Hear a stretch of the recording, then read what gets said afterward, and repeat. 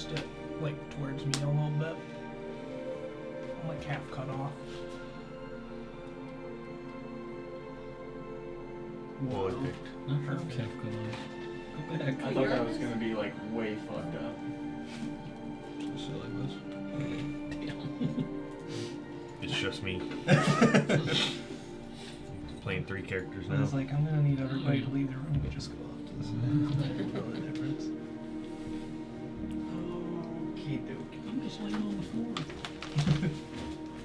I can hear everything you guys are saying. Yep. Put your headphones on. Okay. So, last we left off, you guys had come up with some sort of a plan initially as you started to kind of be around the village, within Skalavik, the wall being constructed, a lot of progress being made on it, but also a lot of these kind of sporadic attacks from the Hjalfgar individuals, these kind of cannibalistic zealots of Dekul, thinking of ways that, in their ways, like cannibalism and killing is what they think the way of Dekul is in order to gain power and herald death to the other side. You guys know that not to be true, at least in your traditions and your way of life. They definitely have some sort of magic behind them, or are tapping into some sort of abilities that are allowing them to do some supernatural things. Some of you, primarily, well, not some of you, only Voktash was able to actually witness some sort of almost like blood magic type ritual that created some of these berserkers that you have fought before and know to be pretty ferocious. But through these random and sporadic and seemingly unending attacks that were happening on the village, you guys decided to kind of go on the offensive and start to look for them in a way, as well as try and prepare for future attacks. And in doing so, you found a camp kind of on the other side of the river.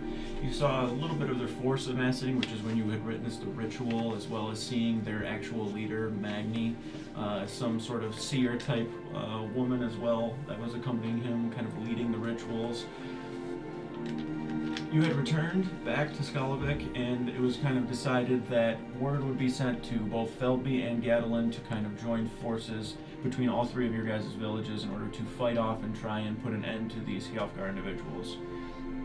It's quite obvious there's not much reasoning with them. There hasn't been any sort of political try in that regard, as it doesn't seem to be, it kind of just seems like a futile effort if you were to try. But nonetheless, you guys headed north in order to go speak with Gorndal, while Zalfjorn and a few others went south to Feldby, given kind of a note by Steiner to give to Olga, as well as just pleading with the individuals there, speaking on your behalf and kind of trying to vouch for you, which you were kind of met with when you made it to Gadolin with Bor there. Bor being the individual that you guys had, I believe that was pre-Lyra. Yeah, it definitely was. When you guys had gone overseas to the desert and kind of fought there, Bor being the individual that was mostly fighting alongside you while you guys were there. He took place in the Yuletide that was going on, the festival that you guys had first originally all met. So he definitely is a friend and an ally to you guys, without a doubt, and vowed for you when you had first arrived. It was decided that Gorndal would consider and would, lend aid to your efforts. It was obvious that Gadolin had also been attacked, so it wasn't much convincing needing to be done. As you could see, a lot of their farms burned, buildings tore up, but the city itself still pretty intact. A lot of people crammed to the inside of the inner walls. He had spoke of the Grimlock mine, a mine that maybe some of you may have heard of one time or another, just because it's such a plentiful resource of iron and copper and such that gets mined and sent all across the villages for other goods kind of through trade. It's a pretty prevalent source of it, probably one of the biggest. There are small other little depots, but this one is more like a city that you guys actually got to travel to and see. In order to gain their support, he wanted you to basically liberate that mine of the Hjalfgar control. In doing so, along your travels as well, Lyra was experiencing some kind of flashbacks and dreams and nightmares before being led to this kind of runic dagger that was buried within some sort of like foxburrow hole in the forest. The dagger itself kind of calling to you, not with a voice, but more or less just like an urge, basically to kill. And it was pretty prevalent once you had arrived within the Grimlock and you guys started pushing through waves and waves of these Hjalfgar individuals. The count by the time you guys were done and made it all the way to the end of it would have been 38 of the Hjalfgar warriors.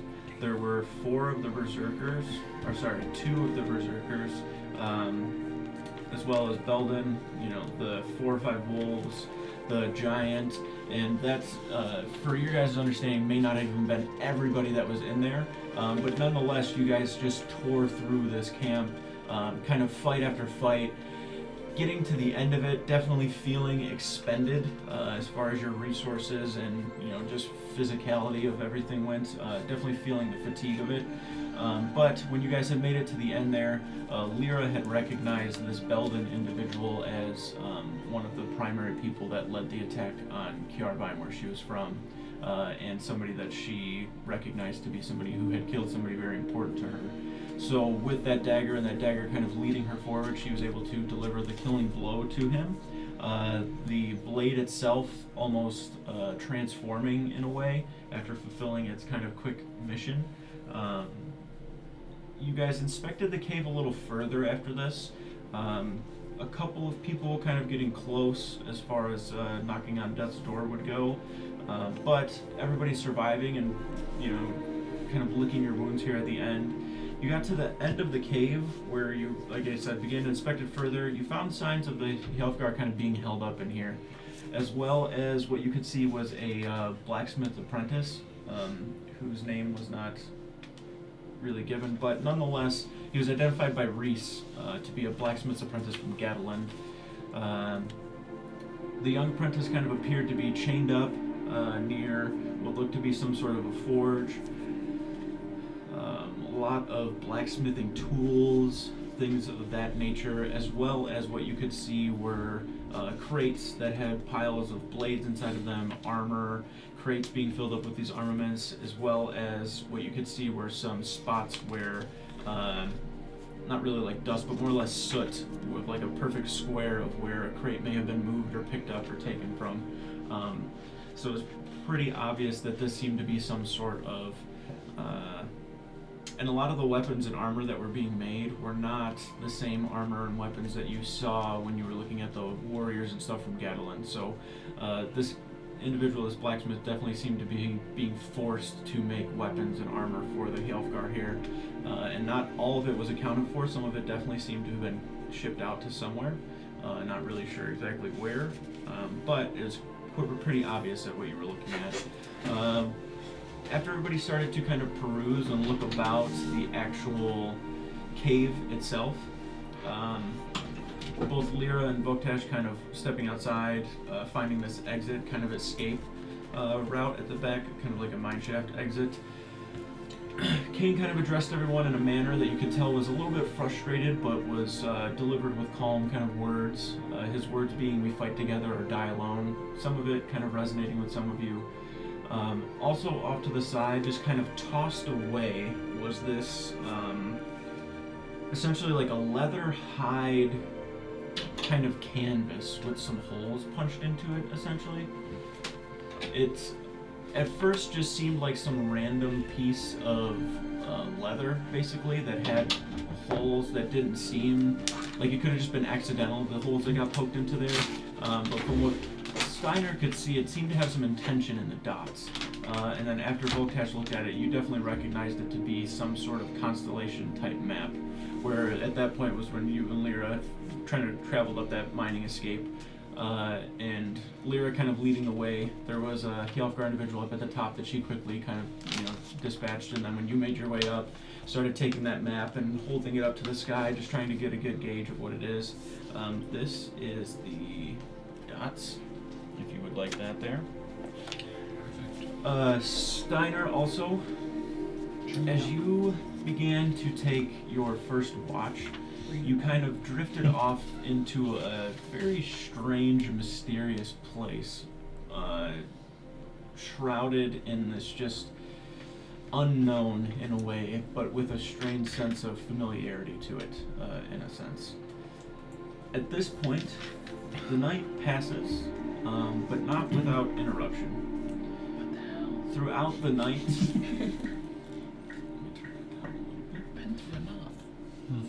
night, some Hjalkar enter the cave, kind of in small groups of 3, maybe 5 at most. Many of them, so like where you were kind of sitting, you said you were kind of like in that like turn or whatever, you saw that water that was kind of dripping from the very top of the cave, slowly coming down, some sort of moisture finding its way down. So where you can kind of see like at an angle, like where you guys came up that entrance. And from the map, like everything looked very like rigid, like almost like blocky, but obviously you know that it's not just like this rigid, it's like kind of slope. So they make their way up this slope, and you can see that they quickly turn the other way as they look on to see all of these many dead companions that are laying around. You can hear slight murmurs as they kind of leave and speak to themselves, but the first wave that kind of comes through, like you're immediately like up, like watching, like you're on edge a little bit, but you watch them all turn the other way and leave the cave, and assumingly the city as well, hopefully. Those of you on the other respective watches throughout the night see this as well. Small waves of these Hjalkar, to the point where maybe only 12 total throughout the entire night make their way through and then leave, before eventually, when the late hours of the night start to creep up, by the time all the fighting and everything was done, you were probably pushing maybe like midnight, a little bit after, so it was already late as is, but you can hear the footfalls and the low speech carry through the end of the cave. Kind of stirs some of you awake many times, and kind of several of you are ready to fight, but a fight does not occur. Just fleeing Hjalkar. You can see bodies riddled throughout the cave still. You can see the aftermath of the fight that ensued within here. Mangled corpses, blood splashed on the stone. Even some of your clothing that you start to like look at in your hands when you actually wake up in the morning, you can see you're just covered in blood. Everything is in complete disarray of what once was like likely a place of chaos, but it's now kind of in shambles. You know that the Rockbeards will definitely come back here and inhabit this once more, but not after having to do some work to get it back to what it once was. You guys all wake up in the morning. I'd probably say probably the later part of the morning or the earlier part of the morning, just depending on what you guys would have wanted to do. You definitely wouldn't have slept great. You're just sleeping on rock. There are some little like makeshift beds, but it's a little eerie, I guess, laying on them, knowing who laid on them previous. Everything in here is dirty. You can feel the grime just kind of like against your skin, anything that's kind of exposed. As you look amongst your fellow Vikings, you can see kind of like soot on the sides of your guys' faces, your hands like under your fingernails, blood caked to certain parts of your bodies where the fight from the night before is still lingering. You can feel the aches in your bones. Your back feels tight from laying on the cold, kind of hard stone ground. Getting up, you can see people kind of meandering through, not really the camp, but the cave itself. You guys have done a pretty good once-over of the interior here. A lot of the blades that were kind of made are just like axes. There's very basic shields, more of like studded leather armor with kind of metallic inlays into it in order to make it more reinforced. Came to you, it's super obvious that they were making weapons and armor and shields and sending them off somewhere. You can tell from the steel, all of the weapons that are here, the crates that are missing. It's pretty easy to kind of piece together. If there's anything anybody wants to do, you're more than welcome to do so now. You can see at this point, Brodier specifically, Dead. Fully dead. as he wakes up, you can see that he's He woke up. very, very, like, visibly fatigued. I mean, he can get up, walk around. He just seems a bit sluggish. Put him on the minecart. you watch him like reaching to go grab something, and kind of there's like a very brief interaction between him and Reese, where Reese had that kind of that great axe that Belden was holding, because he was the one who ran over the bridge and kind of grabbed it and pulled it away, and then kind of just brought it to the back of the cave with you guys and just basically set it wherever. But it kind of tucked over where he was sleeping. He just kind of like takes it and hands it over to Brodier, and you can see as Brodier's like reaching to grab it from him, Brodier has like almost like very thick kind of curled claws where his fingernails should be, almost like the bear is still kind of lingering there a little bit. You can see like up near his shoulders these little like tufts of like fur that are kind of sticking out in some spots. He definitely seems in a very weird state, but he seems to be himself. Like he's kind of walking around helping gather things. He himself hasn't really noticed it until he like reaches out to grab the axe from him, and Reese kind of instinctually just like pulls his hand back at the same time while Brodier like grabs the axe from him and is like looking at it, and then he just kind of like sheets it on his back for the time being to look at it later. But you guys can visibly see him exhausted. His appearance is a little bit off, but it is up to you guys now of what you would wish to do. Reese himself, before you guys get up and like start moving out of the cave, or probably while you are moving out of the cave, is there anything inside the cave anybody would like to do? I'll take Belden's head. Okay. Wrap it in cut some cloth from something laying around. Yeah, there's plenty of There random you go. shit sitting around. Wrap it up in a bag.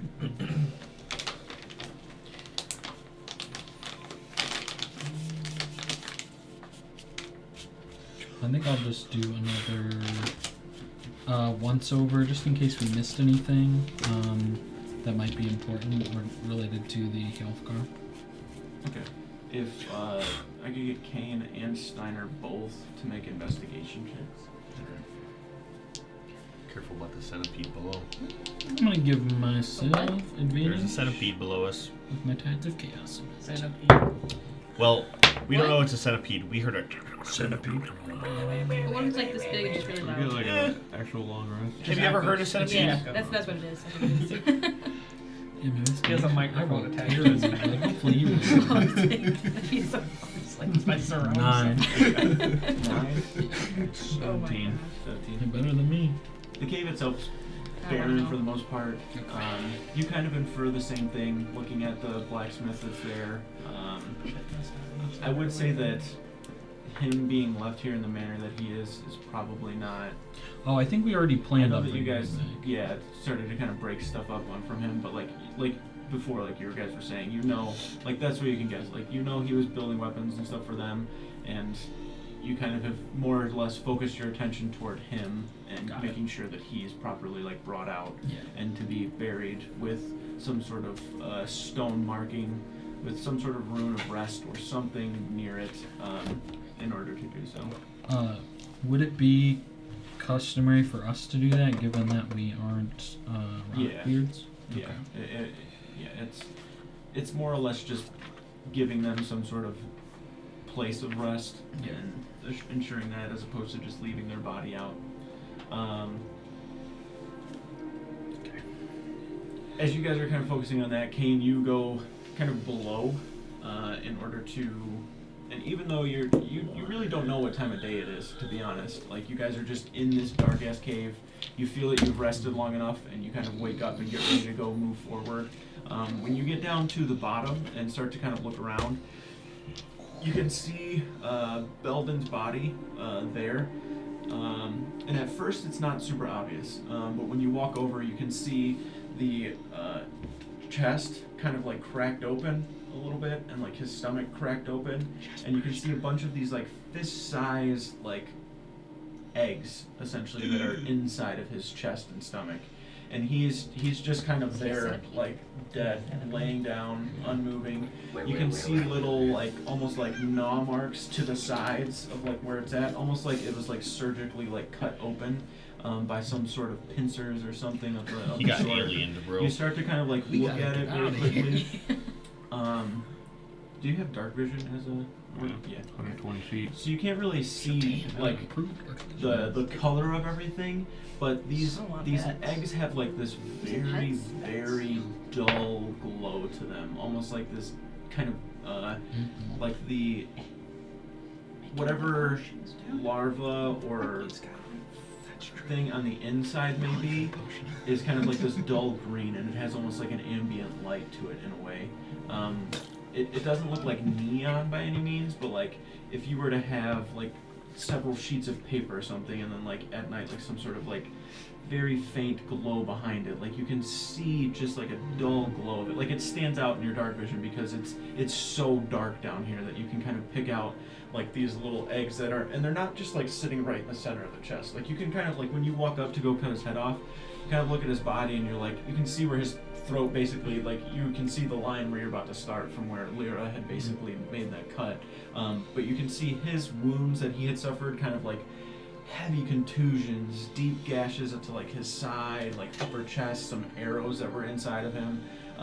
But this line that's going straight up and down, like you honestly probably wouldn't have caught it unless you would have seen that dull glow, because the eggs aren't just sitting in the center, they're like tucked up under the actual carcass itself. Maybe like 8 or so of them, like I said, about fist size. But you are more than welcome to continue that cut and decapitate them and put that into a little bag. After I wrap that up, I'm gonna like start to like get up and turn around. I'm gonna like walk a couple steps. I'm gonna like kind of like look back. Centipedes crawling his ears. Turn back to go to the body. Just gonna go back down on a knee and kind of like observe the glow. Just gonna take his hand and reach inside. You can feel it's kind of wet. You're not sure what exactly is wet, but I don't want to be here anymore. Try and gently grab it, Stop making pull the it out. sound effects, dude. it doesn't just like slide out. There's like a little bit of like almost like a slight tack at first where you can feel it adhering, not adhering, but like a little stickiness from all of the innards of Belden here that you just separated from, and it comes out without issue. He's gonna pause to listen to see if he hears anything down here other than his own breath. Yeah, you find yourself kind of like over your shoulder several times, like kind of looking down the way. You remember being down here and hearing that sound from when you were, or it might have been Rodir. But you remember hearing a sound at least while you guys were here. But you take the egg, kind of looking around, nothing seems to be making any noise or moving around. Squelching. Just gonna hold it. Just gonna tie the head around a belt like a knot up top. He's gonna make his way back up. Taking the Imagine the head from God of War hanging on. Is this Yeah. like He's baby's talking first to you the centipede? whole time. What? Is this baby's Like, first hey, go back and centipede, get or my is body. this like, have you guys encountered centipedes before? We don't even know it's a centipede, to be completely Well fair. then why did you say that there was one like down there that might be really small? The noises that Billy made implied lots of legs. Okay, That's fair. that's fair, yeah. It's jars. Wait, so it's not that? Could be. You said We that's don't know. We don't What know. has a lot of legs? We don't know. A what's millipede. down More like Centipede. centipede. there.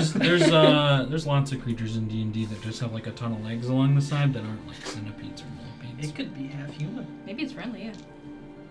I don't think it's friendly. It's probably not Just friendly. imagining It's laying eggs inside the, people's chests. Yeah, that's The kind of lemur fucked. is- Spirit from Avatar. That's not is what right. just popped in my head. Oh, Jesus. Just the face. Yeah.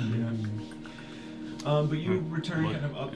Let's see where everyone's at. Yeah, you can see everyone basically has all of their things gathered, and is ready to start walking out of the cave. Reese as well has all of his stuff kind of gathered, just kind of holding it off to the side, I thought we were leaving that guy. ready to go.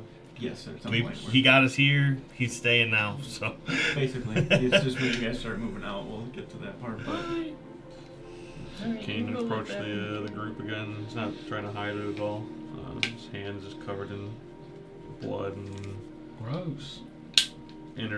small pieces of innards. And digging around in some guts. Yeah, I don't know what the fuck this is. What the hell? There's about half a dozen of these inside of Belden's body. You sure it's safe to be touching whatever that is? Can I, Gloves on. can I pick it up? Gloves. It's about fist size. Is it translucent at all, or? Make a nature check. Okay. Nature's not that good. Luckily, you know a guy. That's true, I do know a guy. With my 7, I'm like, I do know somebody who knows a lot about this. Voktash, you come take a look at this? I'm not sure you should be touching it or not. I've already touched it though. Yes. The second you feel it, it's pretty dense. You can feel the like sticky. Found it in somebody's chest? Belden's. Belden's Well, this chest? is an egg. There's Gross. about half a dozen of them inside his chest that was ripped open. I probably would have no idea what this is an egg from. I'd say make a nature check. You can make a nature check. Come on, That sounds gotta, like do, some wood for gotta sure. do better than me. Natural wood. Oh no! It's an egg. It's an egg. It's like a over a wheel day, dude. Can you reroll it? Well, that doesn't allow me to reroll this I egg. can cut it open, we can see what's inside. I don't know what this is from. Use it for a potion. I don't know. I don't know what the gestation period is. I don't think it's a good idea to carry this with us. Why? If it was growing in a chest, why not? We could cut it open. I'll cut See it what's open. in there. Crack it. I'm gonna. Does it feel like a solid shell, or is it like almost Should I soft? get the player? It's going? solid. Okay. I don't think we want to eat that. Cooked Most eggs, green things scrambled are- eggs for breakfast. But What up, figure out how to Garage? open a door, dude. You have eggs growing out of your chest, by the way. Where'd you look? I had to check. You never know. Never know. I'll set it on the ground and I'll just take like the back side of my knife and I'll just start Yeah, cracking all of us the do. shell. Okay. Once you take it and kind of start tapping it, fuck with eggs. you can feel that it definitely, like with a good hit, will crack open. Okay. It's pretty solid, like on the outside of it though. Oh, okay. But you can almost feel like trying to. Not give away too much. No. Like if you, like those like hollow kind of like chocolate eggs in a way. Like you can feel that the exterior is Yeah. tough, but like the inside of it is more of like a hollow bit Oh. to it. So like when you crack it, you can feel that kind of give, or almost like that feedback of like when you tap it, to like Yeah, where if you give it's it one wonderful. good tap, like you know that it'll crack pretty good to where you can open it up. I'm gonna put it. Choking. We got portable snacks, dude. I'm gonna put it in a bucket then, so that if something tries to come out of it, it's in the bucket. Okay. And with a good, you watch it crack open, and you can see it almost glows. Like it's like the hard exterior of the egg itself was not allowing a lot of that light to come out, but it is like almost like bright light, essentially, of like this kind of goo, almost like what you would equate like amniotic kind of like fluid inside of it is just like this almost bright green color that like the bucket immediately like lights up with bright light, and it's just kind of Yeah, like let's watch sitting him there. open it. What the hell?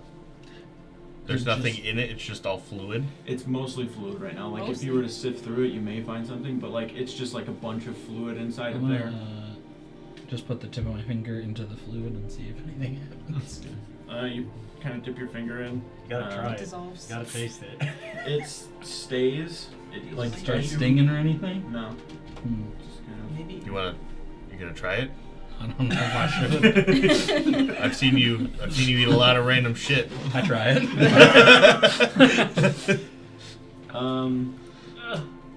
You grow a third leg. So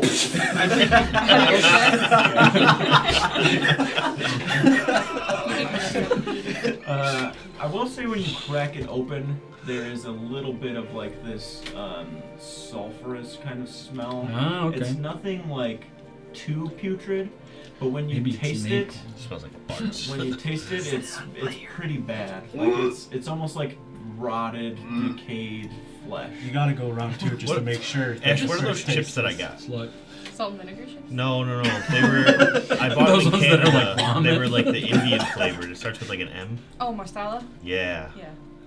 Why'd you think of that? Does it taste like marsala? Tastes Marsala like- tastes like sulfur. tastes like It's vomit. fucking gross. oh, I don't like it. No, You me eat either. tikka masala. What do you mean? Indians love it. You love tikka masala. I like it in a sauce, not as a chip. I'm not trying that again. You Truly gotta puke. harrowing. Worse than the fight yesterday. Do you feel sick? Do I feel sick? No, it's more or less just like the Probably turned your stomach a little bit. yeah, like you feel a little. It's like rotten eggs. It's an egg. Okay. Yeah, that does Well, make sense. Probably When you're looking in. inside of the actual barrel, like a bucket of like where it cracked open, you're kind of like inspecting it. He dips his finger in and tastes it. Yeah. Like That's how new you're- potion ingredients You're get not discovered. surprised at all. I'm not. Give it You- 24 yeah. hours. Lingering poison. It was more or less like you knew you could get him to taste it. Yeah, Like that's yeah. where your mind I'm was. scooping some of that liquid So up do and you- putting it into a little container. Do you think we can use it for anything?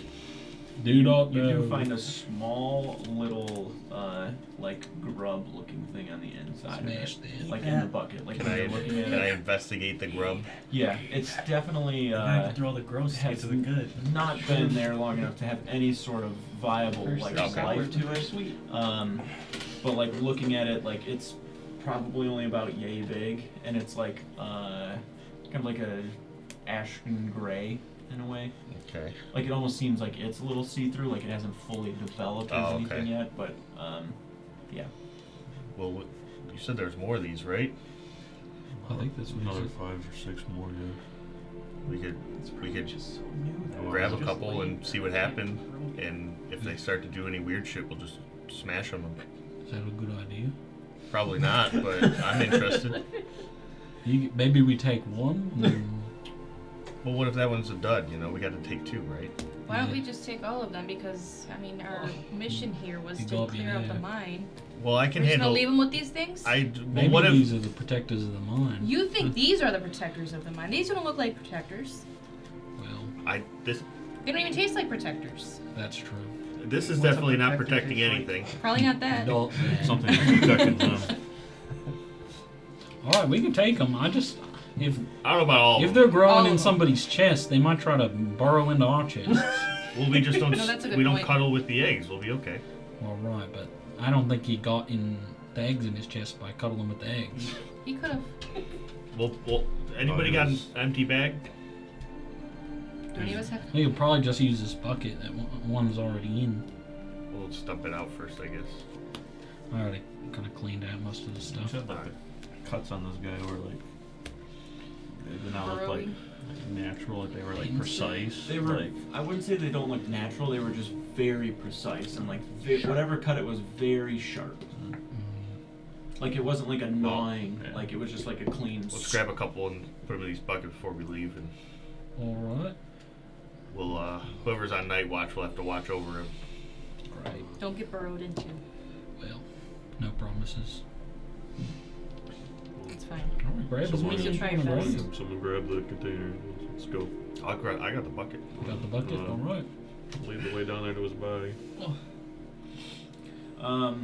You start walking down to where Belden's body is.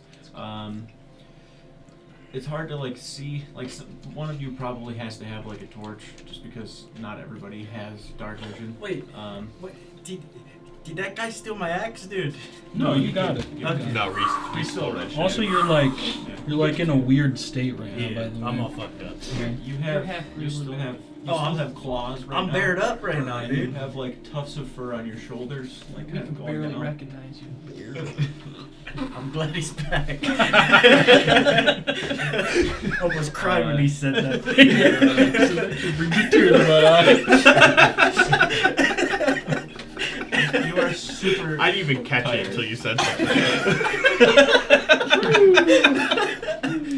You are super tired though, like very fatigued. Stayed Reese up all did night hand playing you. games, like kind of tired. Reese did hand you the axe. when you took it, that's when you realized that you had like claws still. They're very thick, like kind of curled, like similar to the bear paw. You have the tufts of fur on your back. You feel like very warm, like burning up almost. You're not quite sweating, but you just feel like warm. Reese does give you the axe. Doesn't really say much. Doesn't really say much. Just kind of hands it to you. He was the one who initially like grabbed it off the bridge and had it by him, so he just kind of gave it to you. But you guys make your way down. Walking down, it's not like a just even, like slight grade of a path going down. Like you kind of have to traverse some rocks and such. But you do find Belden's corpse kind of over to the side. And at first, you don't really see it until you approach because, like I said, it's not quite just like laying in the center of his chest. It's like tucked up into the cavity of his chest, like against there, and kind of the stomach or insides. It is jammed in pretty good. How'd You you have dark even? vision? I do not. I'll hold the torch. How'd you even spot those? The glow really stuck out against the darkness. That's fair. I'll reach in and I'll. When I was down here, I heard something like That's who it was. Yeah, you heard something. skitter scattering, dude. It was more or less the noise echoing through the bottom of the cave. Okay, so I don't actually know if it was. You didn't see anything. No. Just like Could have just been the body. swinging the torch around slowly, looking around. Well, get your eggs. and Make a let's go. perception check. I'm gonna reach in and start to pull a couple out. Every time. Yes, like it's not like They're stuck in there. You got like. there's something like when you get it to a certain point and you pull, Yeah. like it almost detaches. Yeah. Like you can feel it every time, and it's not super obvious. Maybe like the first two, like you pull them out, and then the third one might be a little more taut and kind of almost like a string or something is there, and then you just like pull it and it snaps.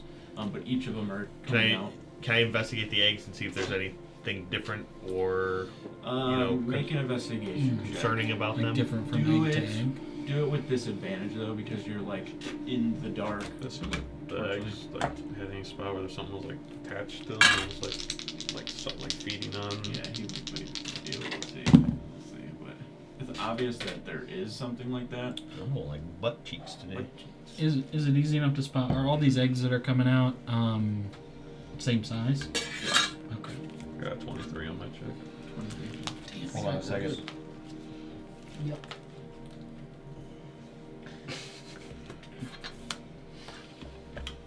I wouldn't roll that one.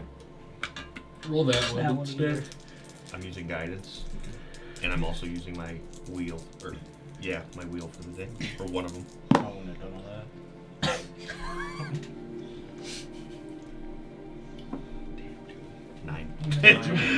Real. Real. So you don't did the same see thing. anything on the actual egg, but like you're pulling them out of the chest, so you get really familiar with Yeah. it really fast. And it doesn't really deter you, so you kind of start to feel it, and you can almost feel this like the whole thing is smooth and like slimy as hell. But on one or two of them, you feel a certain spot where it almost has like a bump on it.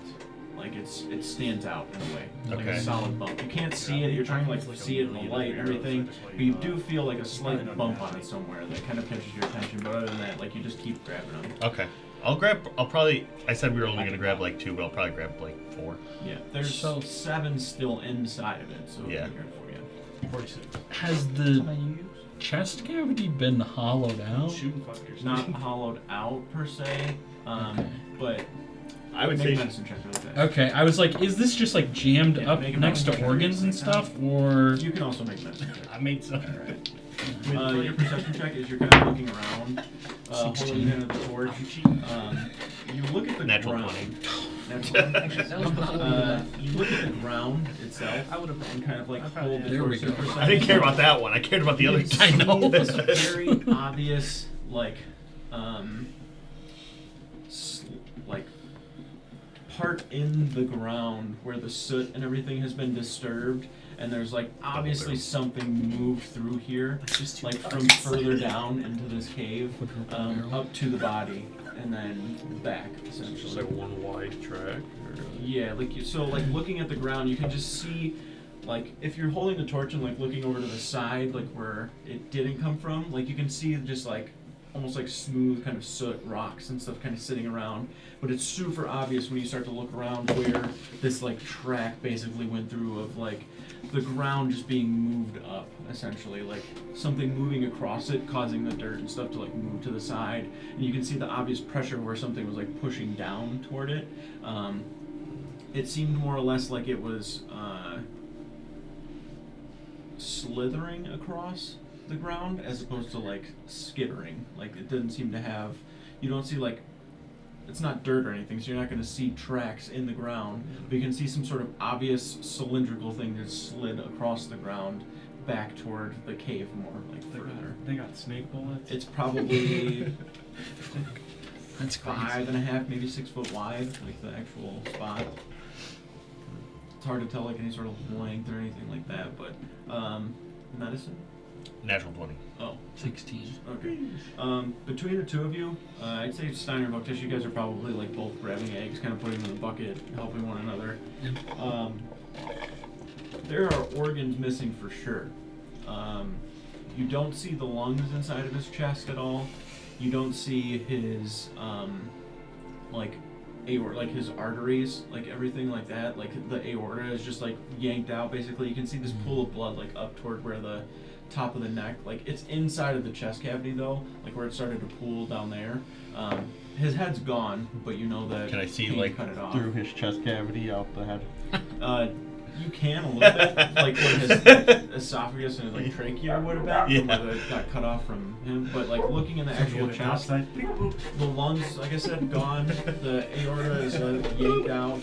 The contents of the stomach itself are kind of not fully empty, but parts of them, like you can see, have been like cut and like eaten, or taken away rather. You don't know if it's eaten or not, but the cut going through the body itself that like cut the ribs and such too, you can tell it's like looking at it, it is some sort of almost like pincer type thing. Like it's almost like a very sharp pincer, and you can tell by the way that it's like cut, like it's not this straight up and down like cut. It's kind of almost like at an angle where like the two parts are like crossing over one another as they cut. So like the pincers themselves aren't like this, they more or less like go across, and you can see that like the striations in the actual bone, like inside of like the ribs, with the natural 20 for sure, like seeing that.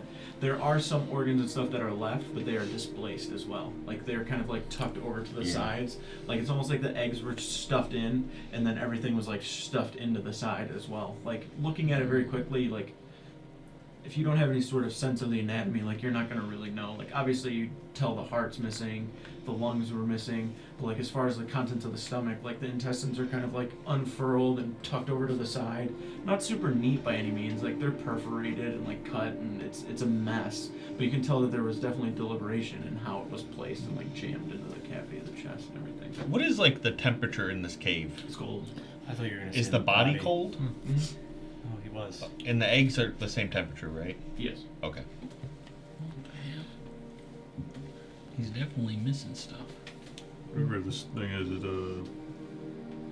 moves by sliding on the ground, it looks like. Gross. You know of any creatures like that live in caves? Maybe a worm or something? I haven't. Worm or a snake is what I think. I haven't spent a lot of time in caves. But I've never seen a worm or a snake that big. Brody pulls out his Monsterpedia. I think it's. I Where'd think you it get that has. Monsterpedia? It has some sort of claw, sharp claw that almost acts as like a cutting blade. Like you know how some really small insects have like little pincers for their mouths. Like I imagine that, but maybe a hand or it's its face. I don't know. Well, I don't know if I want to stick around, and I think we should go. I don't know if I want to imagine that. No, we have all of them, or what we're taking. Yeah, I took. So yep, We we're grabbed good. 4. Alright, let's go. Yeah, let's get out of here. Roll out. Autobots? Are we riding the carts to the end, or? That'd be fun. think we already wrote them all out, didn't we? A couple of them, yeah, but there's still Oh, a did we? few up here. I don't think we wrote any of the cards. No, nobody We were went going down to. Oh, You just Oh, yeah. They ran. technically jumped in rode one, a cart yeah. for like 2 feet, but that's Yeah, about that's it. True. I just kind of want to get pushed down the hill in a car. I'm tired of walking. Sure, why not? Let's do it. Alright, easy enough. I'm There's walking, Like, yeah, so. there's like 3 or so carts for whoever would jump into them. I'm jumping in for sure. Reese jumps into one, and you guys start to kind of get over. It's almost like Brody, the top give us a part. push. Yeah, it's almost like the top part of the roller coaster. It's Yeah. like where it turns around. There's like 3 that are here. Find one in the back to where you could fit everybody if you wanted to. For those of you walking, you definitely stay to the side and just like continue walking, and then like can hear them like giggling and stupid shit behind you as they're like getting ready to go. We're probably the- gonna crash. Just like a yeah. If we're doing it, we're doing it. Full I'm force. pushing hard as fuck. Yeah. Wait, are you hopping in too, or are you just? No, I that's dangerous. You're right about that. You're right about that. Gives a good push to it, and you start to kind of like and like take off through it. You get a pretty good speed, like probably a good 10, 15 mile an hour of movement that you go with flying through here. Get to a point where it kind of Hopefully goes there's a way to down, stop. and then it has enough momentum to where it will go back up the one part, and then levels out once more to where you're basically like near the entrance by the time that it's like done going. Don't have quite like enough force like fully in order to get all the way back, but You just call me nonetheless, weak? That's crazy. more or less like you can see light from the end of the cave to where you will be able to start walking. Brodier pushes several of these carts down to where most of you are there. And I'm gonna. I'm gonna yell back when we stop. Oh, my leg's broken! Brodier and The Votesh, you bone's guys sticking out. walking back together. You know, the two that really did. Votesh, looking at Brodier, That's great. you've definitely seen him just beat up in all sorts of different states of being, essentially. He looks off, like tired. He has like fur still on his back. His claws are still there. You can hear him kind of like breathing really kind of heavy as he's walking. He doesn't seem like he's like ill by any means. He just more or less is like just something's taken a toll for sure. And you know that like he was in that bear form for a long time, like longer than he normally would be, and then transforming like everything that had happened. Like you know that his body has definitely gone through a lot, and you can tell by the way that he's like walking kind of sluggish and his appearance and everything. I won't say anything about it. I'll just kind of observe, take mental notes. While we are walking, though, can you look at this and I hand him the axe? That thing like cursed or something? Is it gonna kill me? Can you It's got some weight to it for can you sure. help? I'm just gonna drop the head and pull the handle up. Yeah. He's just dragging on the wall. So make a Arcana check, basically like a runic check. I'm pretty good at Arcana as well. He might not even be. I've just seen him do spells. I get a +5 to Arcana. Oh, we got the same then. Natural 20. Yeah. Keep rolling that. Tell him what the curse is. I know what you're trying to Okay, pull your money. so actually, hold on. I already wrote this Now down. you turn into a fish. Oh, dude. I'll turn into a fish if I can still hold the axe. Nah, That's the you'd be room like that's out Magic there? Carp splashing all the time. Hold on, Jared. Hold on. I got you, brother.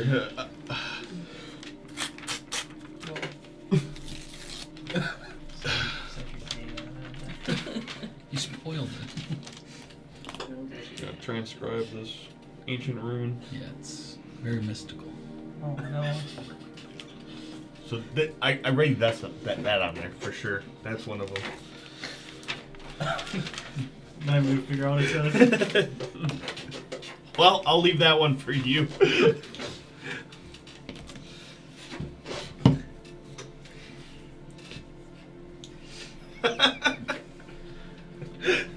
Just remember what you got shot with. That's all. Okay, so essentially the only thing that you find about not this an axe. actual weapon that seems to be magical in a sense, and is pretty common for magical weapons for you guys, is the rune embedded within it. You actually look at the handle itself. You know that, like, looking at it, Kane more or less could probably extract this and put it on something else if he wanted to. Nope. It doesn't have to be on this axe per se. The rune itself is some sort of rune of like frost and kind of ice. I do have the thing somewhere, but you do know that like the great axe itself, it essentially just does. Let me see if I can find the. You're saying he's better than me. Yep. Damn, that's fucked up. His job was to fight 7 people. Your job was to fight 1. It is a. I fought more Essentially, the people than rune you gives did. like a +1 You fought a lot of to people. hits, and then it does an additional 2d6 cold damage for the hits. So it's kind of like a rune of power and frost in a way, or like ice, whatever, glacial, winter. It's interchangeable in a way. It's more or less an interpretation of things. But nonetheless, like I said, the specific part that you find is that the axe itself, although it is kind of nice, it's this kind of bluish steel on the actual head of it. The axe itself is not the magical part. The magical part is only the rune that has been embedded into the axe itself. And you know that that is something specifically that Kane is more than capable of doing. Okay.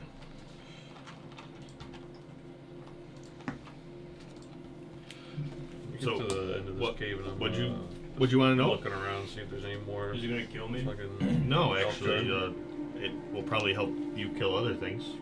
Good enough. I'll grab it. It's got a rune of like frost or winter or cold on there. I think Kane could actually probably like take it out. And No, you can leave it. the axe That's isn't really anything special, so you could put it in a different Oh, that's weapon or good. something. Okay.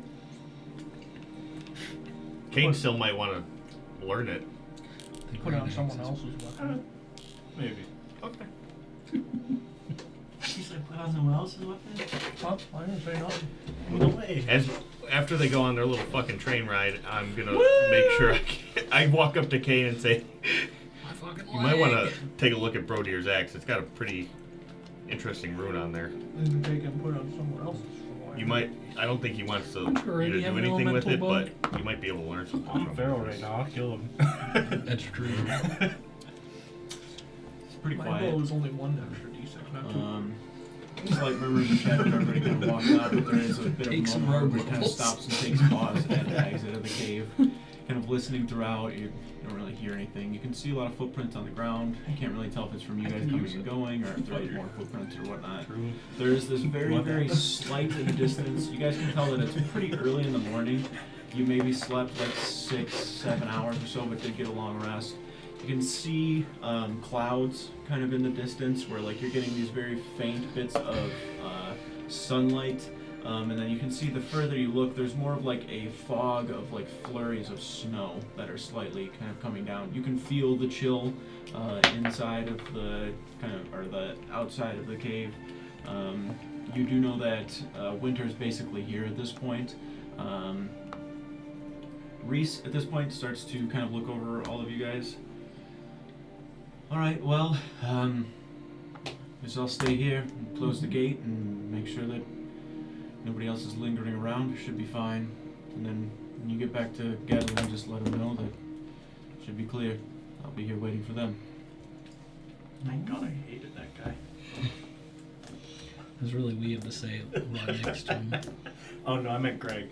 Oh, okay. That's fine then. That was Jared. Alright. Thank you for leading us, sir. Yeah, I'm sure I'll see you in That sometime guy took again. 20 of your arrows, by the way. 20. When I saw more Yeah, yellow here's- roaming around. you need a job. No, I don't. He Be probably- careful. he probably Be used alright. all of them. What was it? Huh? See you when we see you. He had so many arrows. I gave him the shit ones. Couldn't hit anyone. Anyone know All my arrows the are same path that we took to get I want all back? my arrows shit. I got it. He was calling him shit. I got Is it like actively snowing? Very slight flurries, but it's kind of picking up I think we're as just the days good go archers. on. Handiwork. How long did it take to get here? It was supposed to be like 4 days, but you did it in like a day and a half through that pass. Arrows. Back through the pass. Bridge. That long, long bridge. The long sticks. for Dangling arrows. over nothing. Alright, let's get a move Up on. that craftsman Hopefully we'll claims avoid tools. heavier Arrows snowfall. like this. We'll see. We've got a lot of days still, so we should be able to get it, hopefully to the bridge at least and cross over. You guys ready? Done, I guess. doing whatever the hell you guys were doing? Alright. Rolling out. I will backtrack Lead way. the way. to Gatland. Bridge, round 2. Fight.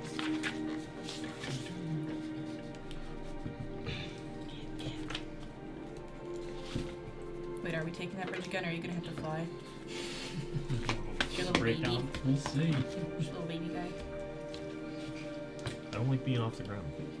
Just saying. I've cast You're fly not- on him before. Alright, you guys continue, or begin heading back to Gatland, the same path that you took. It's actually a little easier in some spots, just as you're going like kind of down the grade as opposed to fighting gravity the whole time. Eventually though, it is actually supposed to be 2 full days of travel. It would have been 4, but it cut 2 days off of the pass. Anyway, your first day of travel doesn't really get you to the bridge. The bridge was within the first day, so you kind of take more of like this kind of southwestern path. There's a very obvious like valley that leads down toward where you know like Gatland would kind of be, but it's not much of a shortcut because you're assuming there's more like mountain passes within that, whatever it may be. You kind of trust in the fact and know that it's only going to take you, 2.5 or so days to go this way, as opposed to the unknown of going down this valley, essentially. But we could roll down the valley. The soft kind of blanket of snow makes it really obvious to see if there's been any previous like tracks or anything. You see random paths of like some sort of maybe goat or like a deer or whatever may be laying around up here. You don't see any like footprints or anything. It doesn't seem like a very traversed place for the most part. But once you start to kind of travel in one direction toward the bridge itself, you guys find another spot that you can kind of go off to the side. The snow is coming down pretty good to where it's limiting your visibility and it's kind of getting dark out. The torches aren't really like giving you much as far as like visibility goes, just because the snow is coming down good enough to where you know that you're gonna have to camp for the night without a doubt. So you start setting that up, gathering what you can. There's not a much of like random just like broken sticks and stuff laying around, like kindling or whatever. You're just in a mountain range. There's not a lot of trees in this high up. But nonetheless, that first day of travel, you guys do end up having to camp. Excuse me. When you start to set the camp, you start to realize how cold it kind of is up here. You can feel the like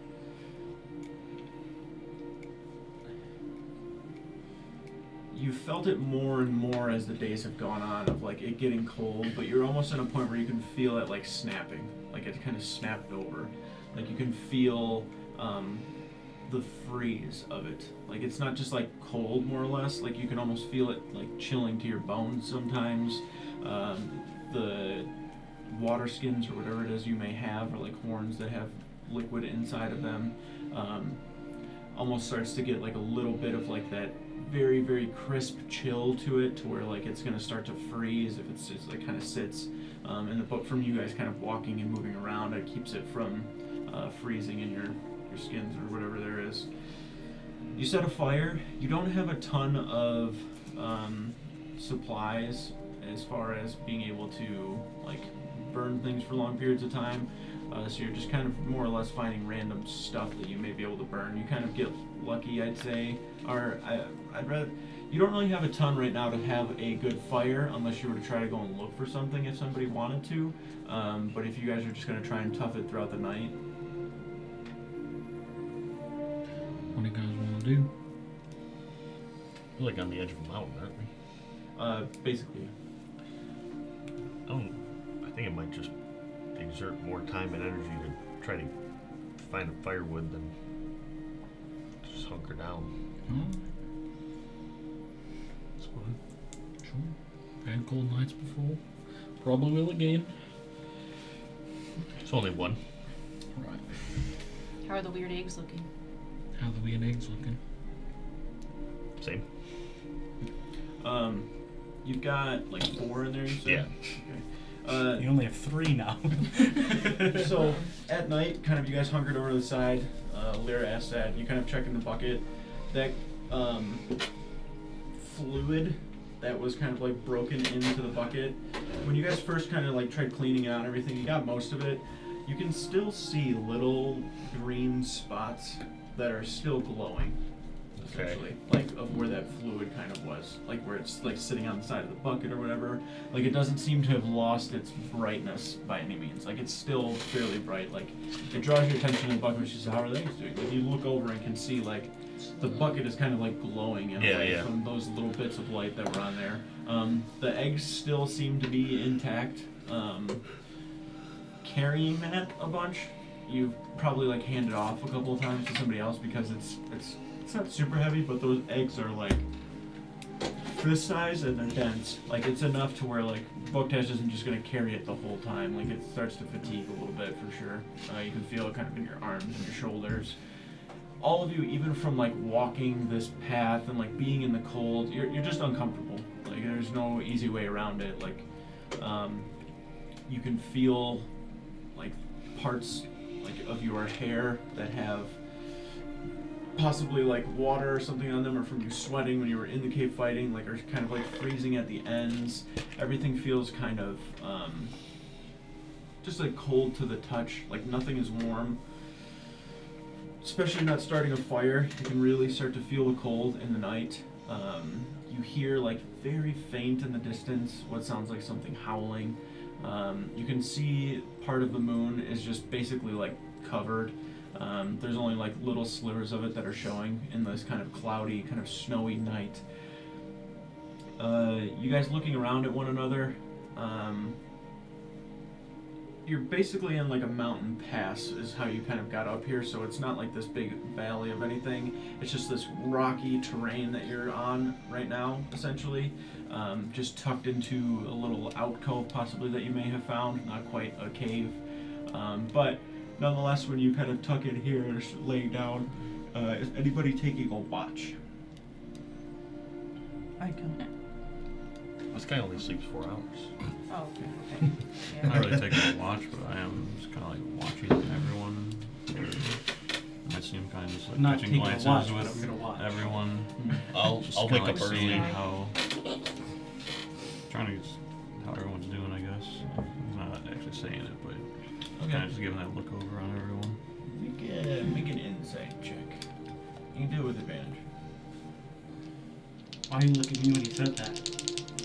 Make sure you don't turn into a full bear. 17. 17. Hey.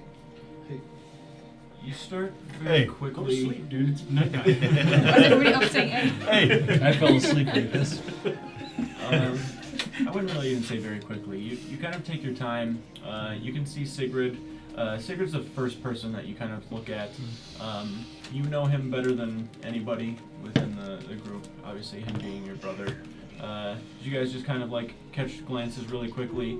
He kind of finds himself over at the edge of the camp, just kind of leaned up against some sort of rock formation where he has his bow next to him. You can see him grab his clothes and kind of bundle up as he kind of sits there and starts like looking around, you know, making sure everything's all good. You watch Voktesh kind of over to the side. Playing with his new age. Voktesh, how would you say like you're feeling kind of in this moment, like with everything going on? I got my cloak like over me, and I'm kind of just like tucked up against like I'd imagine like in this mountain pass where we're at, we'll probably have some like little alcove or area on the side of the mountain. So I'm kind of just like tucked up against the wall, like kind of just like huddled up, and I'm probably just gonna like kind of just sleep like this. Yeah. And so like at the time, like before I go to sleep, I kind of have the bucket just like sitting in front of me, and I'm just kind of like looking in there, and I'll just like drift off doing that. Hold it close to you while you sleep. See what No, I'm just looking at him. He's got him right up against his chest. Just stands up and they're just stuck. Looking over at Voktesh, he seems pretty focused on the task at hand. You do know that there are some things that he does have personal, I guess, more or less, of things that he has dealt with that you kind of experienced with him with the Dark One and everything. And you do know that there is some stuff there that hasn't fully been unveiled, but it's been some time since that happened, and it seems that he's to be focused on like what's going on right now, and his mind hasn't seemed like off by any means, like wandering, trying to like figure out what that may be by any chance.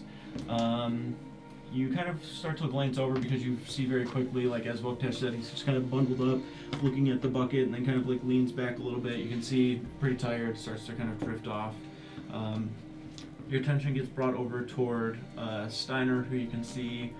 Steiner, what would you kind of be doing right now, like in the, not really even camp, but like this cold little mountain pass on the side? I think you'd see him like, even with the events that happened the night prior of what you kind of dreamed, like how you'd be feeling. I think he's almost ignoring the cold that he's feeling, and you just see him kind of similarly to the night before, he's just sketching away. And I think if you glanced over his shoulder at all, you might see him sketching some pretty strange looking trees and like what appeared to be houses made out of large mushrooms. And you can take that for whatever you think it means.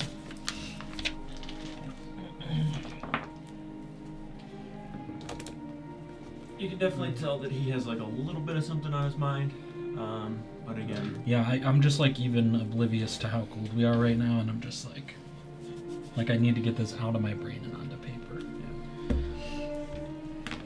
Yeah, and I'd even say more or less like you, before you actually start to rest, are kind of like walking around, like looking at your guys' surroundings,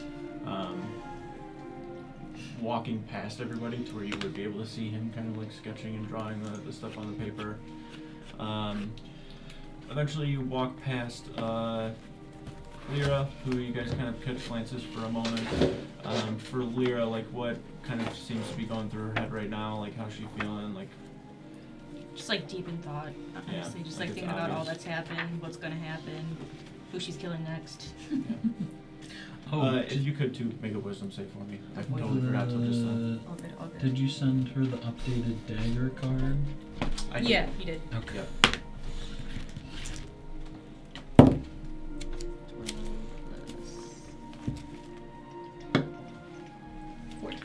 14? Pretty good. You had a moment within the cave where right now, like deep in thought, you are thinking pretty heavily about.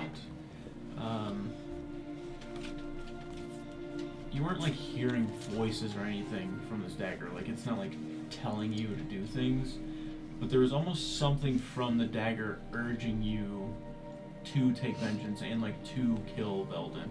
Like the second you knew who he was, it was like almost just like this bloodlust mission that nothing else mattered, like any regard for your own safety. Like it was obvious to you as well, Kane, like being more of like a tactical mind within the group in a way, where like you've seen how Lyra has kind of fought before. She tends to kind of stick to the back, throwing her psionic blades, like staying a distance, kind of being sneaky. She like charged forward into the combat and with that kind of new blade, and you can see her right now in one hand just kind of holding it, and Lyra, like you are holding it, but you don't feel like you have to like have it in your hand as you did in the combat. Like in the combat, like the blade was almost urging you forward to like make that kill and, you know, take vengeance for yourself, for your, you know, lost loved ones. You kind of tuck the blade over to your side and then try to tuck down and get a little bit of warmth. You can visibly see Lyra is very, very like deep in thought. You know that these people are responsible for basically destroying her home, and it was pretty obvious that the individual that she killed, like Belden, she had some sort of memory of. You're not exactly sure what it was by any means, but you do know that, you know, there was definitely some sort of vendetta there that she sought out.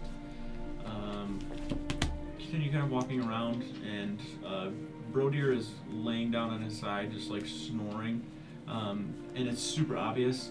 He sounds like a bear. Like when he's sleeping and snoring, it sounds like an animal. It doesn't sound like human. Like he's just kind of like laying on his side. Everybody else is like salmon.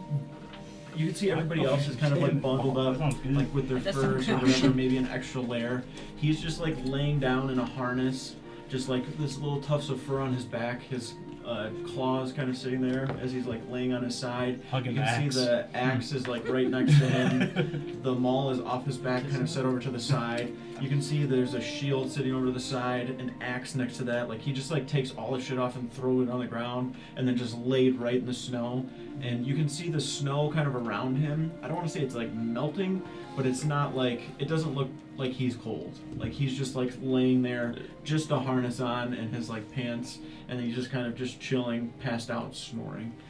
So it's not easy to like get a read on him right away, but you can definitely tell that like of everybody, he's always been the one that everybody's kind of in the back of their mind been kind of worried about, because they don't want him to try to kill them, because he's tried a couple times to a couple people. But you Mostly do know, just him. like, Deny it. It was the entire party. you do know that he, I don't really get he the is a pain. Viking and has always held true to those values when he can do so himself. And then you kind of take the time to walk around, and then before you find I'm yourself, probably just kind of sitting here because we're not very spread apart in here. yeah, you're pretty close. Yeah. Kind of like sitting there, kind of just like this, my hands on my knees, kind of looking at everyone.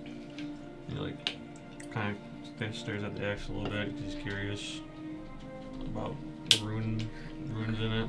But then he knows I'll worry about that another day. Roger's cuddling it. I want to mess with that. Full cuddles. He'll put his arms down, kind of push himself up off the rock or whatever he's sitting on. Kind of like gingerly walk over towards Leo. I'm good here. Not trying to be quiet or anything, but just walking soft in the night. Yeah. Kind of go take a seat a couple feet away. How are you feeling? You know, pretty alright, I guess. Things considered. Yeah. How you feeling? See. It's been a lot these last weeks and months. Yeah, Kind of been non-stop. I don't think it's gonna slow down anytime soon either. No. How's that dagger? I guess I still don't fully know, but it feels like I guess its purpose, kind of, like, kind of doesn't draw me to do things that I don't already want to do, but it does definitely motivate me, I guess, to kill who I wanted dead to begin with, if that makes sense. Yeah, it definitely seemed like it fight. Yeah. You tend to be out of sight, out of mind, but in that fight, you were almost reckless in your attack against him. I guess I should be more careful, but I don't know, I just felt like what I did had to be done. There was just no way around it. I had to be the one to kill him. And I'll be I have don't to be blame the you one for to that kill at all. next. I'm glad you were the one to take them down. Thank you. I appreciate you guys giving me the opportunity to. Wouldn't have been too happy if it was one of you guys, but I get shit happens. You definitely brought some well-deserved vengeance for the rest of your family.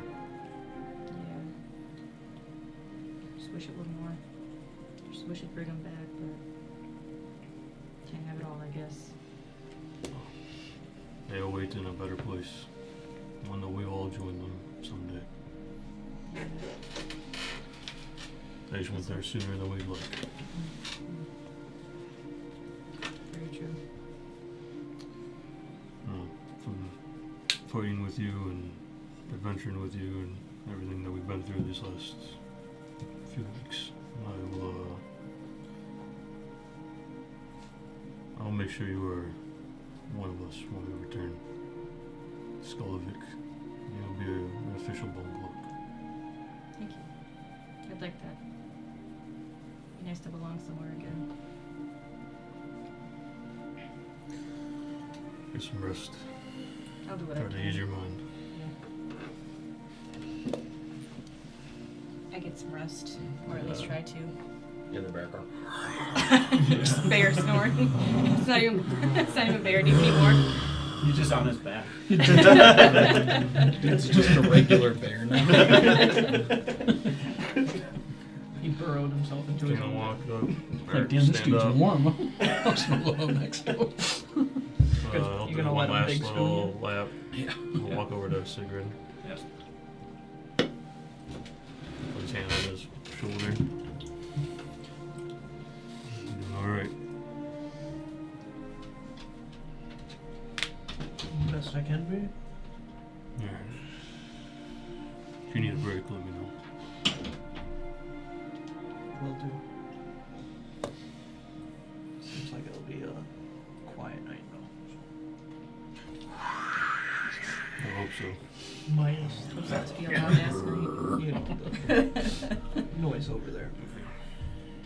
It's like- the it's 3 like feet a- of snow on the ground. It's like a white noise machine. It's still a quiet night. I think if you get cold, just go. Snuggle a little. I'm like underneath him like a Just cuddle blanket. the eggs. It's I don't it's know what he'd do to me toasty. if I woke up.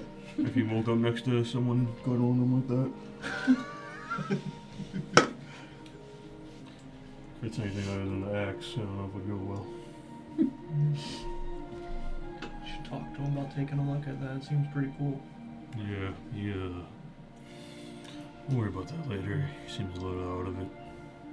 Kind of overheard him and Voltash talking about it. So. Yeah. Worry about that when we get back to Skolovik. You go get Work some out there, rest, brother. and I'll keep an eye on everything. Alright. Rich okay? Huh? Oh, I thought I was trying to break in. No. He is. I was looking at the door. Oh. So I give Sigrid like a harder squeeze on the shoulder. Hold it for a second. And fully stand up and walk back to where he was gonna rest. While I'm just keeping watch for things and whatnot, I'll just keep like a extra eye out in case any like critters or anything get close, just to try and take them out for some food and stuff for us. Okay.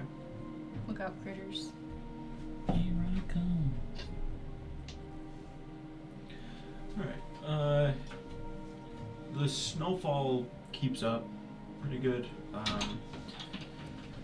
can hear a lot of like movement from people like inside of your actual camp, just because of like snow basically blanketing on top of them, and then them kind of adjusting because the cold's there. Most everybody's kind of sitting upright though, and like leaned up against like a rock formation or something. Like the wind is coming from a certain direction, and you guys basically have that in front of you to where it's not like too crazy. You're just kind of like looking back and around, and you can see Brody laying down just has like snow like all over his side. He's just passed out. Doesn't seem to be bothered by any means. But as you're kind of looking around, you do see what looks like 3 or 4 like little like silhouettes very quickly like moving across, almost like they're, I don't want to say like sensing the heat or anything, but they're like moving toward you guys in a way almost out of curiosity. And you can see probably like a good 40 or so yards away. Like you're not moving a ton. You have your bow next to you. You can see 4 good sized like rabbits that are just like kind of hopping across. Definitely close enough to take a shot on. And they get to a point where like with the snow and everything, like they're not like, they are running on top of it, but they find themselves very often maybe getting a little scared or something. Like you can hear somebody move behind you, and then you watch the rabbit kind of just like quickly like almost burrow into the ground, and then some of them just like run really fast in the other direction. But they seem to be like running around one another and kind of jumping about. Other than that, you don't really see anything else. I'll if they get any closer, I'll try to take a shot, but that's kind of like, I only have dark vision for so far, so Yeah, you can kind of I just don't see really like the want to little. chance it. Yeah, you can see the little silhouettes, and they don't really seem to get too close. Maybe one of them is like just close enough to where you could probably take a shot. But being like the hunter that you are, you know that like if you send that arrow that way and you don't properly like hit it, like you're gonna wound it and probably have to chase it for a little bit, or you're just gonna lose an arrow, whatever it may be, and you don't really feel great taking it, so you just kind of sit and watch for the time being. And it is, other than those 4 or so rabbits, desolate and quiet. Like there's nothing other than the wind and the snow falling, and the snores of the bear that is within your guys' group. But eventually, you go to find rest. I would say probably Volktash is who relieves you of any sort of watch, because I believe that he also wakes up quite early. So he just kind of walks over. You can hear him kind of moving around behind you, and then you just kind of move over, even just resting where you are. If you're comfortable to do that too, you could.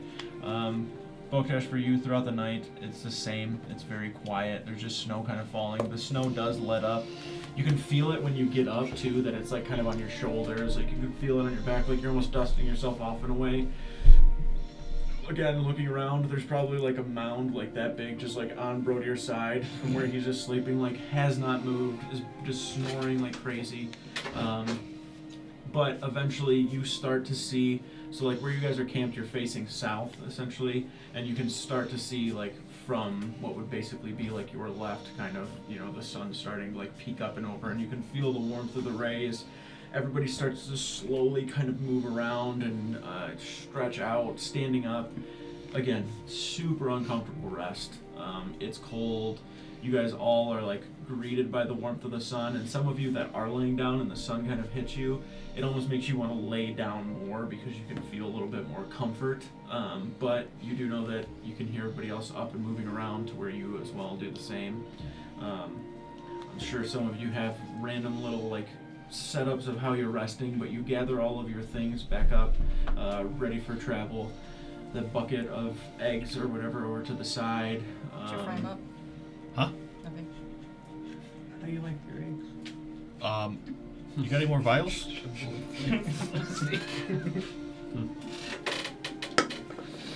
got any more vials on you? Why, is there more liquid in there? No. I want to crack another one open to see how much Oh. it's grown in a day. I mean, I got one more container. I can probably just empty out. What's in it? Water. Oh, okay. Just want to make sure it was anything important. Yeah, I Yeah. imagine they're growing pretty quick if we were only in that cave for less than a day and that egg had already produced a Pretty big. tiny little growth. Yeah. I just want to make sure it's not like gonna pop in the next day or so, you know. Right. Go for it. All right. Make a nature check. He's like, you don't need to pop one per day.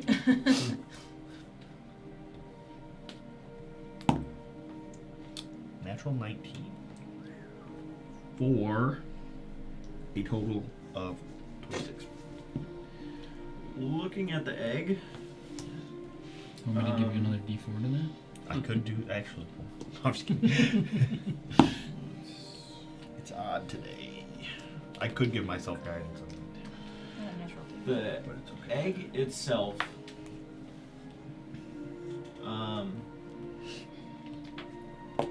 you start to look at a couple of them, and you start to also think back on the body itself and like that bump that was on it. And you kind of like go and find, like feel and kind of find it. When you find it again, it's almost like indented, like it was inward as opposed to like kind of sticking out in a way. Okay. As you're like looking at it, you kind of sift through to like kind of like grab and like look at a couple. You can see the amount of liquid that is in each one is also different. Like you can kind of tell because of like where it kind of, like when you're holding it this way, like the top, like the amount of space between the top and the actual like liquid is varying. You can see where that bump was definitely the source that was like feeding the egg initially.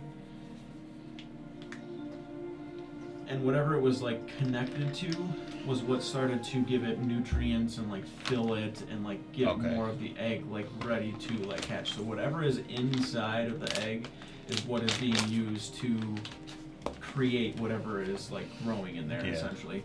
So when you look at it and it's noticeable, like the amount of liquid that's inside of it is substantially less. And you look and can see that whatever is inside of it, like before where you couldn't see anything at all, like there is, I wouldn't say like double as far as growth, but there's like visible growth to whatever is on the inside. Like you can visibly, like when you start to look around, see some sort of like larva in it, as opposed to before where you had to like really crack it and like sift through the bottom before you found that little grub that was like maybe, that big.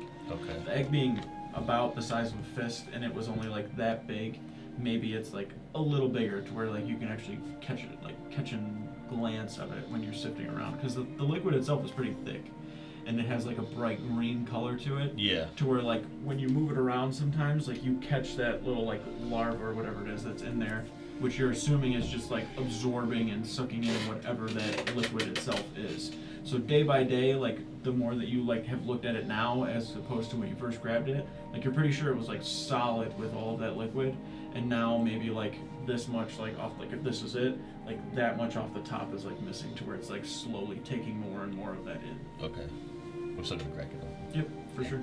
And then I'm gonna like hold it so that I'm like gonna crack the top. Try not to break the whole thing, just like wide open. Yeah. And then kind of just like try to pour it slowly into the vial. Okay. To capture as much of that as I can. Yeah, for sure. Steiner, when you're getting that vial out to like hand him one, Yep.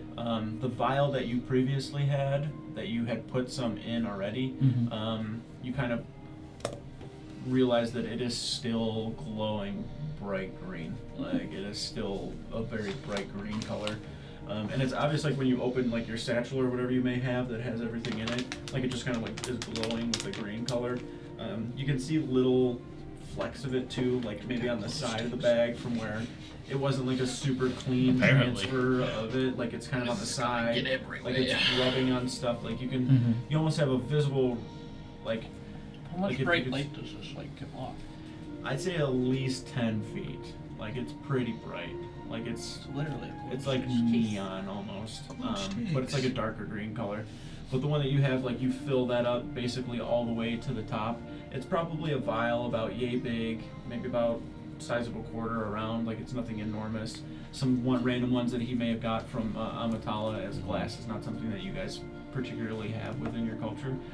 But he's got, I'd say from one of those eggs, like you have two of those vials that would fill up. and Okay. there'd still be a little bit left within the egg to where like he wouldn't have much more of those vials. If you poured in something else if you wanted to, but as you were like crack it and pour it, you watch that little larva like slink out and like hit the side of it and like maybe fall in the snow, or like maybe you see it beforehand and like grab it. Yeah, I'm gonna try to capture it in the vial. Yeah, drop it in the vial and like kind of hold it in there. Like you can see it in the vial with the liquid. Yeah. I'll just put them back in the bucket, the vials. Okay. And then that's it. You guys gather everything up.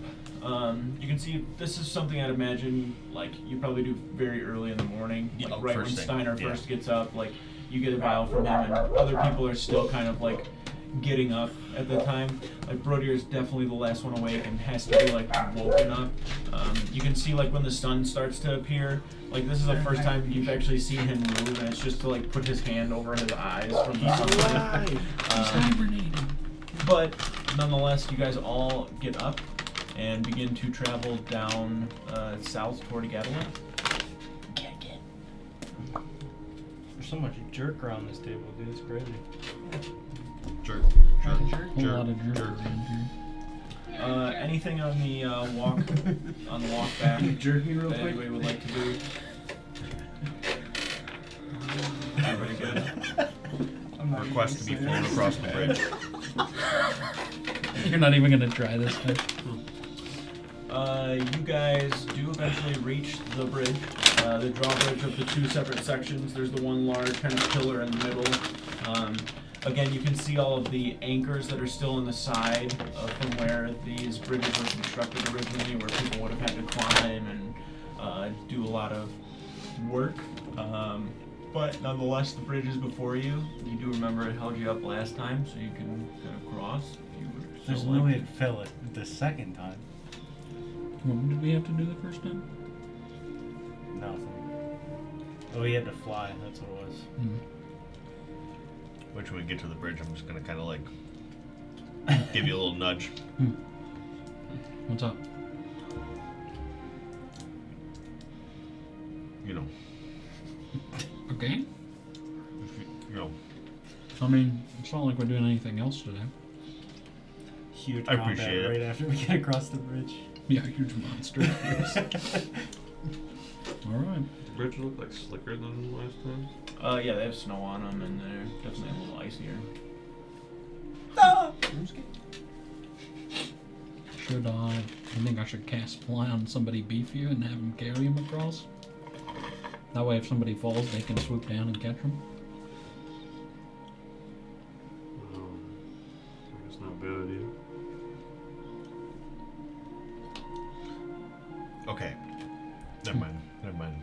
I was gonna ask a question that was gonna be way too involved, Okay. and I don't know if Billy would appreciate it. So Is it worth it? maybe it'd be funny. On the question. All right. What's the All right. worst a question can do? So I'm flying, right? Yeah.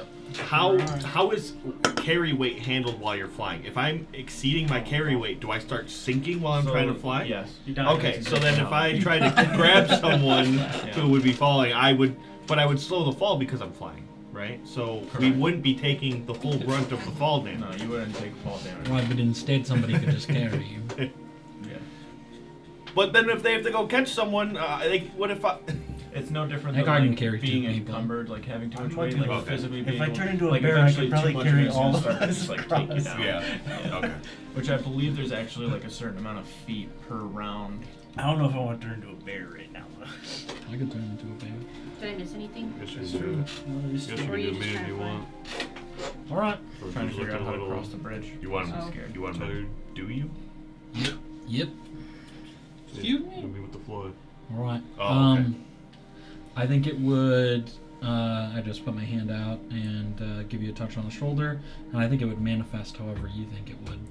For you, for me, it was some like shimmering wings. For him, Broomstick. it was like dragon-like eagle's wings or wings. something. Eagle's Eagle wings.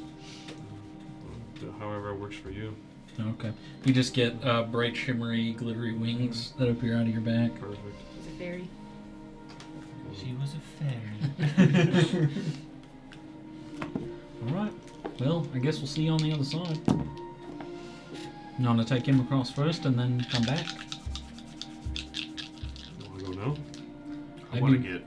Maybe we'll just Just start over walking while you take him and then you can I come was back. a lot more comfortable when I could go and just fly myself. This is gonna be weird with you like holding me. I don't know. Let's just do It's it. not weird. Last time we did do half and half. We wanted to do that again. Yeah, we could do half and half again. Reese did recommend not crossing all at the same time. Yeah. It'd be crazy if we all just forgot that collectively. True. I didn't cross the bridge with my feet like the rest of you. Alright, well, get moving. It's a limited amount of time you can do this, so. Look, I'm like carry you, Oh, or you want? Let me climb on Let's your just, back. let's just start walking while they figure it out. Yeah. Give up. Football, you. Yeah. He starts Tuck him climbing under on the your arm. back. He said he wants to climb on your back. Yeah. Just like What? piggyback ride. That's where his wings are. You're like, Fly. yeah, can't fly those wings, glitter and shit like sparkling around you. Yeah. Alright, well, if we send in a couple to walk ahead, who wants to go first? I'll go. I'll go, I guess. Alright. You watch Brodier and Lyra start walking kind of across. Good luck. If you would, just make like a, we'll call it a Constitution save. Oh, you're dead, dude. You can do so with Knock down. advantage because you are being carried. Throw up on your head and piss on your back, dude. It's good. It's gonna be rough up there. Oh. I can't see! 21. Just running on my leg, but I'm not scared. What's going on? What's that little trickle? Dude, you pissed my pants! You definitely feel afraid as you did before, Stop but shaking, you please. kind of like just Stop. grab and close your eyes, me off. and then before you know it, like you're on the far side, like Sweet. you're already there, good to go. It is. I'm just gonna, like, about Keep How long holding does out with fly my eyes last? closed. 10 minutes, but Okay, 'cause but it's you're like moving a- double speed and right, so it's he's going faster, but it is like a 15-minute walk across. Yeah, just so. like peel your arms off my Yeah. midsection. Huh? What's go? Are you? I'm just gonna let him fall into the snow. Oh. You could have just told me. I would have gotten off. That was funnier. Alright, I'm gonna fly back to make sure everyone is Yeah, so as you're flying, there's not as much of a fog as there was the last time. Like you can see a little further. It is definitely a little more slick and icy on the bridge. So I'm gonna need Lyra, Brodier, Sigrid, and Steiner all to just make dexterity checks. Oh, you know what? Hang on, I didn't. Can I? Actually, I ask every time if I can see it, as if it matters, but they change. It's not a saving throw. It's just a dexterity. I gotta roll Oh, a dude, wild make a magic saving throw. surge for casting fly. Or do I get the dex saving throw if I start slipping? Yeah, that's probably when the saving throw comes in. 20. I might need it. Is that an 8? I can't fucking throw. Yeah. Spare us, bitch. Oh, alright. 9. Natural 20, 22. Okay. Lyra, you and Brodier start walking across. You get about halfway to where it starts to like kind of dip down, and there is a heavy amount of ice and snow. Everything seems to be fine.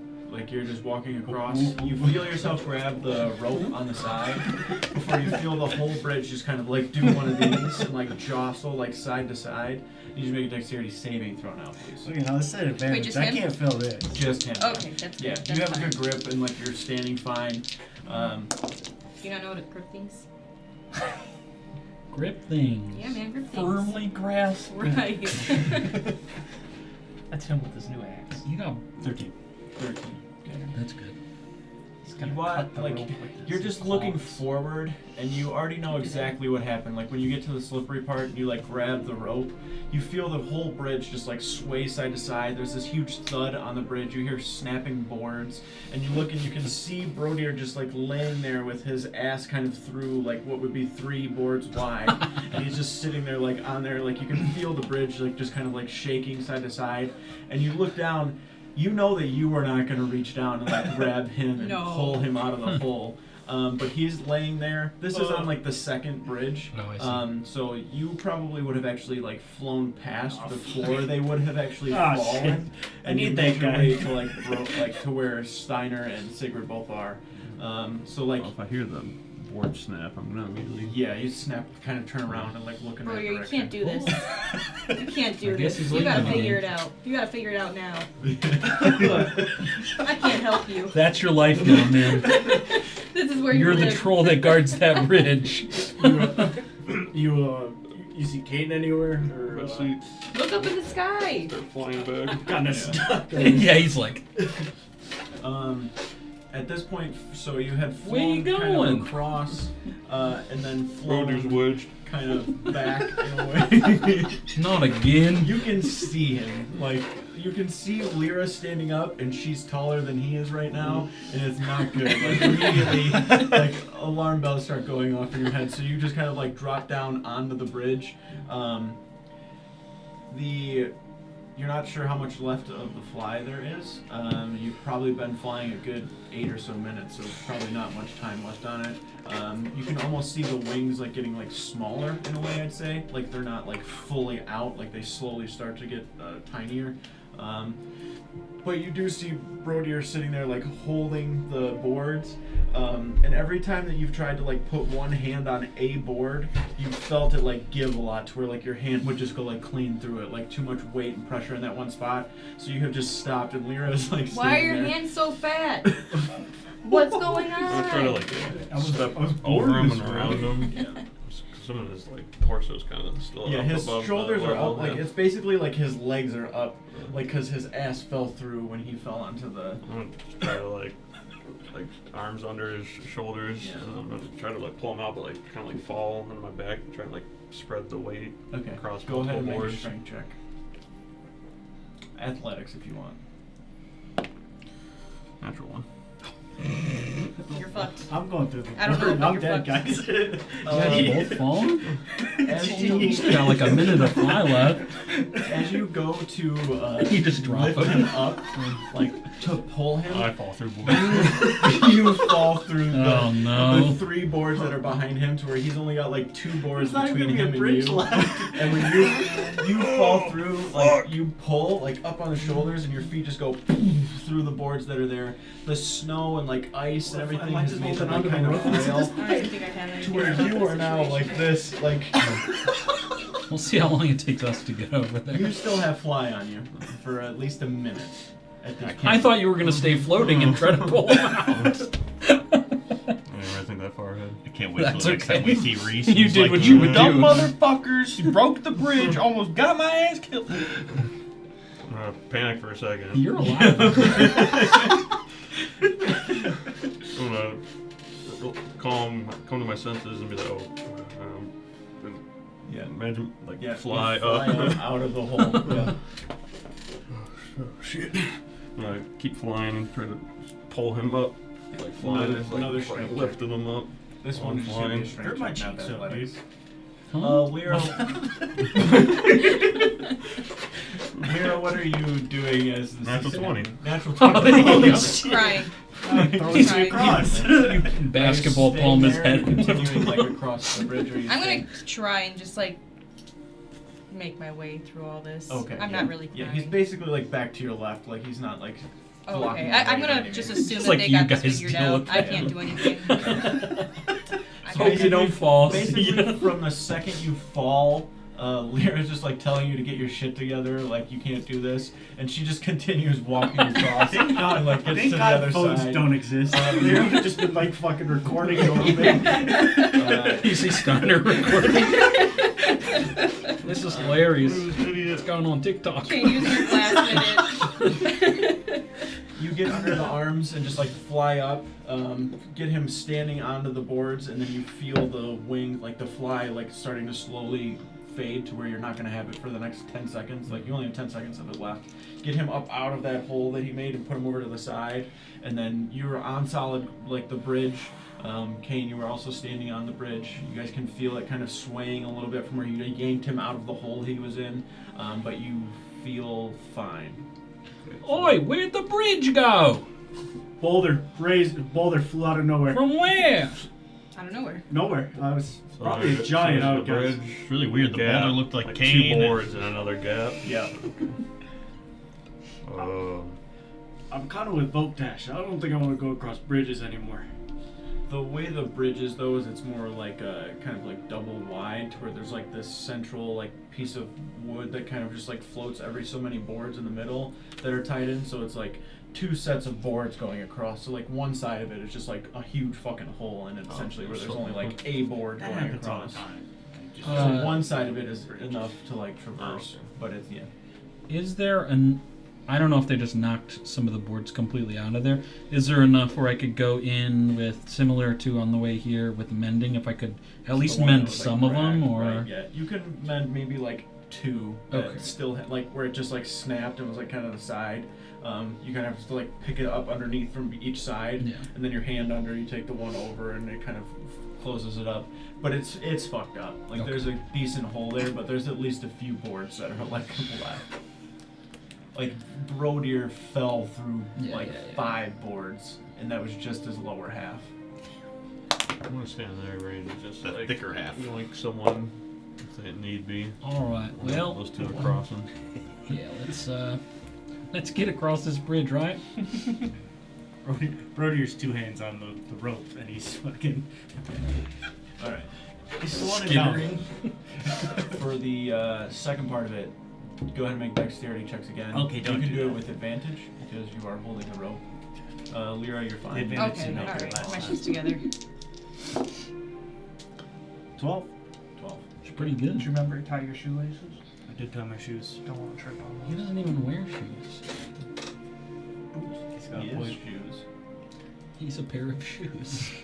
I tied my toes. His feet are black.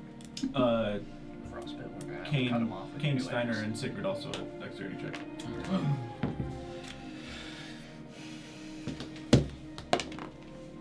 Average. Is it just my dexterity score, or is it Yeah, a save? just dexterity check. 12. 17. 14. Okay. All in all. You guys all make it across the bridge. Easy enough. Voltash is just there with Lyra, both of them kind of hanging out, seeming all fine. You can see like a visible, like almost It's a fear. fear. I got the in, fear now, dude. in Brodier's face, like a oh shit, as well as Kane having a little bit of like oh fuck, like we made it kind of face as they cross. You two just fought a giant. And you scared of a bridge? The bridge was closer to killing me than the fucking giant. I'll give you that. You almost fall? Boulder. Apparently a rogue boulder. Boulder sent him right through the bridge. Brodier, make a deception check. Voltash and Steiner both make insight checks. Come on, they just believed it. Oh. Absolute trash. Natural 19. Natural 18. 22. Oh, you guys are getting capped, dude. 6. 24, dude. Deception gap. Can you add strength to that as a barbarian? Wouldn't help me. Yeah, Lyra told you that Brodier fell through. the Oh, bridge. okay. And He Steiner, you could tell cannonballed from the it. beginning it was bullshit. Alright. You're the. Boulder, huh? Yep. Okay. I wasn't even able to repay that old guy. Well, that's why I flew across, because I. Yeah, no, nope. next bridge I'm flying. I didn't have That any was- problems. I that just was smart. walked. Well, I was flown across. I didn't fly across. Thanks again, Kate. Did you fall too? Yeah. Something about the boulder, I think. Lyra just says yes. Yeah, tell on him immediately. Wait, you guys both fell? He dodged the boulder. He dodged the boulder. It was gonna hit What both. is- Sounds like he I was the didn't see a boulder. No. Yeah. I wouldn't have to He dodge was it. the boulder, I think. I'd say they both were. Who broke the bridge first? Bit of a double boulder scenario. That one. He broke the bridge first? Okay, I fell through the bridge and His then Kane tried to ass. help He me went and then he ass fell through the bridge. Is that what you guys wanted? What? Yes. Was no boulder. Can the It's hard to bridge get my footing. can He's the a big bridge still guy. be crossed? I slipped. Yeah, No. it can. It can be crossed. You guys, Very, you very guys- careful. They Why crossed not it. safely? Very careful. There's only like Yeah, they were 5 obviously in planks front of missing. you. No, they're behind me. Yeah, exactly. Kind of got a hold onto the rope and like Sideways shimmy it yeah. across. Kind of got to shimmy a bit, yeah. Okay.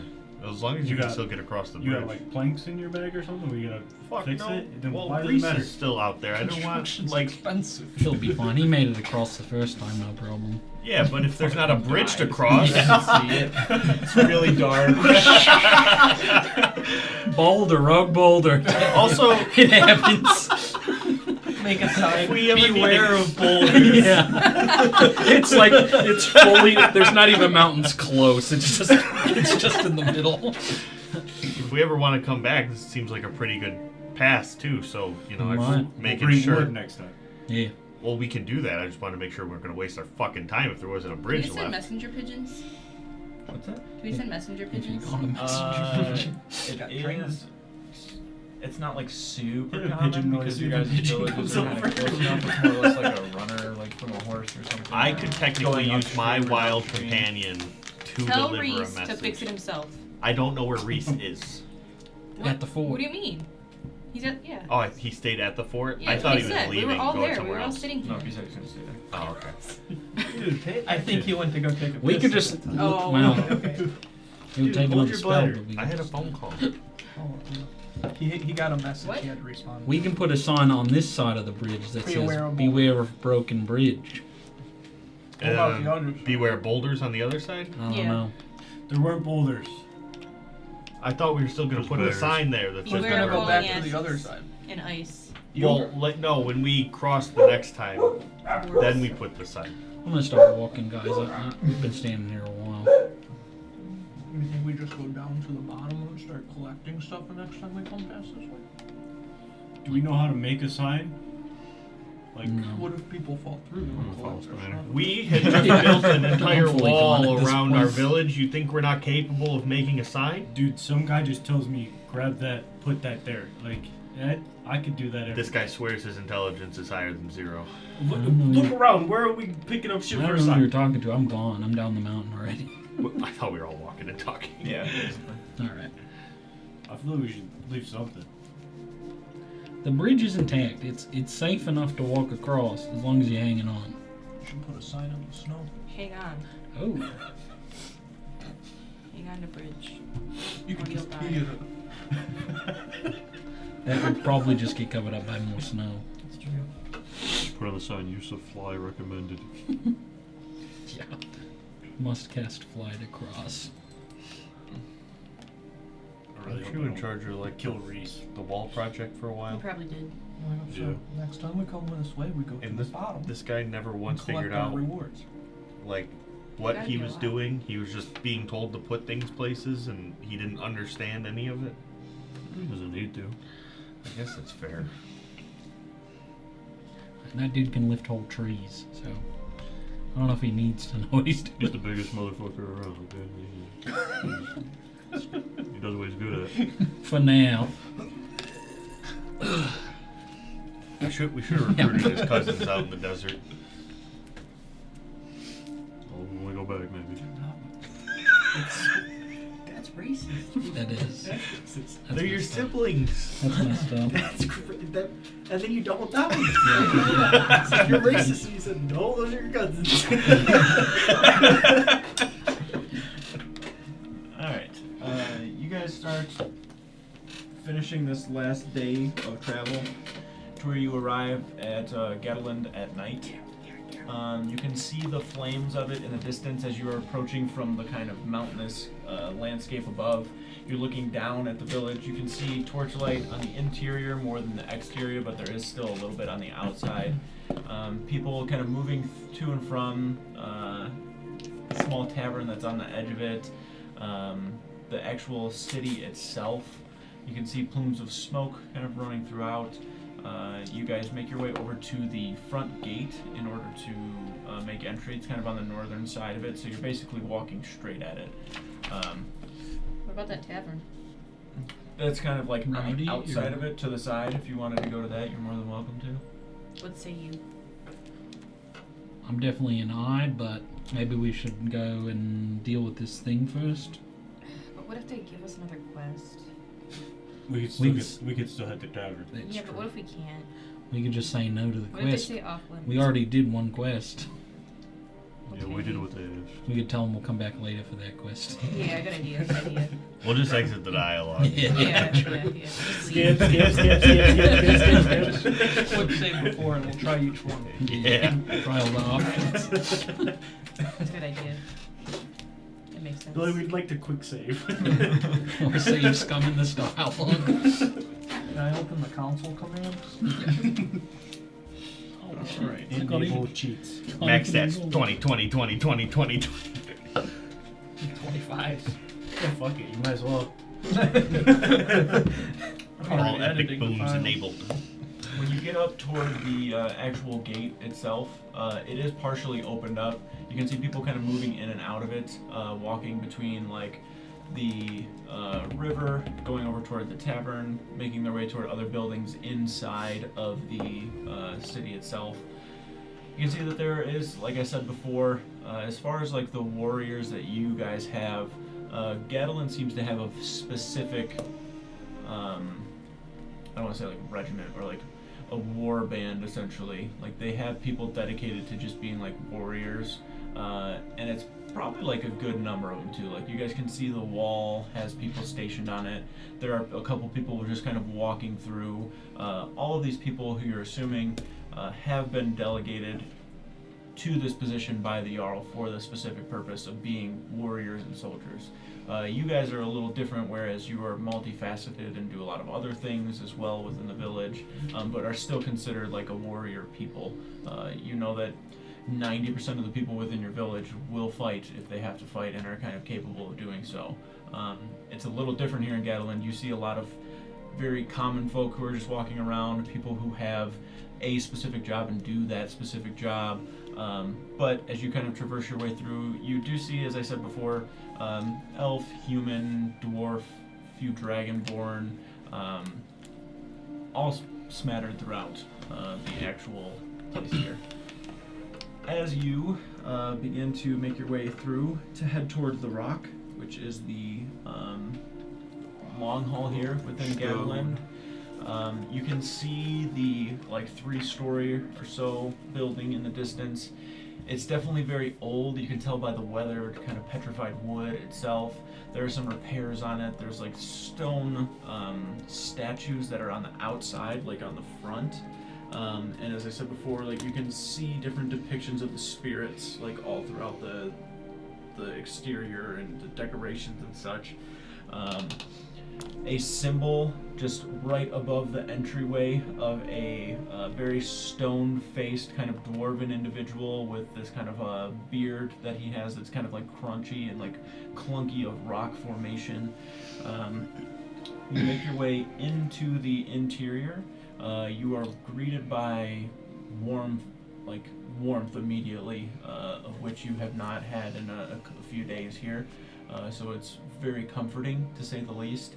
Even when you were inside of the cave, you may have had a little fire, but there's just like the chill of the cave was just always there. So you enter into a warm interior. You can smell some sort of food.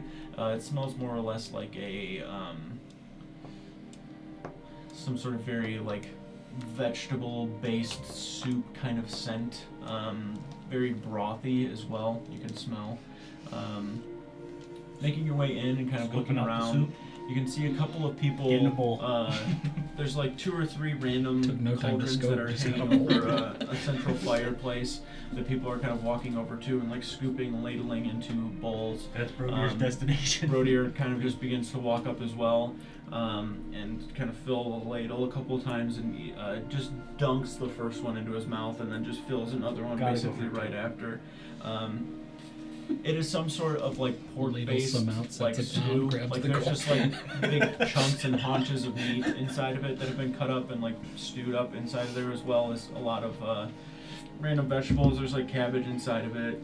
You can see chunks of like tomatoes. You guys need to up your stew game back at home. This shit's crazy. It's not even seasoned. We're just gonna stab you in the neck. Should have let you fall through that bridge. You pretty much did.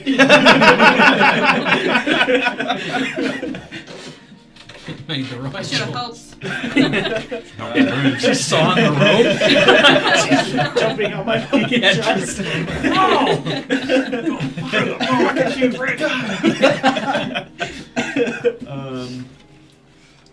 Lyra says as she continues walking, kind of the last one in the line, you're just kind of sitting there eating away.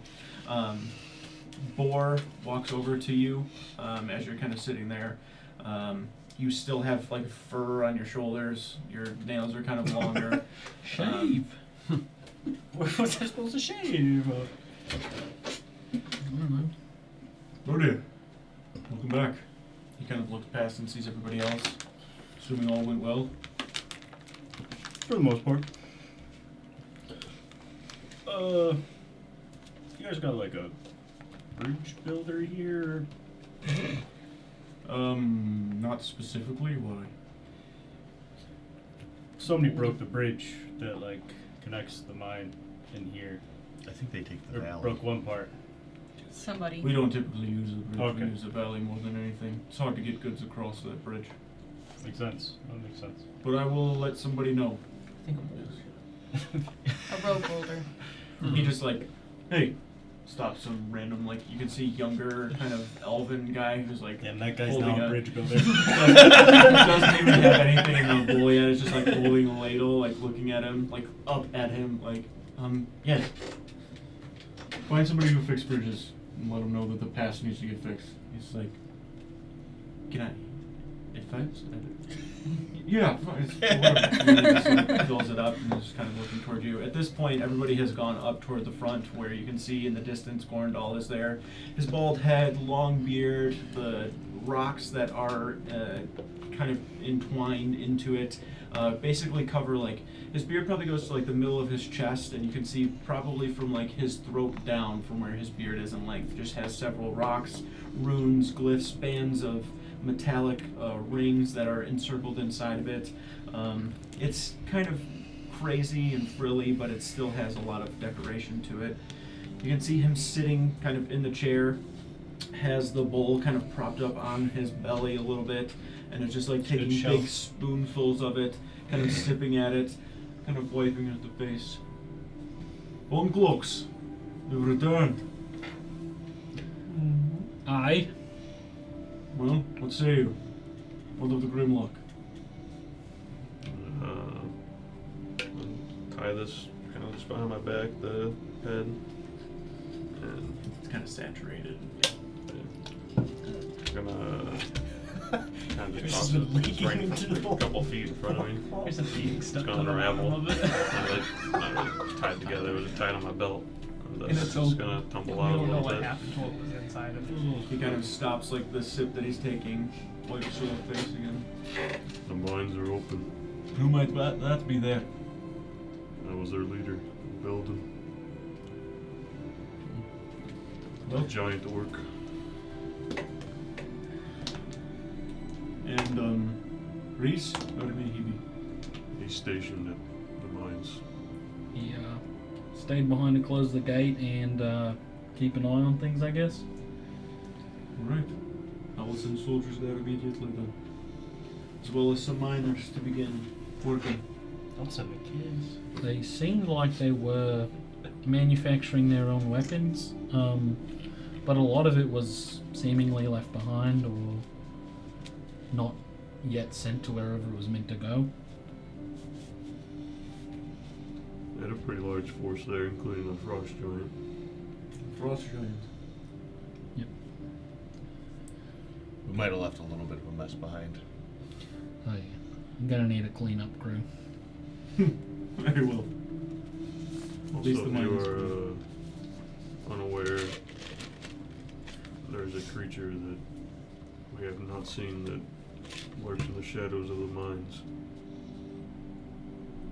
I was unaware of anything of the sort. I think it's some sort of snake-like thing or some sort of big Had laid eggs in the body of Belden who had fallen into the chasm. So be very wary if you ventured deeper into the mine. We've encountered things within those mines before, the more that we excavate them, but nothing that sounds familiar to me as far as that would go. You guys have to go back and kill that. Whatever it is, I'm sure we'll be Damn able it, to first. Yeah. appreciate the warning. So, at this point he takes the bowl that he has and just kind of like sets it on the ground next to his throne. You can see a kind of younger, maybe like early, like teens even, like 14 or 15, has like a very basic long dress on, kind of walks over and grabs the bowl that was there, and then she like kind of goes off to the side with it to remove it. He reaches over to one side where you can see a large kind of almost like goblet essentially that he grabs from like the lower half and takes like a little bit of a chug from, and then sets it back down. You can see it's made of like a brass almost material. Has a bunch of runes carved in it. Just looks decorative for the most part. What is Ragnvold's plan to deal with these Helfgar? What is it that you would ask of Gatlin? We don't have a definitive plan set in stone yet. We're just trying to gather the strongest fighting force we can. We've, I'm not sure if you're aware, but we've been building, constructing a wall around Skalavik, and, I don't know if, the plan is to battle all on one front or attack them from multiple sides. We may need to confer more with, our own y'all.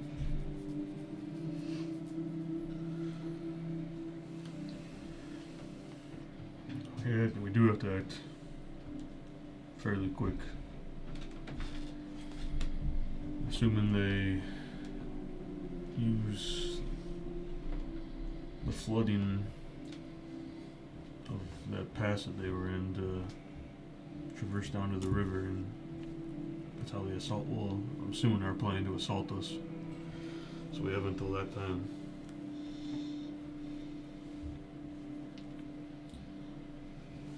Very well. I do this as a debt to you. He kind of looks out to all of you, essentially. Not to Ragnvold. I have my quarrel with him. I will not let these Hjálfgar threaten us all unchecked. You are all honorable Vikings, and I know the spirits walk beside you. That much is true, the parent. When these Hjálfgar have been dealt with, we will continue our mutually beneficial relationship between our villages to rebuild and prosper as we have all these years. I do this for all Vikings. He kind of echoes his voice a little bit through the rock. We have always mined the ore to make the weapons, to make our tools, make the shields, and the armor to protect us. You can see him kind of trail off a little bit from where his intent seemed to be going. Ragnvold has placed himself above us out of a sense of false entitlement that will no longer go unchecked. At that point, you feel this silence kind of fall over the interior of the rock. This kind of long hall. You can see Gorndal's face redden, his fist kind of clenched on one arm of the chair. You tell your Jarl that the Rockbeards will fight alongside the Bonecloaks and the Greenfangs of Thelby in the coming war. When you need word, you send it. The Rockbeards will be there. Thank you for your help with the Grimlock. There are other matters to attend to. Make yourselves comfortable here for the night. I'm sure you do not want to travel. Thank you, Jarl. At that point, he kind of stands up and kind of walks down and out of the long hall. Not quite like to a back room or anything. He just kind of even walks past you to exit the long hall and leave. Back rooms. I know, that kind of long. It's really long. You lets out like a sigh of relief. That could have gone worse. Sounds good. We can rest for a night here. We go check out that tavern. Yeah. Alright. Everyone kind of like turns to walk out on the other side by Boar. He's still around. He is. You can actually see him standing next to a familiar human individual that you've seen. Very, very briefly and very quickly did you meet this individual. Goldier. He's a human. He's like 5'8", scrawny, kind of black shoulder-length hair. It's kind of curly. He is very tiny framed, younger individual. He was one of the individuals that you had rescued from that like bandit camp. That was like one of the very first things that you guys all did as a group together. But you can see him kind of standing here. He's kind of standing like holding his hands. Sees you guys kind of like walking up. Boar also seeing you, or at least you for very least. I'm sure everybody would kind of follow a little bit, but as you're kind of approaching. Boar. As you heard, you guys will be helping assist with the health guard. They're the easiest way to get a hold of you. Reach in my bag, pull out stones. You can use this stone to communicate once a day. Hold it up to Change. your ear at all times. I don't know how it Like a Bluetooth. Just stick it. It's like a Bluetooth down earpiece. there. However you'd imagine it would work.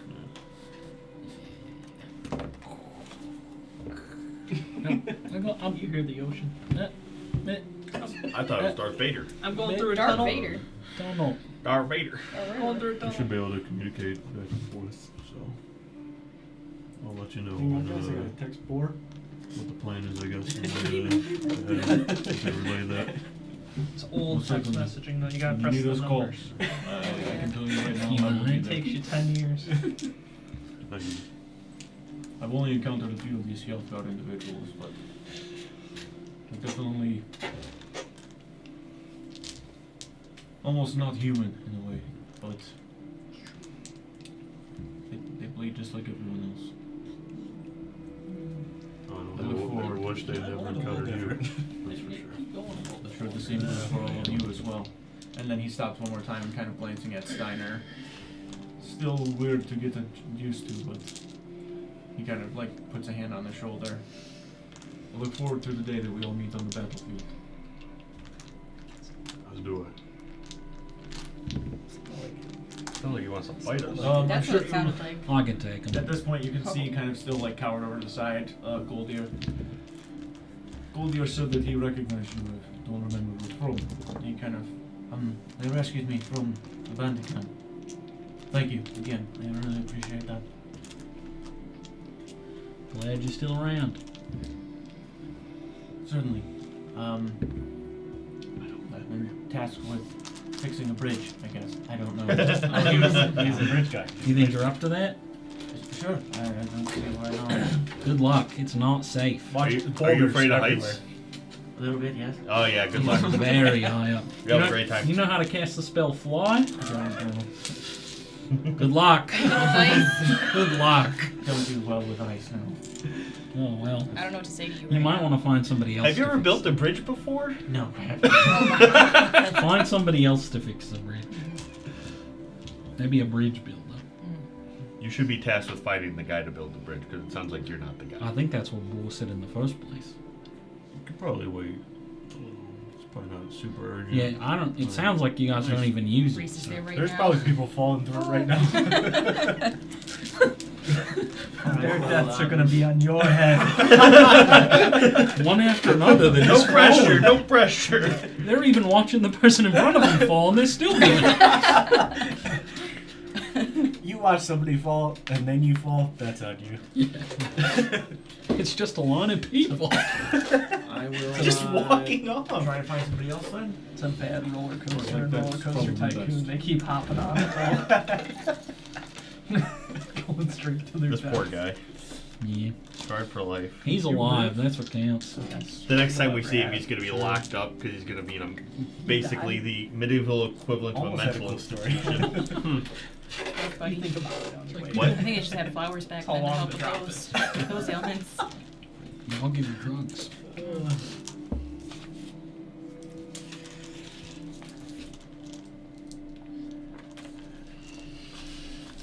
You see the doors of the long hall open as you go to exit.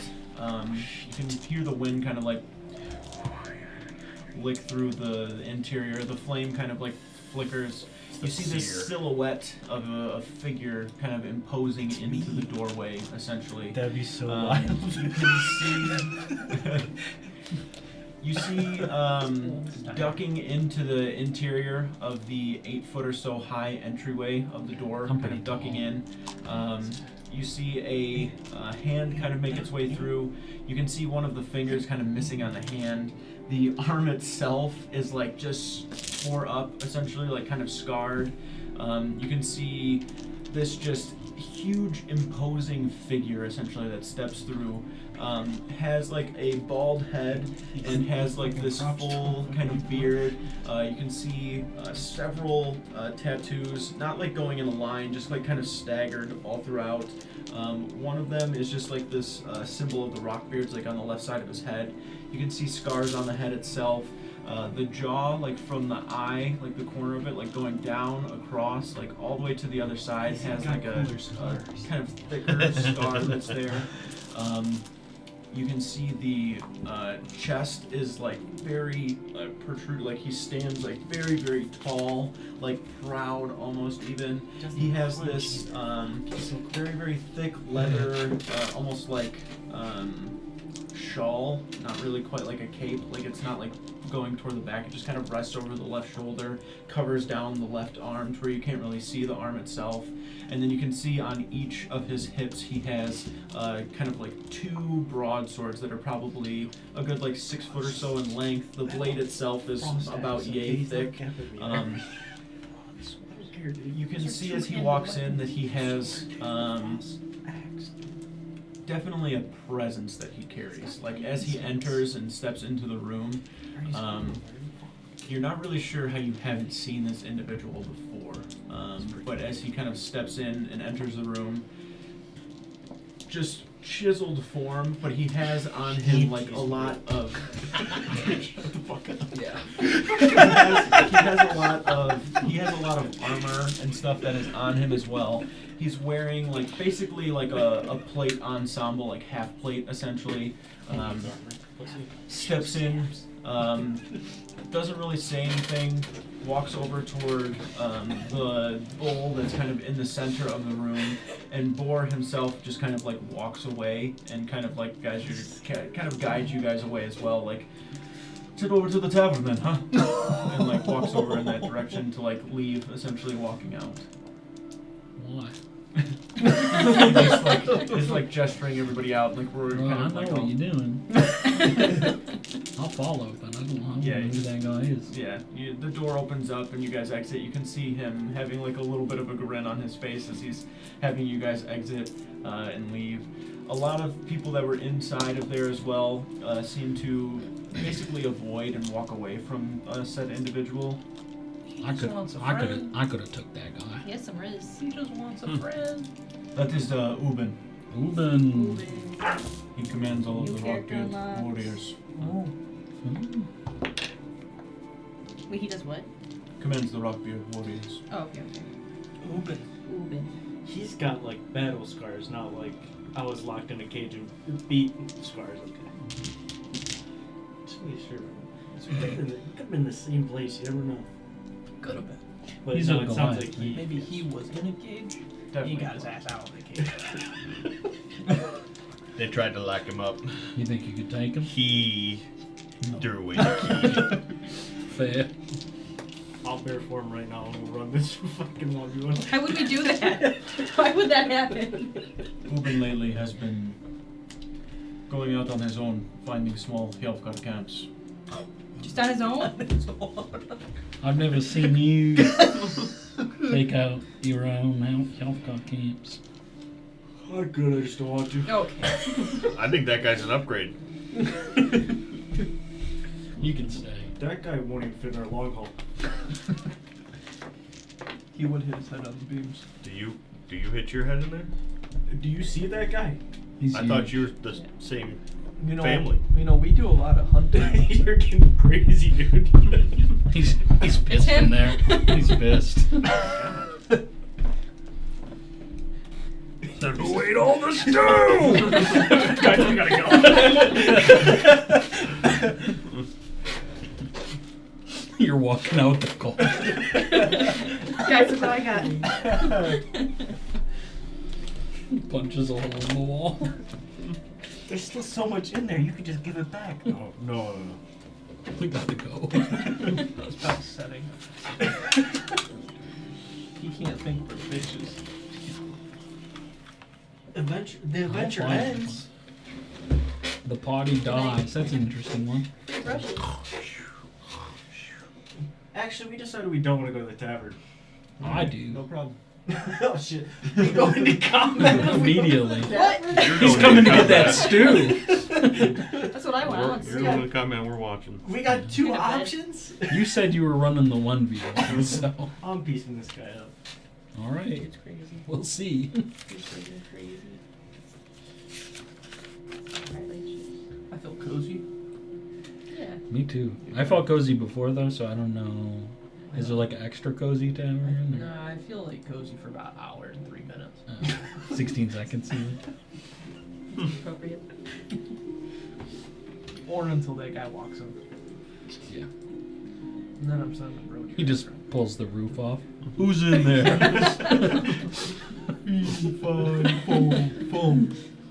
Where's my stew? I can smell it in here. Who's the puny Amongst little all the other Goliath? Alright. As Took my you stew. begin to approach. It just turns you into a go-gurt. It's fucked. You can see You're like what? adjacent to giants. I got that up there. Yep. He's cool. He's cooler than me. You guys are dropping me. I get it. I'll stay. This dude's a yapper. We're gonna give him You're your gonna be a axe. bitch. He's still Yep. going. Then I'll fight him. I'll fight him with. He can have that. I get one of the swords though. He's got regular swords. He's taking out that shit. He big boy. He probably got 150 health. I got more than that. Technically. I got more than that. Technically. We'll wait till He doesn't know. He doesn't. You think he's got rage? He's not a ranger, dude. Interesting. I feel like that dude can be anything. he might You can identify a ranger from Yeah, anywhere that if dude you're a can ranger. He got rage sense? Yeah. Okay. It's crazy That's because I've had that ability this whole campaign and you haven't sensed that once. you make your way inside I can't sense other to rage the sense. I can just interior of sense rangers. this tavern. It's pretty modest in its size. You can see on the front part of it, like as you're going to walk in, Good idea. it catches your attention, and it caught some of your attention when you first came here. There is a dragon skull that sits right next to Badass. the actual entrance itself. So like when you are like walking up to it, essentially, there's like the front door that's like a double door, and then next to that there's just this huge dragon skull that sits on the outside. You can see on the dragon skull itself, like as you're walking up, somebody has like a little dagger, and they're like carving into the bone, essentially like what looks like their name or something, like they're writing onto it, or just like putting a rune or whatever it might be. And you can see all over the skull itself, it has a bunch of random carvings and stuff inside of the skull itself. Boar, goes to his side and grabs like a small like dagger that he's got on his side and just like hands it over to the closest person to him. Customary and good luck for everyone to carve something into the skull. I'll see you inside. And he kind of like ducks a little bit underneath the interior of the door. Brodier, for you to get inside, you also have to kind of duck inside. Yeah, of see, here. guys, I also have to Oh duck my in the God. You're doorway. not gonna for carve something this in? door, because we're in a cozy tavern. Most of us probably do. Maybe not me. I'm waiting for everyone else to carve something. I'm gonna go last, and I'm just like sketching this skull. I'm so fascinated by it. Folk Dash cards, whatever this says right here. I'll do it. That's crazy. Yeah. That's crazy. Into the dragon skull? What's it say? I don't want to talk about it. Tell me. I don't want to talk about it. Do you want it? I don't want it. I want you to tell me what it is. Oh no, what it says. It's just gay cookie. Is that what you want me to say? Yep. Did you actually write that? you nerd. Got him. It's better than the last thing. True. That was fucked up, dude. You can't do that shit. Yeah, can I write that one? No, I'm just Where's the most I'll cast prominent spot Mending if you everybody do will that. see? I want to write them actually right next to each other, left to right. Gotcha, a rune of like Aldrich. With the arrow pointing wrapped to in like a Brodir when he bone. writes his name into it.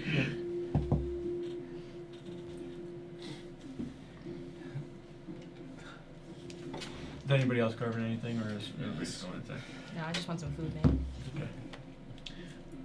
I am gonna carve. Chow, my good luck, dude. Is it Saw it like, on my timeline, dude. I gotta hit like. is it like if one of us carves into it, we all get good luck, or does No, it's more of like a good luck thing, or like goodwill, like toward the spirits, like not like an offering per se, but it's like a protection. Alright, I stab myself in the for hand.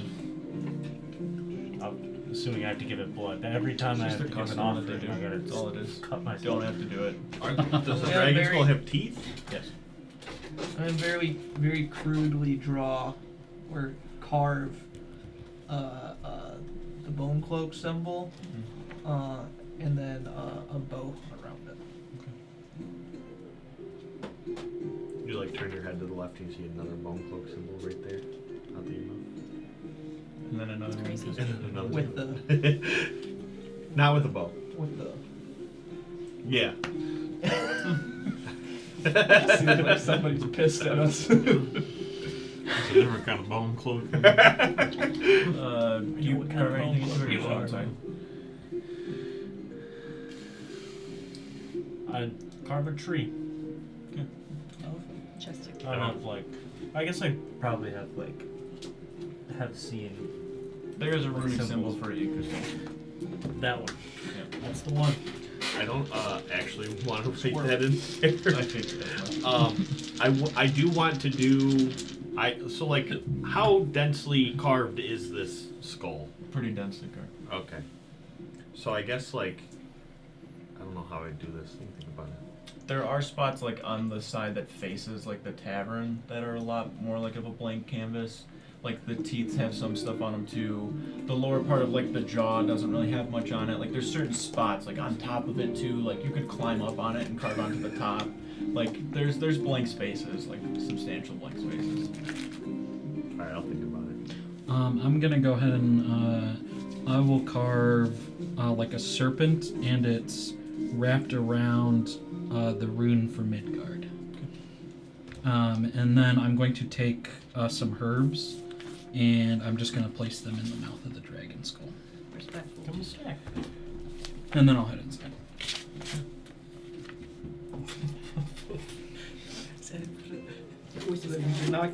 The dragon didn't get a snack. My bad. Yeah. You make your way Guys. inside, and it's pretty modest size, like I said. You're actually the interior. The ceiling has like an open frame, kind of wooden trusses that are running across and beams, very similar to like a post going up and then like kind of making that sort of support for the roof. And then you can see the walls themselves are made of stone. Very, very dense, kind of dark gray stone, similar to what you saw on the mountain pass itself. Like you're assuming that there are other places where they would mine this rock and use it as some sort of construction material. Once you get inside too, you can see that there's a decent amount of people inside, probably like a good 30 or so on top of you guys. There are people over to the side that have their own little table set up. There's one over to the corner that has like enough space for all of you guys to sit down, where Bor has actually already seated and kind of sat. You and you would be the only one who really didn't like carve anything, so you're in there first, kind of go and sit like kind of next to Bor. You're in there for a little bit before anybody else kind of makes their way in. Walking over to the table, you can see a younger. You're such a fucking nerd. She's probably about 20 or so. She's 5'6", very, very thin. She has like kind of light brown hair that's like pulled into like a low like ponytail at the back, but it's kind of like full hair. There's like little streaks of black in it just randomly throughout.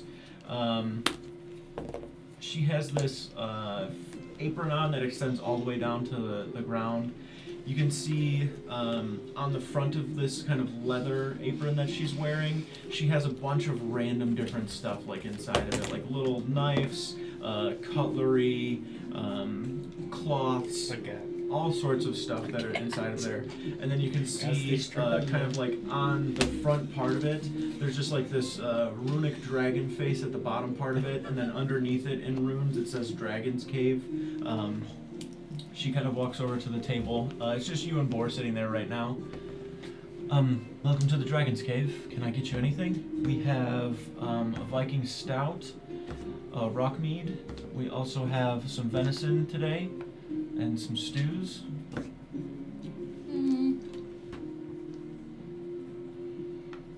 Yeah, could I get some venison? Yes, certainly. Anything to drink? Surprise me. Sounds good. Thank you.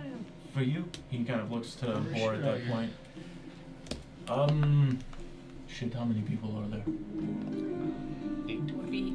Okay. Give me extra. 8. Wait. I don't even hear him when I'm mad.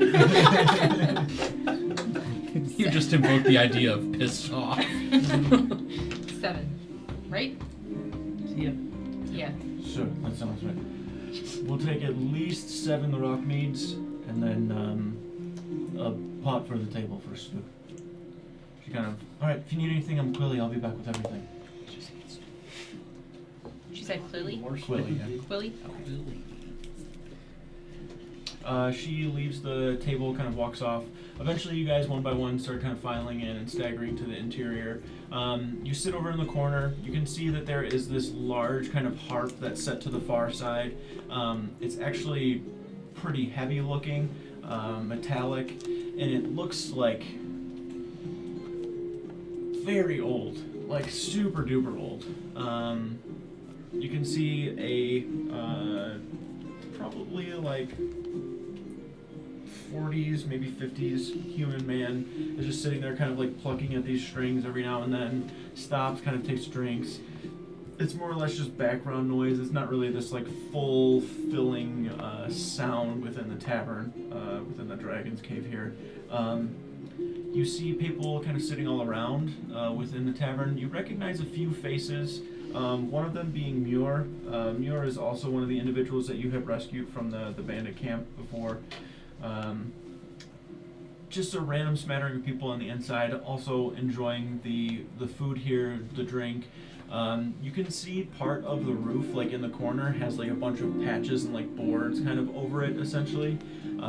It looks like it was burned at some point, kind of fairly recently. You would imagine when the Yelfgar attacked, they probably did the same here. This tavern, though, is like kind of tucked off to the side. Like the river runs north to south, and it's kind of on the east side of it. Up on a little bit of a hill, there's like a path leading up to it. There's some trees kind of covering it. If anything, it looks like maybe a stray arrow just found its way onto this roof and kind of burned it. Like it doesn't seem like it was intentionally attacked, because you'd imagine a lot more damage and things broken.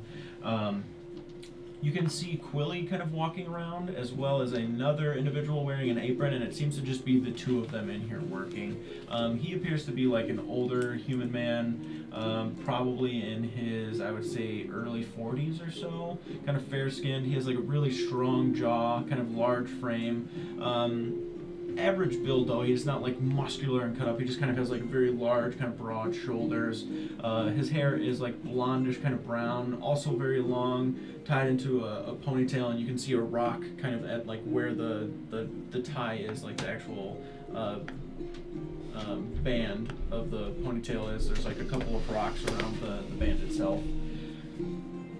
You guys, sitting at the table, eventually walking over, you can see that individual carrying, he has like a very thick kind of like cloth piece of leather, something that he has in one hand, with a handled cauldron like in the other, that he has like a hand underneath it as well to carry it, and then sets it, boom, like right onto the table with that. And then you can see standing next to him, Quilly has like a bunch of bowls that are just kind of stacked up. She grabs like, it looks like 8 or so that she had that she just kind of sets on the table, reaches in the apron, grabs a bunch of spoons and just kind of like throws them down onto the table, where she eventually walks off and then comes back holding in her hand. You can see she's got a bunch of like random horns, wooden tankards, like just a smattering of different like random cups. One of them, it looks like it's glass, like it's from some random place, right? Like she just has a bunch of random mismatched cups that she starts to like set down in front of you. You can see Boar just instantly goes and reaches for the largest one that he can find and grabs it first and kind of sets it down. Get faster. Sitting there like, I bet you that other guy drinks straight out the barrel. That's how big he is. he can't even get in here, dude. Can't they just carve him out of the barrel? That's why he lifts the roof off when he wants to come in. The human man, as he comes back with, he's got like 2 more cups that he goes to set down. Each of them you can see is filled with like a dark brown kind of liquid. It's like a heavy kind of mead. Like you can smell the fermentate, like everything from it. It's just like strong. He sets all the cups down. He sets 2 more down to the last 2 that didn't really have anything in front of them. Whoever's kind of at the end of the table kind of sets it down. Never seen your faces before. New around here?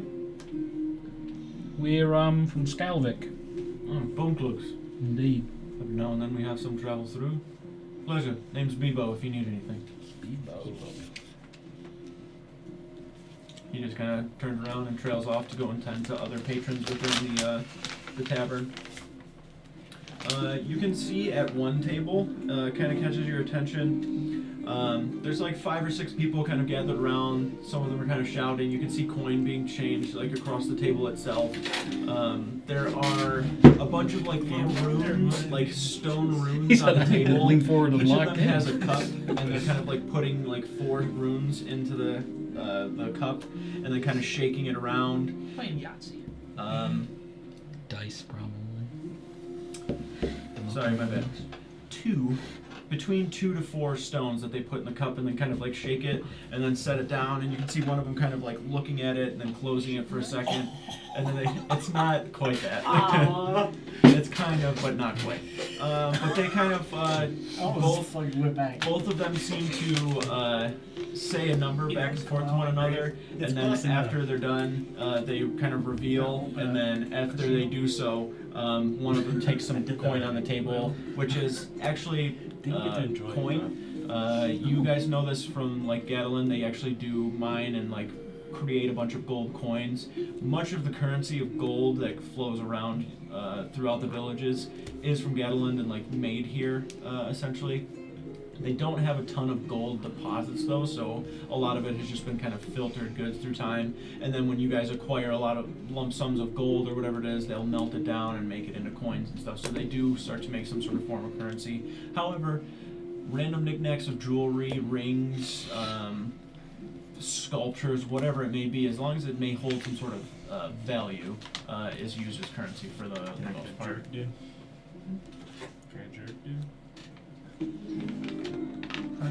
There is food before you. Eventually, also, there is this wooden kind of platter that Willie walks over holding. There's a knife kind of in the top part of it that she like sets down in front of you. You can see this just like backstrap of venison essentially that she sets before you. Random little, what looks to be probably just like basil is like just dropped all over the top part of it, and then there's like salt for seasoning that's in there. Other than that, it's just kind of like, it seems like it's probably been like smoked or dried like out in the back somewhere maybe. It looks pretty good. You can smell like the meat itself. She just kind of like sets it down in front of you and then kind of trails off. Oh, okay. Can I get one of those? Yeah, certainly. Sorry. Anybody else? Thank you. I'll take one. All right. Yeah, I definitely got a few more backstraps, so I'll make sure to grab them. Thank you. So, boy, does this rock mead really have rocks in it? No. That's how they filter it. Oh my God. Just kidding. Hella rocks. Got him. Now you're dead. It's like boba when you're not expecting it. Except it's rocks. Cracking teeth and shit. Yeah. It's so much It's strong. It's strong. Woo! It kind of has like a almost like burning sensation in your chest a little bit, like it kind of wakes you up a little. That'll warm you up. It's pretty good.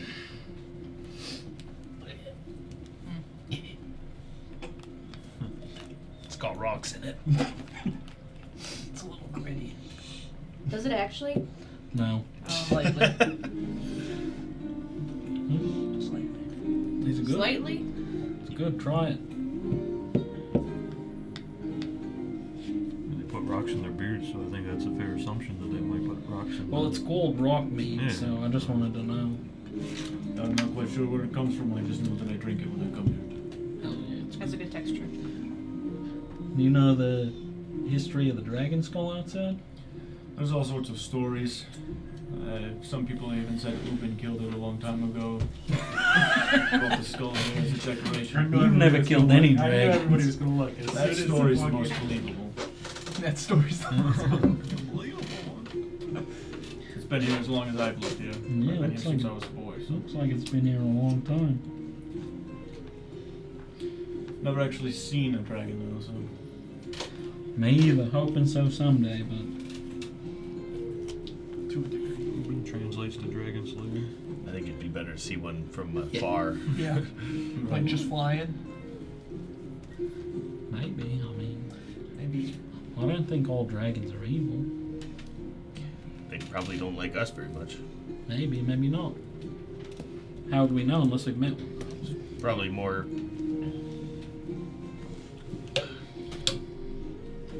dragons killed by people than dragons killed by dragons. What are you implying? Probably a safe assumption. If there's any dragons left, they probably aren't going to be very friendly.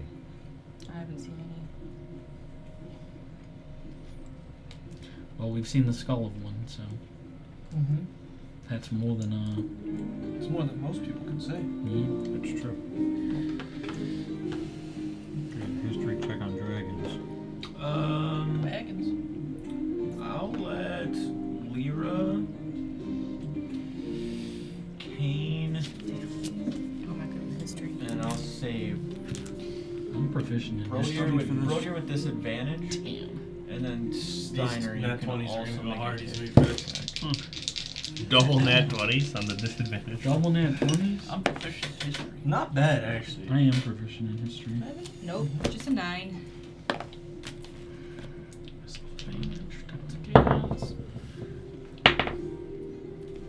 Oh, 11. That's a natural 19 plus 5, 24. 13, 24. Yep.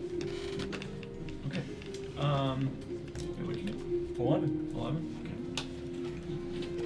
Okay. Steiner, I'd say you were the only one who kind of gets any sort of information, like kind of thinking about dragons, and then you start to think of Zalfanyander, which is the world dragon. Yep.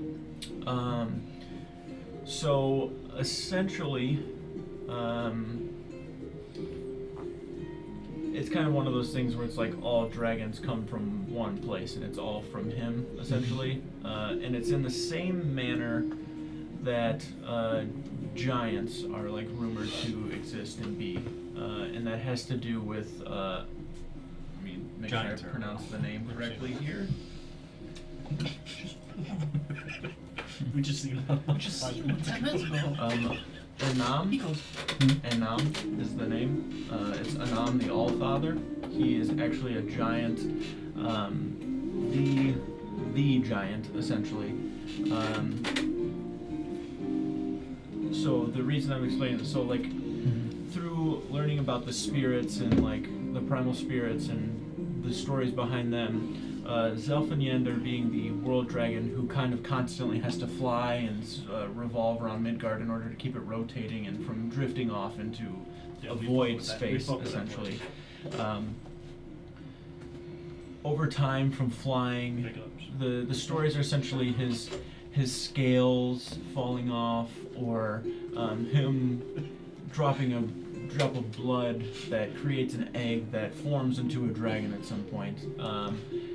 Again, myth, story, whatever it may be.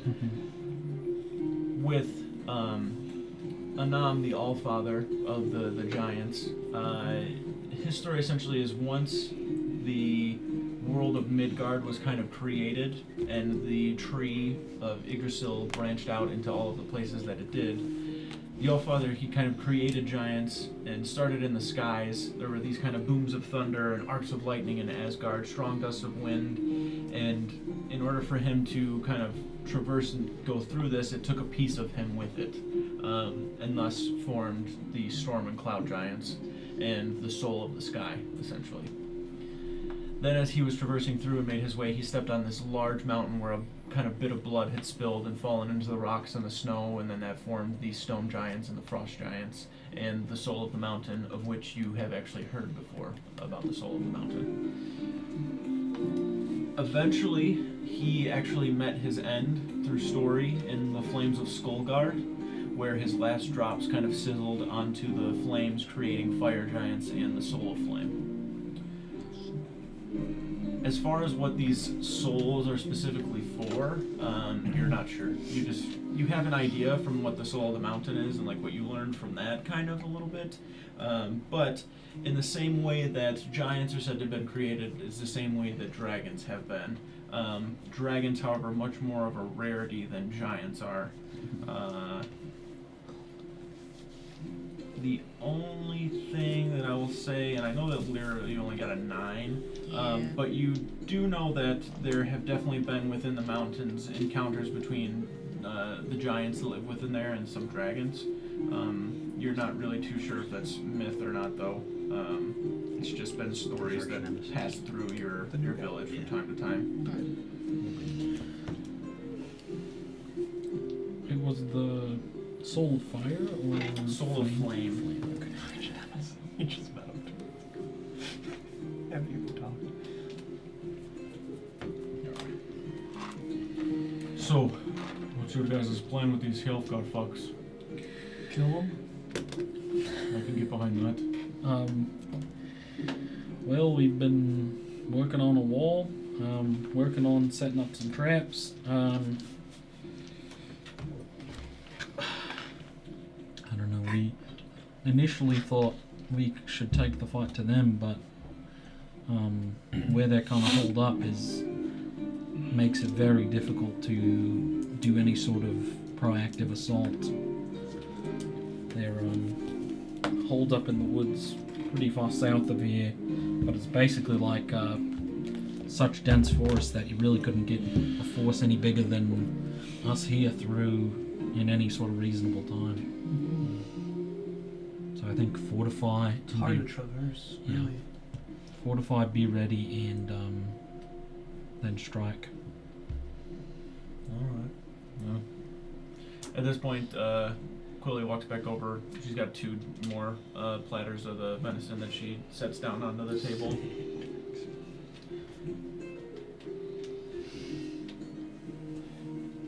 But if you got any ideas, we're open to them. True. I just show up places and cut off heads. Well, that's what he does. That's what most of us do. I don't cut off heads. don't. I guess he does too. He did cut one off yesterday. I just shoot him. I'm more of like a crushing heads. I guess You got not any I guess more now with the next? axe, I might be a cutting head guy. Try it. You I don't want to. He doesn't sound like a cutting off heads guy. Not your head. Alright, man. I'm saying I've never seen it. Let Dane take a look at your axe.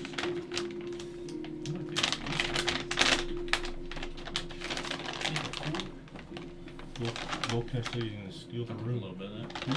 That's not what I said. Getting some jerk. Getting jerked. Group jerks. Get some jerk on the picture. I love it when there's just jerk all over the place. I want it there. Somehow I think Brodir's getting dumber. Said somehow I think Brodir's getting dumber. I was Jared. I'm stupid. We already knew that. I thought you had 11 intelligence or something. 12? 12. Alright. I did not say that I thought you were going to steal the room. I'm gonna be honest, I was a little out of it. What's with the Yeah, what's with the back hair? No shave November. Yeah, it's no shave November. To be honest, I'm not really sure.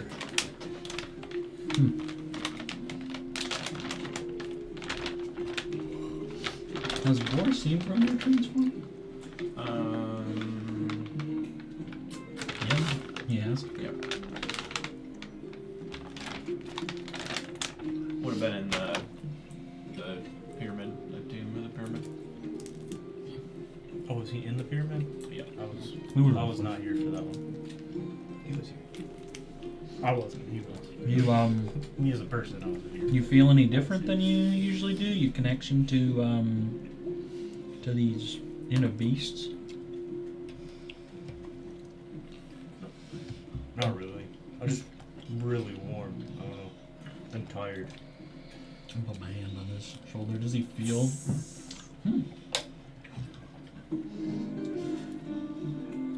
Do I feel like sick at all? Do I feel good? Like minus the tired. Feel strong. Just feel tired. Feel pretty sick. Stronger than normal. Sick as hell. Like enough for like an ability score. Doesn't kick flip. Oh, jeez, I'm sick. How strong are you? Still not open though, but pretty sick. Like a little bit. Probably not. Probably not. So no different?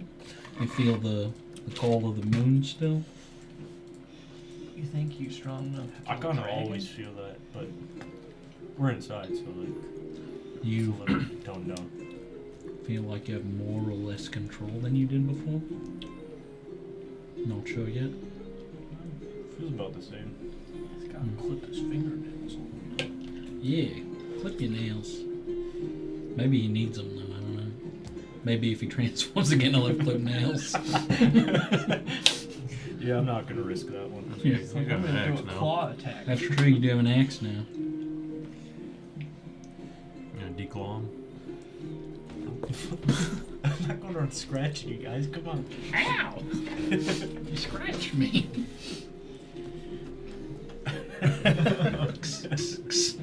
The water bottle.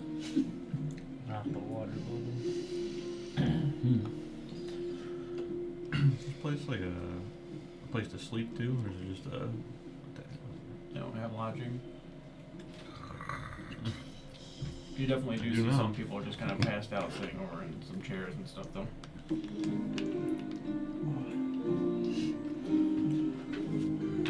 it's pretty late when we got here, wasn't it? We just took a place to rest for outsiders.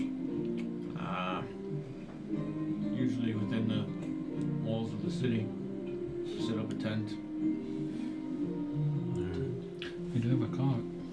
It's in the city. I forgot about that. It's still here. Those So eggs what's the looking. plan? Go back to Oh, I Home haven't looked at them yet. They're fine. report? Actually, I think so. going up to be unleashed here. No, based on what I saw this morning, I think it'll be probably a week at least before anything like that might happen. But I'll keep an eye on 'em. What? A week before what? Anything. We're not gonna do anything for a week. We're just gonna sit right here and drink. Okay. We can do that. Do we leave tomorrow? Is that the plan? Yep. No, 7 days.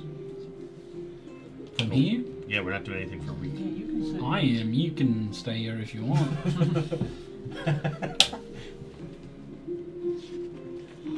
can play with those. We got shit balls to in the do. bucket. They're eggs, not balls. Playing with his balls in a bucket. Classic. Do we gotta pay for this? Oh yeah, definitely. Oh, and not You didn't bring the gold? I thought you were the You were gold guy. supposed to We gave you all the gold. I handed you all of my gold. We gave it to him. You didn't bring the gold? Are we running? I don't know what to tell you guys. I don't have any gold. I think I can get a gold too. I gave you 150 gold, I dude. spent that on crystals. You buying crystal? Yes. Spend that on meth. Give our money to the druggie. He was right away too. He watched me buy it. It was so fast. Yeah, we just bought so much meth.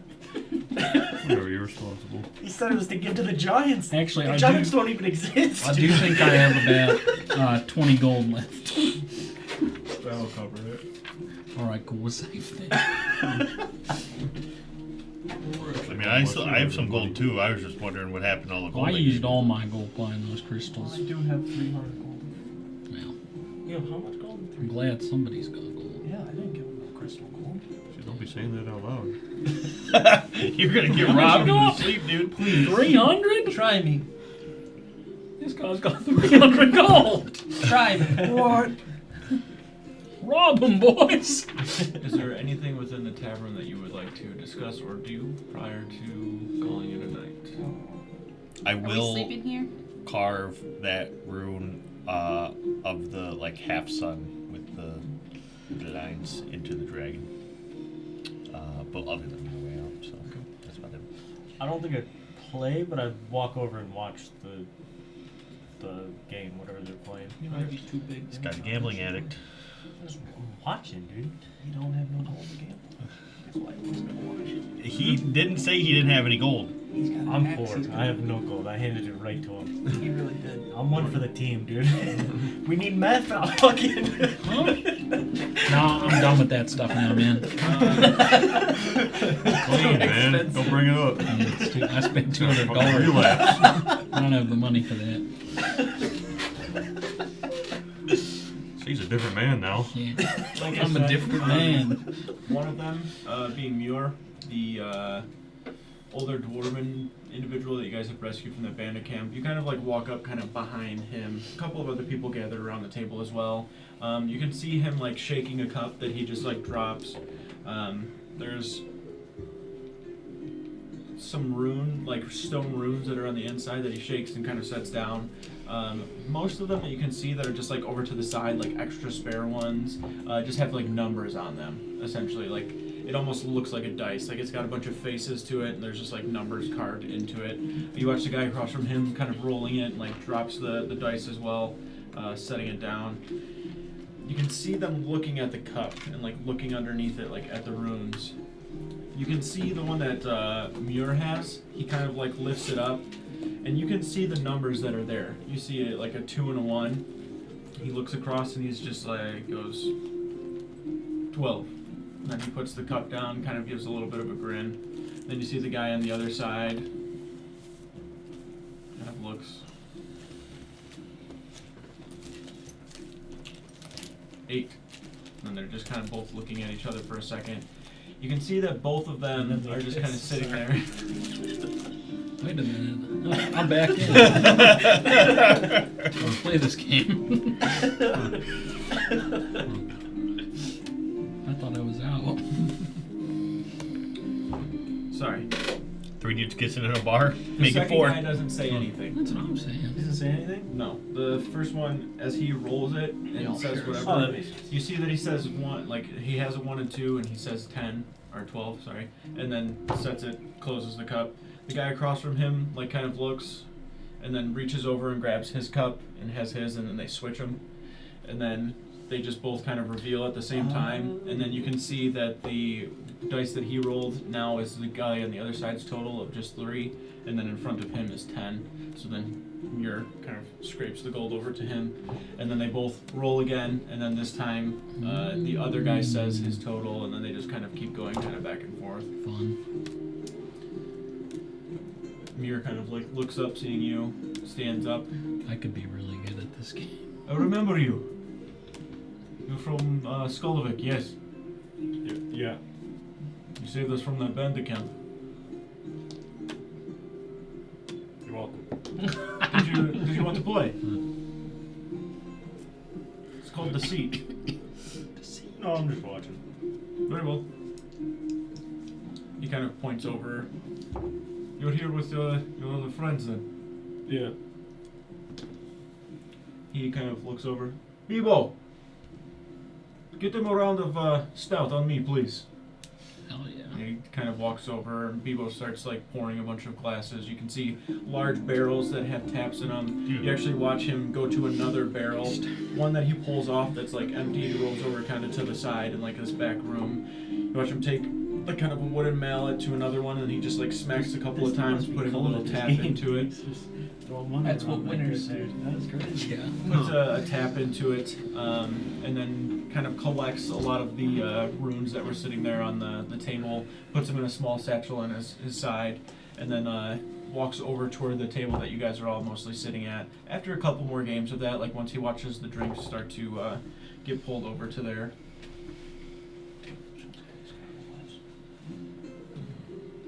I did hear word that you were all, sorry, excuse me, my manners. Muir, if any of you remember, he definitely looks familiar, older dwarven individual. You remember when he was shipping kind of goods across that he had a lot of like rocks and ores and gems. He is a kind of prospector of sorts. He has this kind of long gray and black hair, definitely a strong build to him. Wanted to extend my thanks again. Whether it be for you or the spirits, I would not be here, so thank you very much. Do you mind? And he kind of like gestures to like sit. Go right ahead. Sits down, grabs a chair, kind of pulls it up to the end of the table. Boar, good to see you. You. Kind of takes a drink. I heard you were heading to the Grimlock. We already did. Oh, Yep, we're back. very good. I was there when those fucks attacked us. Seems like you can't catch a break here lately. Just not He just won. I think. You know what? Fair. I think you're better suited to hang out in a place like this. I love being in the mines though. You ever see any weird creatures in those mines? From time to time, yeah, certainly. Like what? There's some sort of bullets here and there. They're actually quite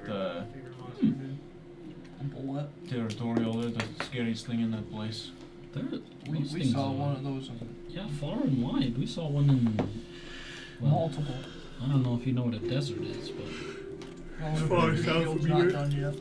I've heard of it for sure. We traveled down the river and Crossed an ocean. during the we didn't really cross the ocean. We just kind of hugged the coast for a while. But yeah, during the summer raid. I heard of that too. I've heard a lot of you all lately. See anything other than bullets down there? Yeah, like a snake or something. A snake, no. anything with pincers, claws. Like a crab? Not that I can think of, no. I've been in those mines for a long time. Nothing that lays Wanna eggs. show 'em your and- balls? I wasn't just advertising that. Whip out your balls. Well, Steiner has had probably 4 or 5 glasses. Get those balls out, big man.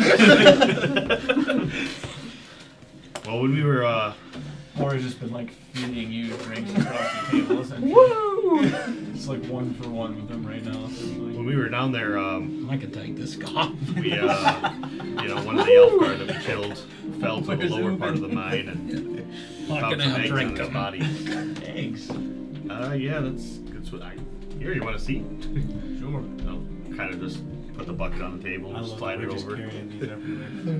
He kind of goes. like He the goes fucking to like Easter bunny. reach in and grab it, and then stops, and then starts to look at it. Yeah, just look inside. Oh, I'll just like reach it. I'll pull out the vial with like the green goo inside of it. Yeah.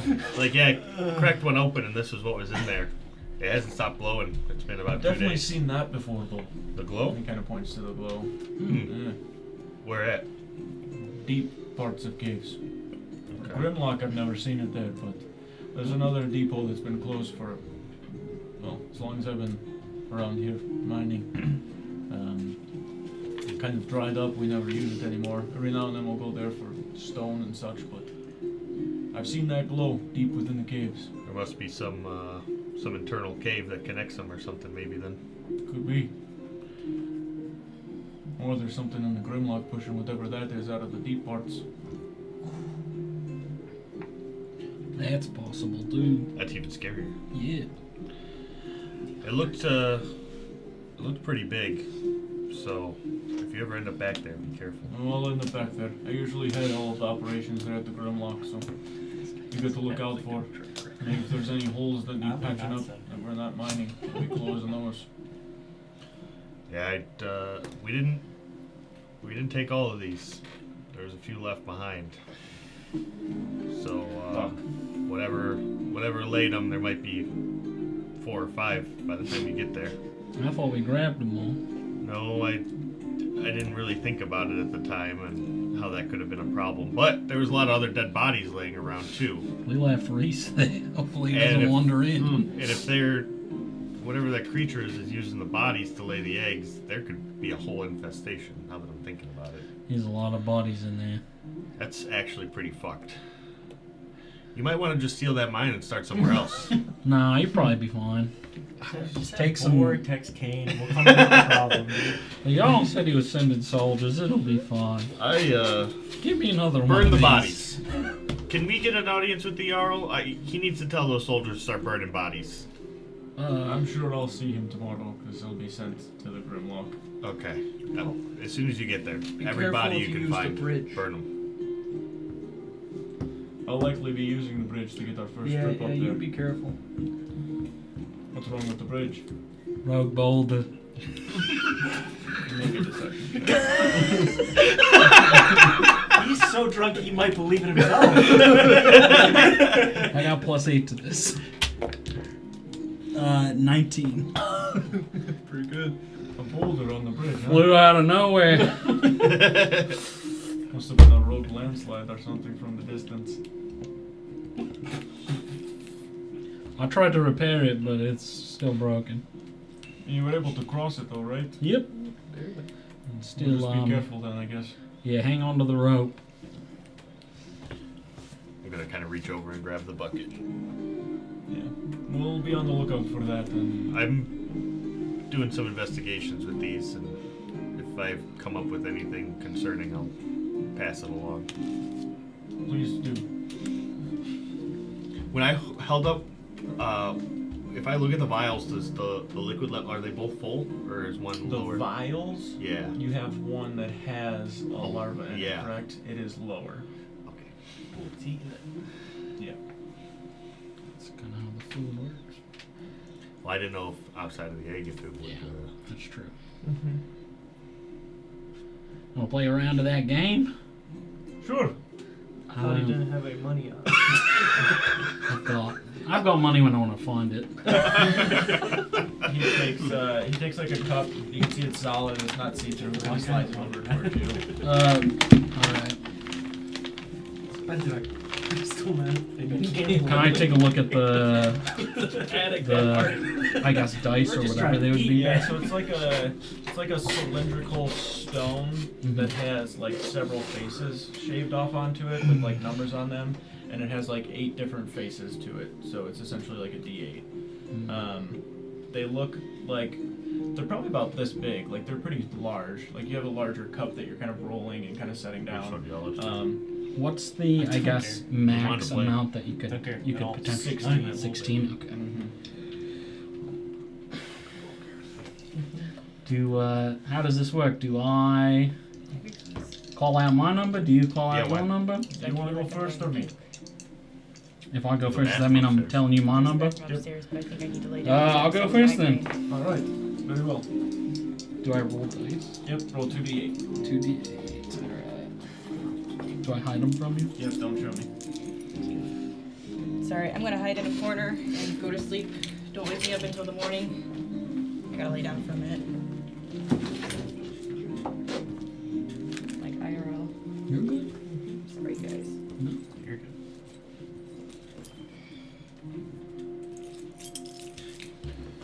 Alright, so he takes the cup, kind of shakes it, and then throws the stones basically in front of him, holding the cup there.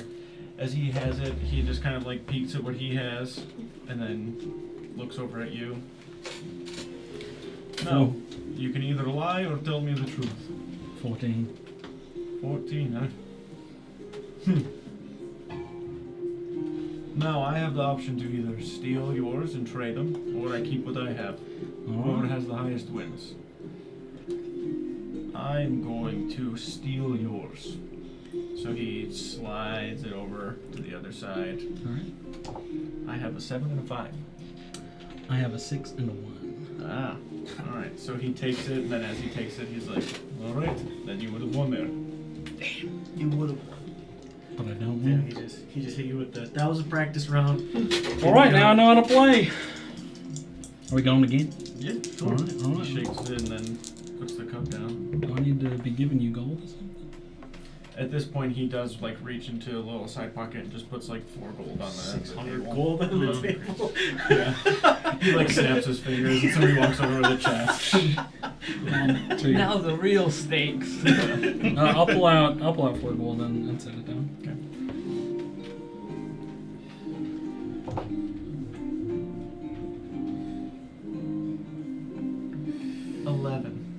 Can I make an insight check? Yep. Okay. I don't have good The insight. way Billy said he's lying, dude, you don't even have to fucking roll. 10.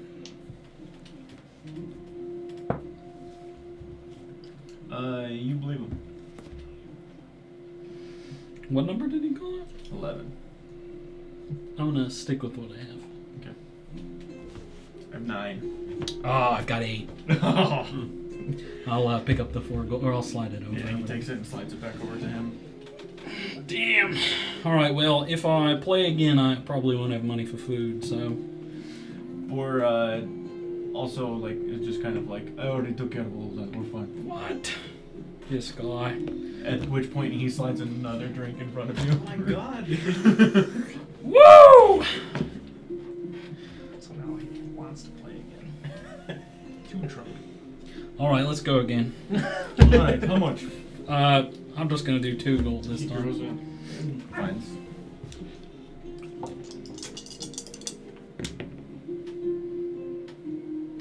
Is it more round then? It's up to you. 11.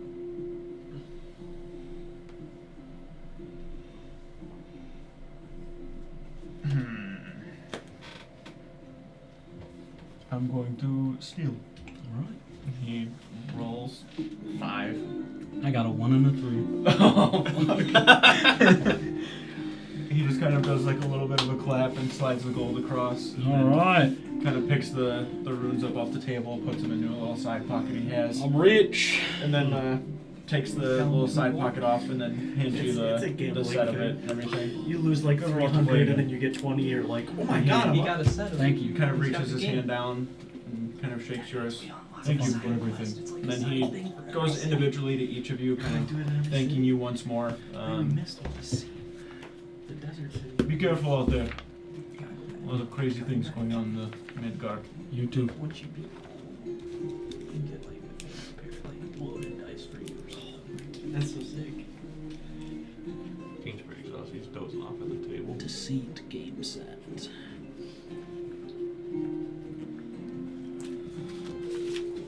You wanna play? We don't have to play for gold. I don't have any money. You don't have to play for gold. We got I got half a slab of venison left. Oh shit, I'll play for that. You don't have Uh, anything to wage. I'll give you this, the rest of my meat. I thought it No, was gonna fuck. be All right. All right. See what is D8s? Yeah, 2d8s.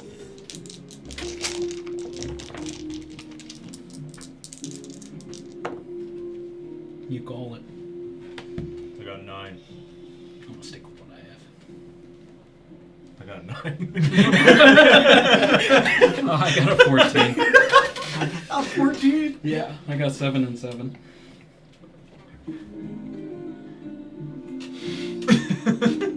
I'll slide in Should've the. drank the rest. I'm gonna slide in the rest of the venison. I ate it real fast. I ain't no returns on that one. Ain't no return. Eventually, the night kind of progresses more and more. Kane kind of just dozes off in the seat that he's in. Head on the table. Yeah. You guys just randomly find yourselves throughout either the tavern or the interior of the city Oh, to, this is the to room find rest. spinning? Is the room spinning or am I spinning? You definitely find sleep in the same spot. Yeah. You guys all wake up the next day, kind of gather up. Boar is nowhere to be seen. Seems like he's kind of taken his leave as well. The tavern's pretty dull. A few people in here just eating in the morning, kind of requesting certain foods. You can see that the table in front of you is basically cleared off. There's nothing really there. Little scraps of maybe venison that are still sitting on a wooden platter that they just kind of left there. You can smell like eggs and like pork being fried. That kind of wakes you up. It's kind of very thick. Also, like almost like fog in the air, like the steam or like from water that's being boiled. There's a couple of windows that are just kind of fogged up on the interior as well. You can feel the warmth of the fire. It's kind of dull right now, but still crackling on the far side. You guys all kind of start waking up. Those of you that slept on the outside walk back to the tavern and find those that are in the inside and kind of meet in the morning at the table to do as you wish. It is up to you guys. Somebody punched me in the head a whole lot last night. You did. It was crazy. I You just think started you- punching yourself. I think you drank half a barrel by yourself. Damn, normally I cut myself off after a little bit. You were giving some lip to Ubin. Well, I could take that guy, so I'm not concerned. Should we Leave. Yeah. head out? Yeah. Alright. The cold will sober you up a little bit. Yeah, that's true. Can we get a mead for the road? No. Alright, You're alright. not having a hangover. You just keep Little- drinking. Little Irish coffee. I might throw you in the wagon, actually. That's a lot of rocking around. I don't know if that's a good idea. Gotta go get the horses in the As long as he doesn't fall off the wagon, we'll be okay. I'm feeling pretty nature-ish right now. I'll pull the wagon around. I'll be back. As we're Alright. leaving, Grab the I'm wood. gonna do the fucking arm's length to try to check how big the dragon skull is. It's wider. Damn. Yeah, those are a big dragon. That's crazy. I am actually before I leave the bar, I'm gonna go and tip the barkeep a couple gold. Okay. Are you officially 7 on that rest? Yes, you are officially. Well, you would have been a couple before, but yes, you are officially level 7.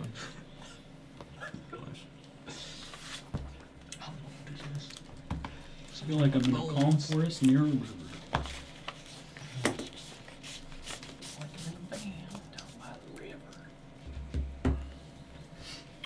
Alright, you guys waiting at the tavern. Eventually, It's brisk. Balktash makes his way over to the front of it where he has the cart with him along with the horses and everything to begin traveling back home. Is that the plan, I'm assuming? Yep. Alright. Eepers. You do know that you have a few days worth of travel to get home.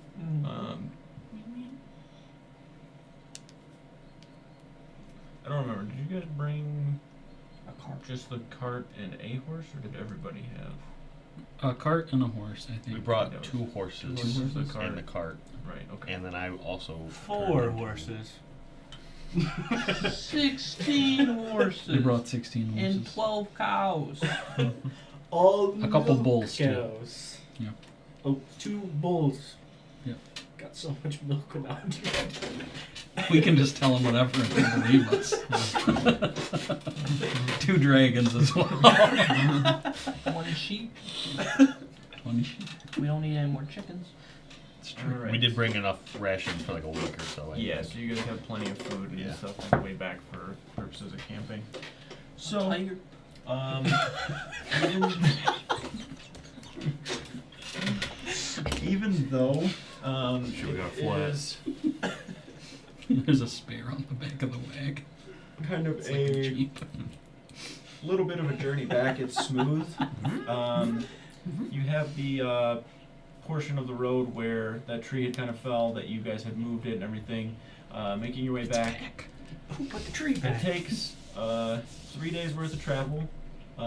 It's comfortable travel for you guys. You have all of your bedrolls, tents, everything within your cart, as well as rations, supplies for fires, whatever it may be. You guys have it here, so you can prepare or be prepared enough for the journey back as you planned on beforehand. Anyhow, returning home, you can see snow kind of slightly dusting the rooftops of the village.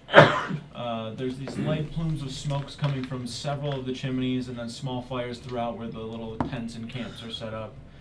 The cold of winter is no longer approaching. It has made it here, and you guys have kind of like experienced that change being outdoors during that transitional period to where the cold has snapped and is now here. Once you're near the entrance of Skalovik, it's looking stronger than ever. You can't see the end of the wall from one side. You see where it goes out like into the water. There are maybe 4 or 5 boats that are out in the water as well right now. They seem to have a lot of like very large metallic like nets that they are constructing and setting down into the water itself. You can definitely tell that they're struggling with it though. Like they don't seem to be fully capable of getting it set up right, but they are still nonetheless like working on it and making progress. The wall itself, the gate isn't fully like constructed. Like one side of it seems to be functional, and the other side just has a bunch of those jagged reinforcement type like walls where it's just like a bunch of spikes that are facing outward to avoid any sort of like charging in, and kind of more of like a funneling pattern into the gate there. You can see several people walking the walls. A lot of them you don't really recognize, but many of them have weapons. They have like a horn at their side. It's not quite to the level of like Gatland, but it seems like you're kind of like, the Bone Cloaks are somewhat building in that direction as far as warriors and such go. Like you guys are building a force in a way and protecting yourselves from these Hjalfgar in this way. Once you make your way a little bit closer, and make your way inside, finally like returning home, you're greeted by familiar and unfamiliar faces. As I said, many people that are unfamiliar you would imagine are the nomad individuals, but they're not actually. You can see they wear small bone and fang type jewelry, green fangs from Feldby. Many of them also, like a lot of them. You know that their village is actually like smaller than yours, so their support right now is more than you expected, and almost so much so that they could not possibly have anyone to protect it then if there is any people there. At the gate, as you enter, Malik, alongside him, you see Seafram, kind of raven-haired, elven male. His hair is kind of in this top knot, sides of his head are shaved. He's like Gimdal's right hand, like that's kind of how that order goes. You know that Seafram originally was who was tasked by Jarl Ragnvald to continue to kind of scout across the river, and he is not there anymore. You all made it home. Longer than we were expecting, for sure, but glad you have returned. Yeah, we had to do some things for the Rockbeards to well, I don't want to say make amends, but to get them to work with us. And they will? Yes. Very good. You are at this point walking and talking, kind of heading toward the long haul. While we were across scouting that horrid camp, there was a lot of movement. Difficult to be close enough without the wolves picking up on our scent. There's a lot of traffic to that camp from both the north and the south. The north, it appeared they were receiving crates, weapons, armor. Not sure exactly where it was all coming from. But they came in 2 or 3 different trips a couple of days ago. Staggered, I guess. Then from the south, there was people leaving and heading out. We discovered exactly what it was they were doing. With Ragnvald's permission, myself, Tawatuk, Kiva, and Elric headed south to Feldby in order to warn them of what we thought was going to happen, an imminent raid upon the village. They were not prepared at all for any of that. No defenses and limited warriors. Jarl Feidrun ordered his people to flee up the river here, to Skolovik, to give aid and rid Midgard of the Hjalfgar. I waited near Feldby to make sure and watch that was going to happen, and it surely was. Large force, 70 or so of these Hjalfgar raided Feldby, basically destroying everything in their path. After they realized it was abandoned, I watched them start to return north. Followed them a bit longer. Me and Tautuk, he kind of like looks back even though he's not there. Followed them to a large open field where they seem to have some sort of semi-permanent camp set up. 100 or so more of them stationed there. The force they have is very large. Although the spirits may not be with them, something is. They believe strongly within it. People are scared. They need hope.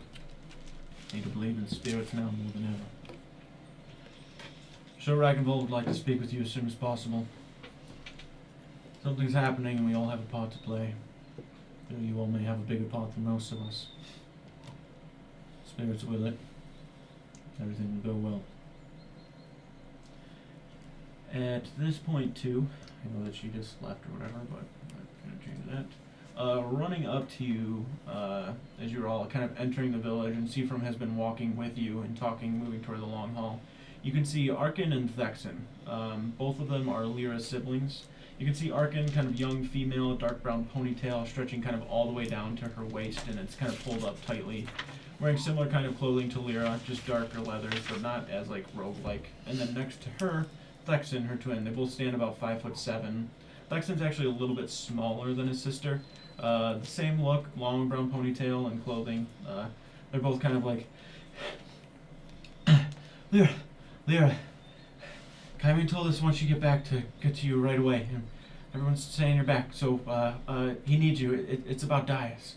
At that point, you watch her just, not really in like a full sprint, but like completely disregard being whatever and starts heading that way toward where her tents are, kind of over toward the left of where you guys are going to be walking toward the actual long hall. When we first walk in, I'd probably also head towards the farm, but beforehand, I think I need to get some sleep. I really have not felt like I've slept at all, Okay. so I'm head home. Alright. You sure you're alright? I think I'm good. I think I'm just tired. Alright.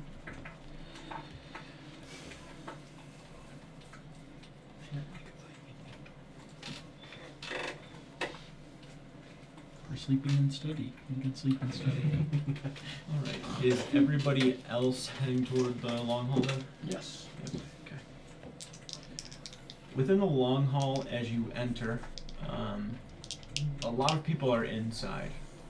You've been seeing so many bodies traveling in and out of Skolovik, and it's becoming this like kind of hub of nomads, wanderers, refugees. Like everybody that needs somewhere safe from the Hjalfgar ends up here, it seems. And you've seen a lot of these bodies, and a lot of people are piled into here right now. You can hear chatter echoing throughout, low chatter, kind of almost whispers.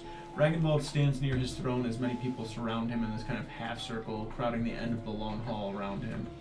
You can see Zalforn, as well as Seafram, who begins to walk up beside him. You also see over to the side Jarl Feidrun, who you are familiar with and saw during the Yuletide festival that you guys had. Small gnomish individual who is just like a bushel of white and gray hair. Like you can't see his eyes or his mouth. His nose just kind of sticks out a little bit in front of all of that hair. And then you see sitting in a chair, and beside him standing a kind of small gnarled staff, another bundle of just hair, essentially, his twin brother, Seer Galahad. You can hear all these people kind of shouting, "We should have fought and stayed! Where was the support of the other villagers for Feldby? If we stayed, we died. At least we would have died with honor instead of running like cowards." This back and forth continues as Ragnvald stands and kind of looks on. He sees you all entering the long hall and doesn't say or do anything in the moment as the continued arguments and statements go back and forth and the yelling continues, and you can feel the long hall in chaos as the shouts continue. People getting close to one another as they shout at them, fingers kind of pointing back and forth, even slight little shoves to one another here and there. Eventually, the chaos kind of breaks with a silence! You will not make a mockery of Skolaheim. This is my long hall, my village. You will show respect. The Healthguard are the enemy. We mean to bring an end to our traditions, our culture, our ways, our belief. The spirits are being threatened by these zealots, and your shouts and empty words will not bring an end to them. Feldby has been destroyed, and that is a horrendous loss, and I hear your frustrations. Skolovik is open to all Vikings. Feldby can be rebuilt, and will be rebuilt.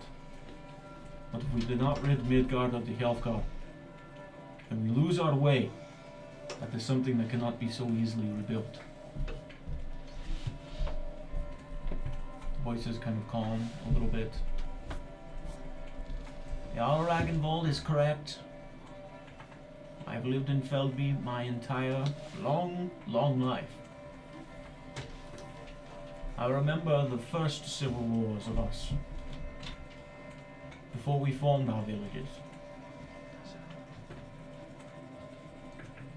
Feldby can be rebuilt. It has come back from much worse, I promise you that. With or without the support of Gatland, the spirits favor Skolovik. Our warriors are strong and our will stronger. Find yourself somewhere to rest and call home for now. Whether it be under this roof or a tent outside, there is war coming. Rest now and prepare to fight for Midgard. If you are able-bodied, you will hold a sword. 12.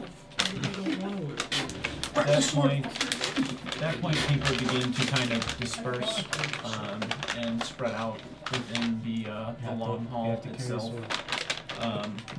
You guys begin preparing to approach Ragnvald, I would assume. Yeah. He says, "Get the fuck out! What the fuck are you guys doing back? Were we exiled? Go on, get! I don't have time for your bullshit." Guess we're going to join the elf. We're gonna take just a quick 5 minutes. I'm gonna run to the bathroom, and then we will come right back to this. Hit the thing, do the stuff. You're the tech guy. Yeah. That's me. I gotta go to the bathroom too. Guy.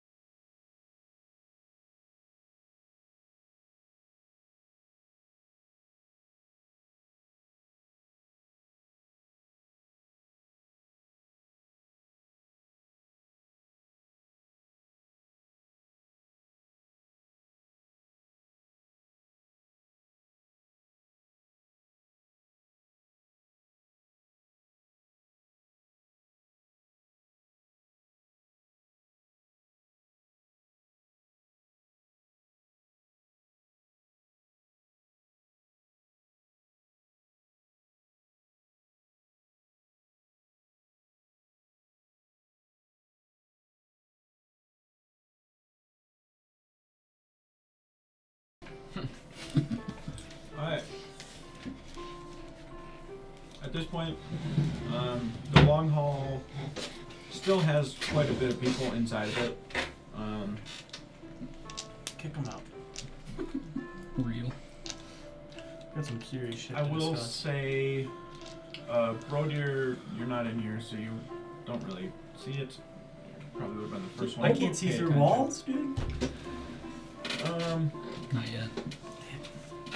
So Kane, Sigrid, Voktesh, and Steiner, the four of you enter the long hall. Mm-hmm. This commotion kind of occurring. Ragnvald and Phaedrun, you can see kind of speaking with each other to everyone, addressing the issues that are being brought up, trying to do what they can to like keep this peace and redirect everyone's focus.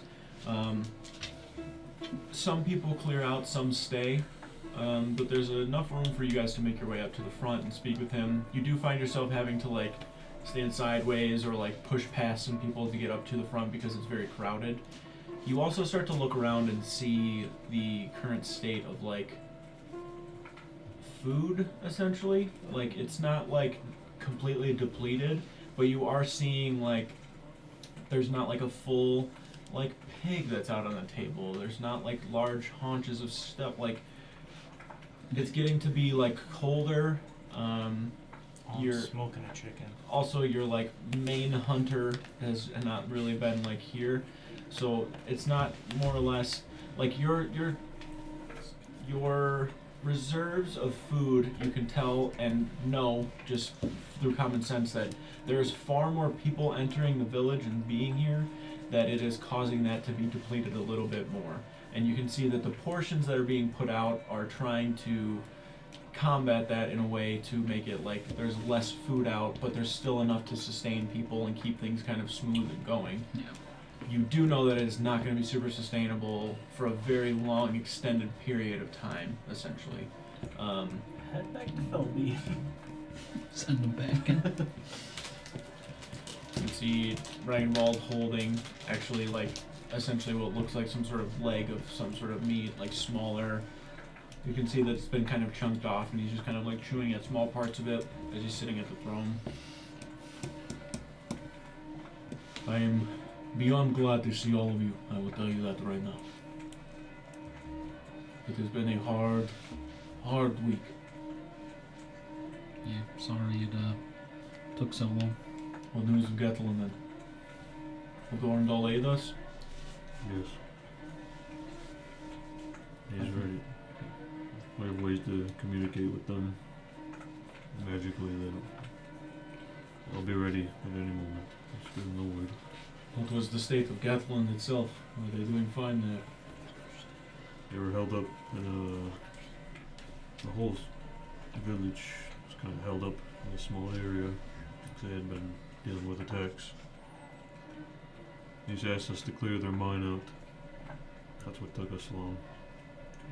It took a while, a few days out of our way. But we had cleared them, the Healthguard, and a frost giant, and their leader Belden. Well, good. You've done good. Please. And he kind of gestures toward the back room of the long hall. Once you get back there, you can see that he has a map kind of splayed out on the table. Just a couple of rocks and a candle and stuff sitting kind of around it. You can see that it's more or less crudely drawn. It's not like a cartography level like a cartographer did not create the map. It's like rough, crude sketches of things. You can see Skalovik is on there, Feldby, Gatlin's there. There's like the river is written like on there. There's just like words at the top that say Fjalheim to show the mountain range. Across the river as well, there are some things that are kind of sketched out on there.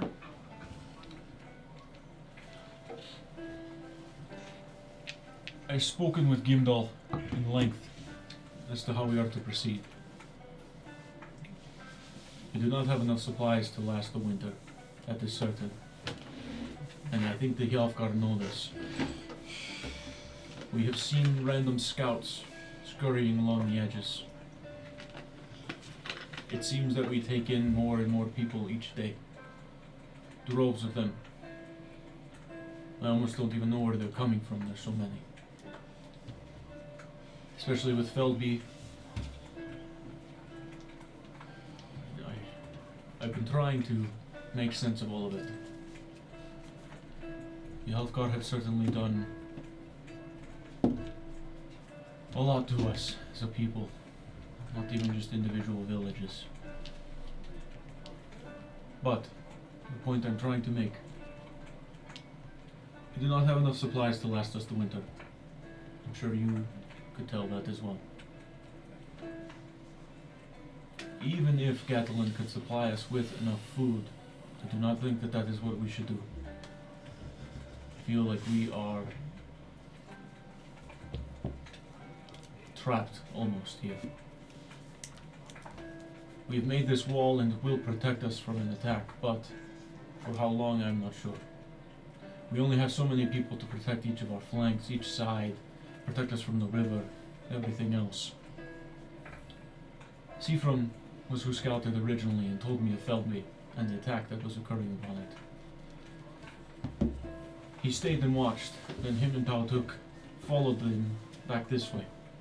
He points on the map to where you can see kind of northeast of Feldby. Feldby itself kind of was on like the river in the swamp on both sides. Gatland, however, is on the east side of the river. You guys are on the west side. If you look here, and he kind of points to what you can see is this space in between where they have the original kind of like ruins, like that camp that they seem to have been, the one that you guys saw originally. Yep.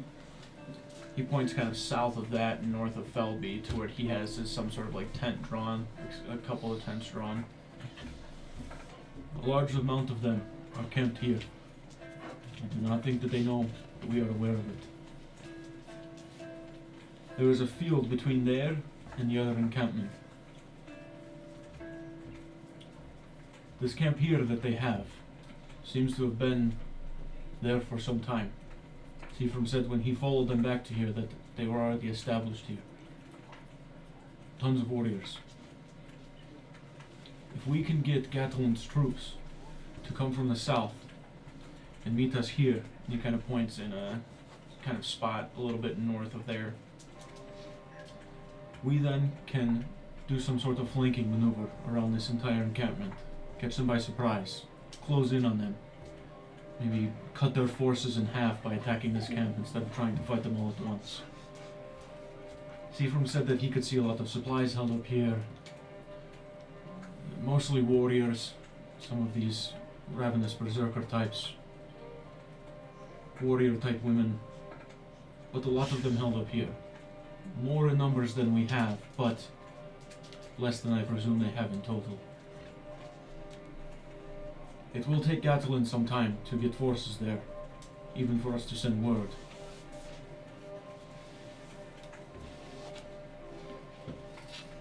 Well, we can tell them to start sending troops now. It'll still take them a couple days to get here, but telling them we have a plan is instantaneous. I do not know the terrain from here to here, and he kind of points from Gatland kind of around. So essentially there's like that kind of ruin area where they were holed up, where you found them originally, where Magni kind of was, that kind of hard to attack place, if you would. And then it seems like there's like a round, like like semicircle path, like to go around that to get to this position where he's kind of pointing to. I myself have not seen it or looked at it, but Seafram saw it. There is a large, open, rolling hill, a field between here, and he points to that camp that he's trying to plan on attacking, essentially, and to the ruined spot that they are held up in. Even if we can set up forces in this hill on either side to prepare for an attack when they begin to try to cross back, maybe catching them off guard. However, with that, I feel we lose the element of surprise instead of just hitting the whole camp all at once. between what we have here and what Gatlin will offer, I'm sure that will be enough to at least put up a good fight without expending so many resources from here, making it to the point where we will not have anything to protect us. If we mean to attack it head on, I will lead the attack. I've done enough sitting around here and telling people where to go. I need to put my blade on something.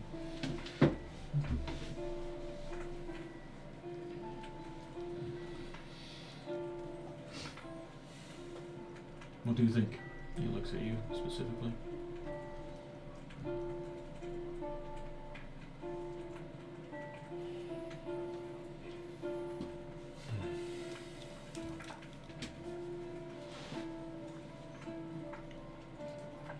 Quite the pickle to be in.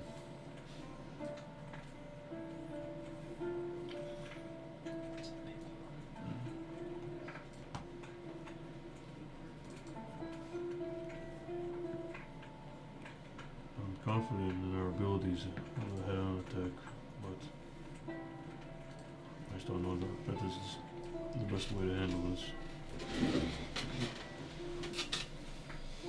Essentially, Yeah, let's kind of try to draw. this is kind of the map that he is showing. Mhm. I'll even. Where's my little thing? Edit.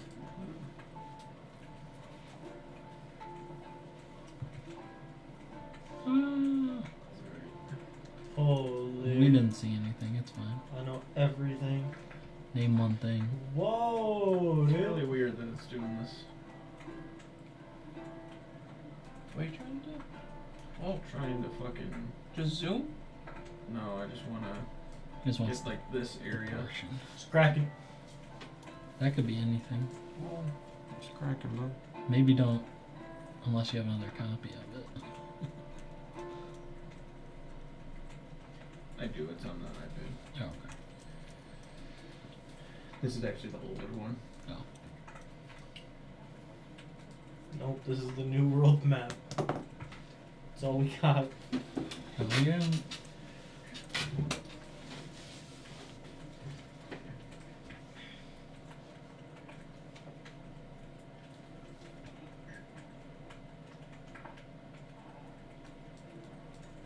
Sure, it's a 10. And this was about here. Is it the ruins? Yeah. That's about how I had it laid out.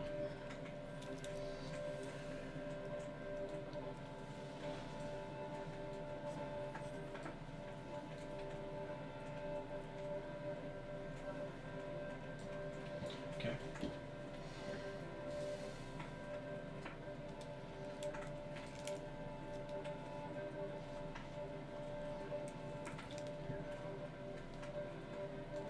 So just for more visual, because he's kind of going through and like pointing on the map. Yep. This is where Seafrom originally scouted them to, the camp that they had held up in the fields. Kind of tucked back, there's forest on all sides essentially, but wide views from everywhere. Open plains, fields, rolling hills. It leads northwest toward the other camp. He's been seeing them going back and forth between the two. The camp here in the ruins, I believe, is not big enough to hold all of their forces, so some of them are camping in the lower part. I think that this force is amassing to do something, and this is where all of them from Felby came from. They left from here, returned there, and that was it. What I'm proposing is one of two things, I guess. One would be to hit them on either side attacking this camp, or wait on either side of their travel routes, back and forth to the ruins, and catch them on that. Attacking them head on will be much more difficult, but I think we can get all of their forces at once. If we attack them on the road, it will be easier, but we're only going to get one chance at it. After that, they will adjust their plans, I'm sure.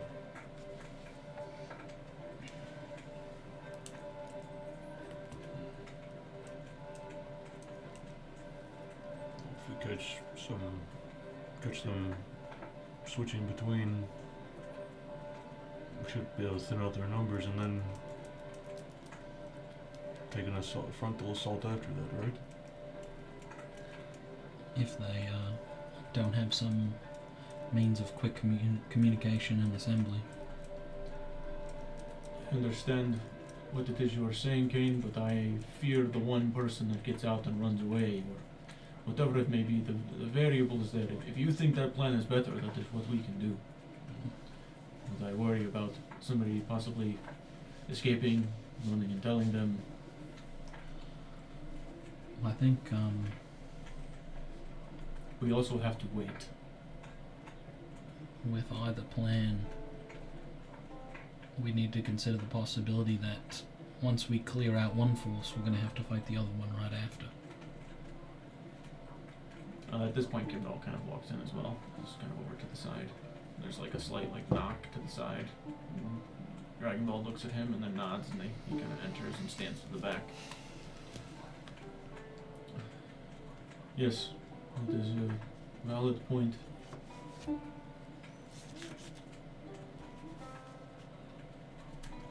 These are our only options, though. We cannot sit here and wait until we run out of food, and then we are weakened, and then they attack.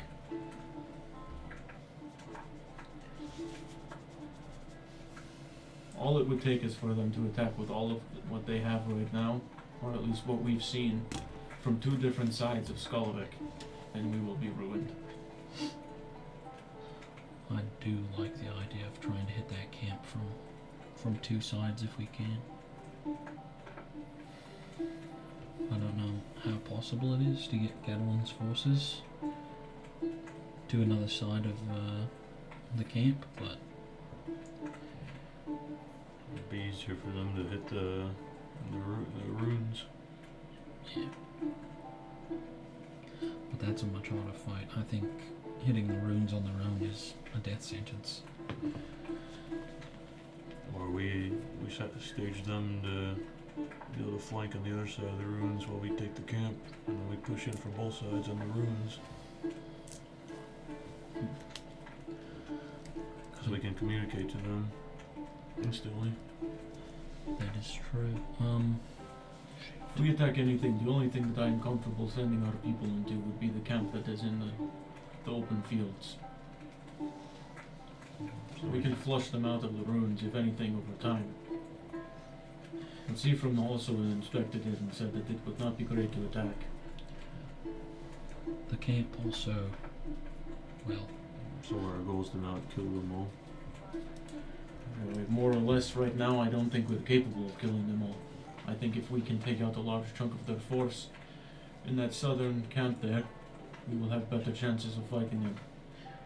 if we can take that southern camp and avoid having to fight the rest of their force in one go, we would get away with potentially a lot of supplies, which would buy us more time. So we're going to take the camp and then retreat back to Skolvik. Yes.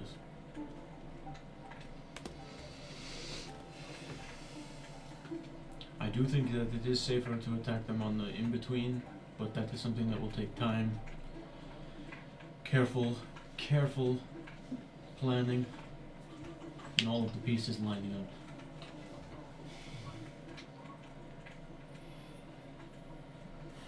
I also fear if we are to be seen while doing this, and the force larger than we are anticipating, that we may get stuck, cut off between Skolovik and trying to return. Unless we use a bait force. A small party. Make them think we're attacking with a small force and bait them out and attack with a larger force from another flank. Could be quite risky to bait force, but it could be effective.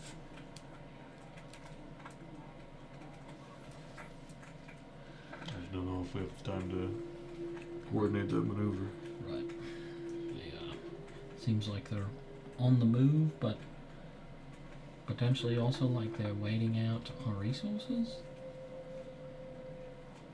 I don't know. Seafram said that they were held up there.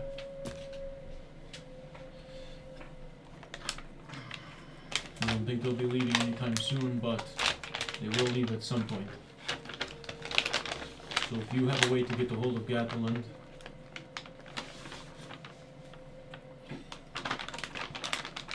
I would say that we make them move. It will take them longer to get in position than us. If we wish to attack that camp head on, we'll do one from the north and one from the south. Gatland can amass their forces on the northern side. We'll have a much bigger force on the southern side and try to collapse upon that camp then.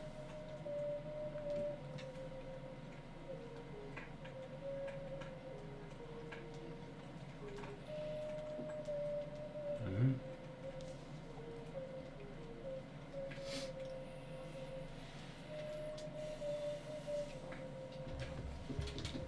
I trust your judgment.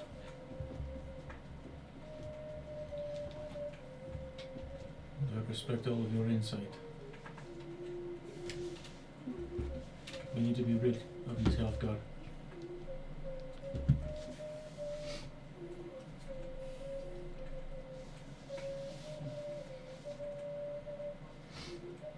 I am curious about who they seem to follow.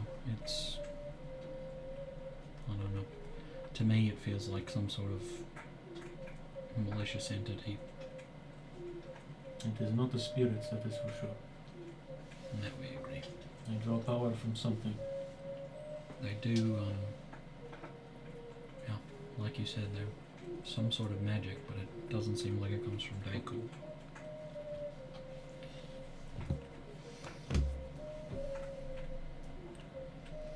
Shall we inform Gatland of?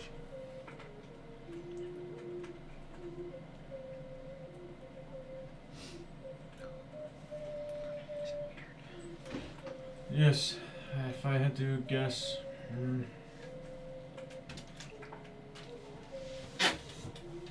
we can attack in a week's time. It will take them 4 days probably to get in position. 1 day of preparing, 1 day for movement, and then on that final day we can attack. Inform them 4 days east of Gatland. Set camp. Send a scout south till they find that camp, and then plan accordingly from there. Alright. Whatever they can send. Tell them we're expecting a force of 100 or more.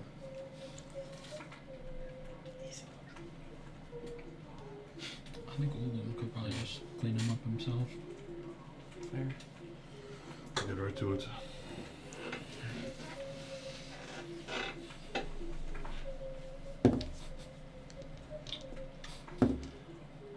Alright. I have some business with Gimdal. I'll go back to my house. I'm just gonna sketch a very crude map just so I can picture it while I'm talking, sending my message to Boar. Just so I can talk with my hands while I'm talking, sending the message. So I'm just gonna relay exactly everything and then just tell them keep informing me at the start of every day what's going on. So we can communicate resets at dawn. Got it. I think I am actually gonna go head over to, and this might be something we get to next time, but I'm gonna head over towards the tents where Lyra's family stays, because I don't know, it seemed like it was something really urgent, so I just want to go and check and see if they're all right. So I'll say that you guys all go to your respective homes that night. Brodier, you just go and basically pass out, as you said. Kane, you kind of begin plans and preparation and getting the pieces moving. Sigrid, is there anything you would like to do?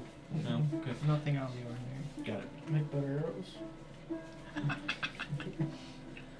Steiner, as for you, as you said, that kind of urgency that you saw, you kind of actually probably go home first, kind of unload a couple of things and settle in for a Arrows are second, fine. and then Work it well kind when of I use think them. of it in the back of your mind.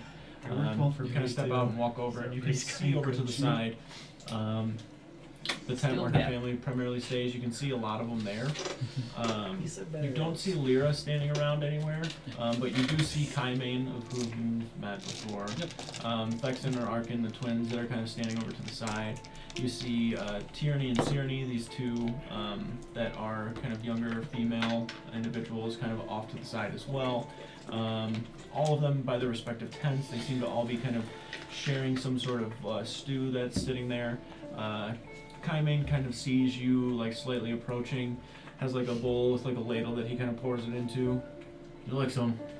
Thank you, thank you. Is everything It's all right? worse. Seemed pretty urgent when we got back.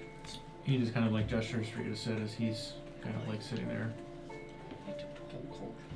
Not sure how much you know, but he kind of takes another bite. Our brother, Darius, in the attack at Kjaravan. He suffered some sort of blow and had fallen. He's not dead, but he's in some sort of state of slumber or something. He hasn't woken up ever since. He woke up a little bit the other day, though, and speaking, muttering some things I couldn't understand.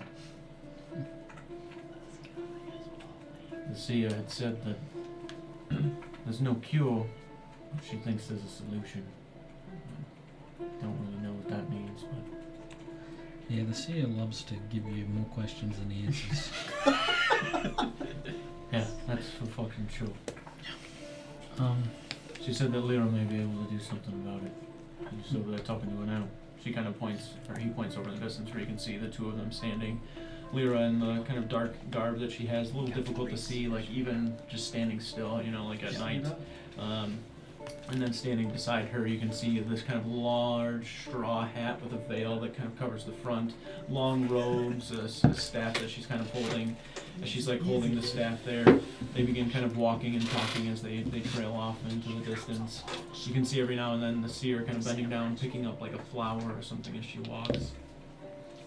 Not really sure what it is, but hopefully they can figure it out.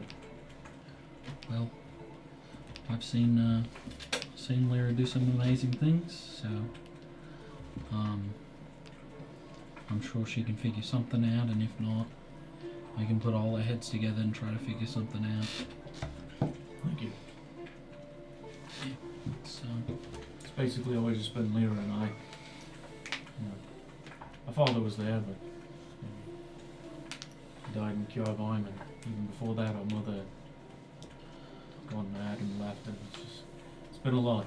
This is really the only stability we've had in some time. well, I'm sorry you're here under such circumstances, but I'm glad for it. Well, you guys are back, and hearing you were going to see if the Vikings of the Rockbeards, or whoever that is, are going to be fighting alongside us. They will be. Yeah, When the fighting starts, make sure you let us know. it will be soon, I think, possibly in the next week or so.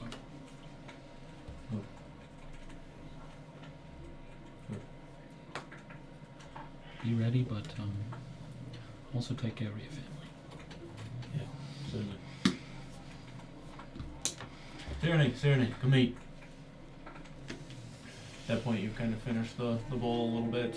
Not fully. There might be a little bit left in the bottom of it to where, like, you dump it back into the main Yeah, I'll cauldron. do that, and then I'll just kind of walk over to a bucket of water or a barrel and just clean it out. Mhm. Set it back in the pile, and then head back towards my house. All right. You all begin to rest in your respective homes. Easy enough waking up the next day.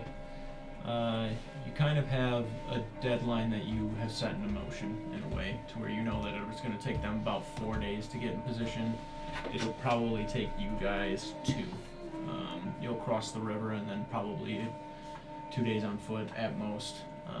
It's just a much different kind of gap that you have to close there.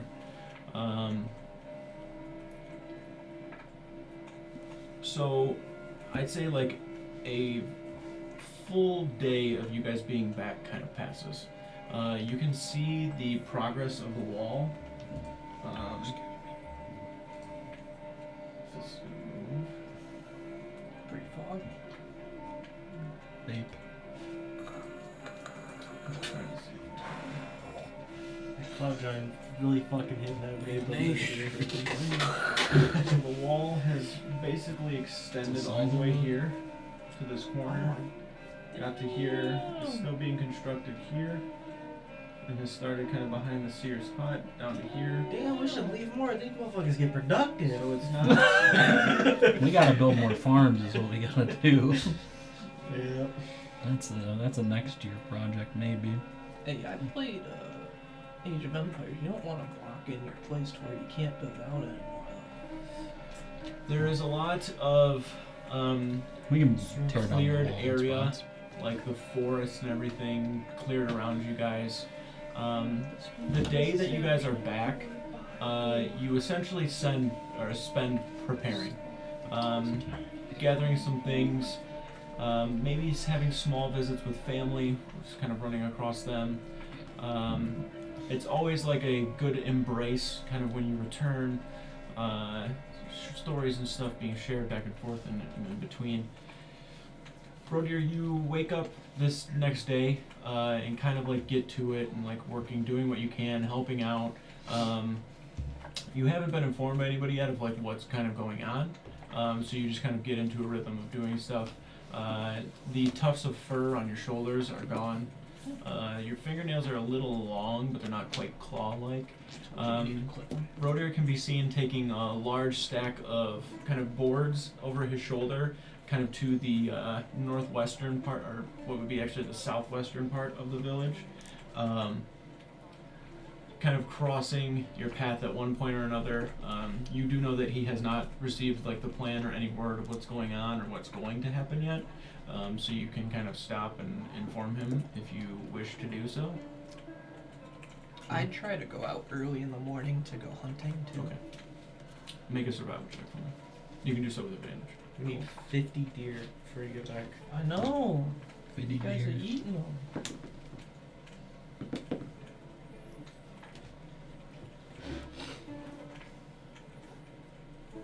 Survival? Yes. 20.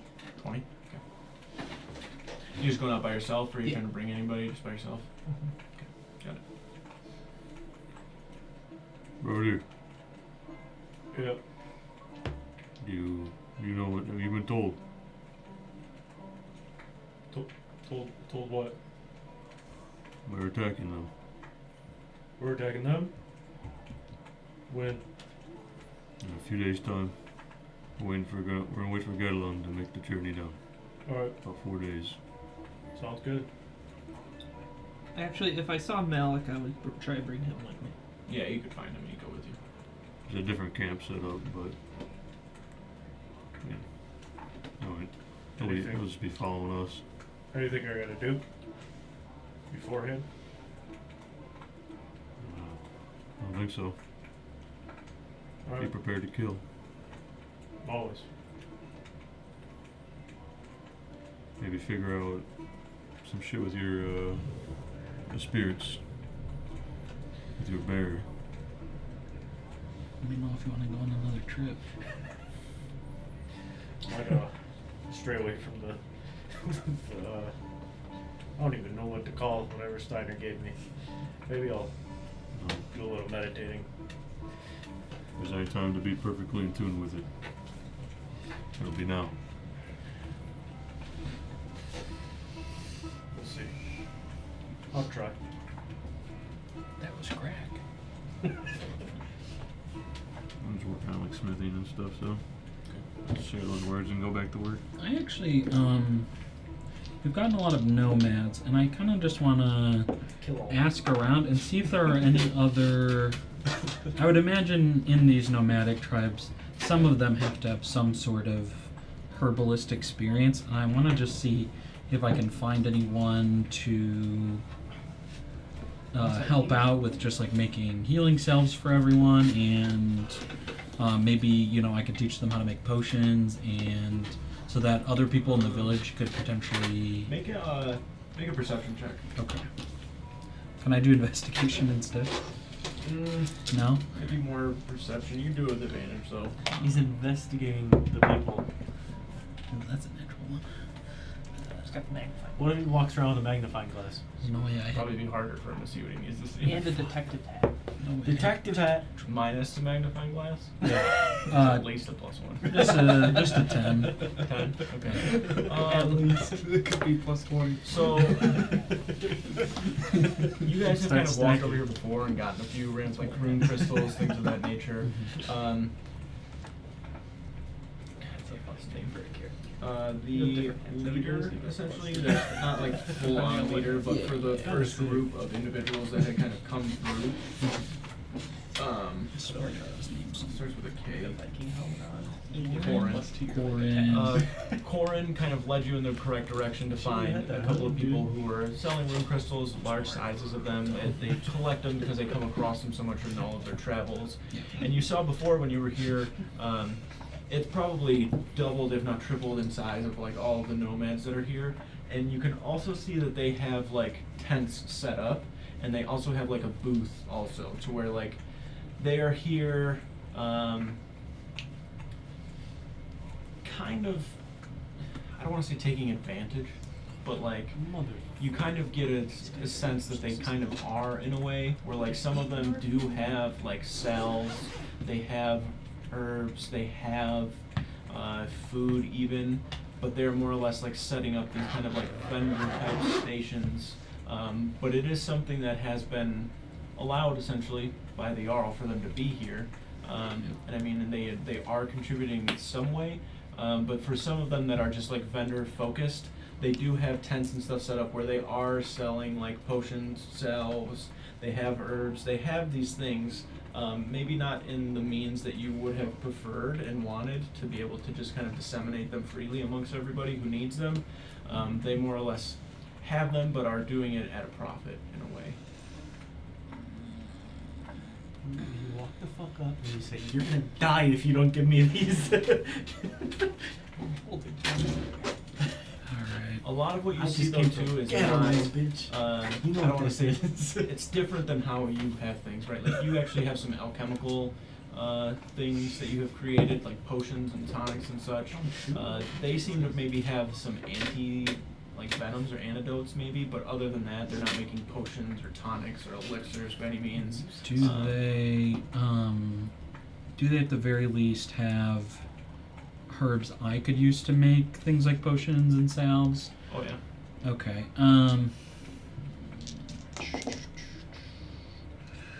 Okay.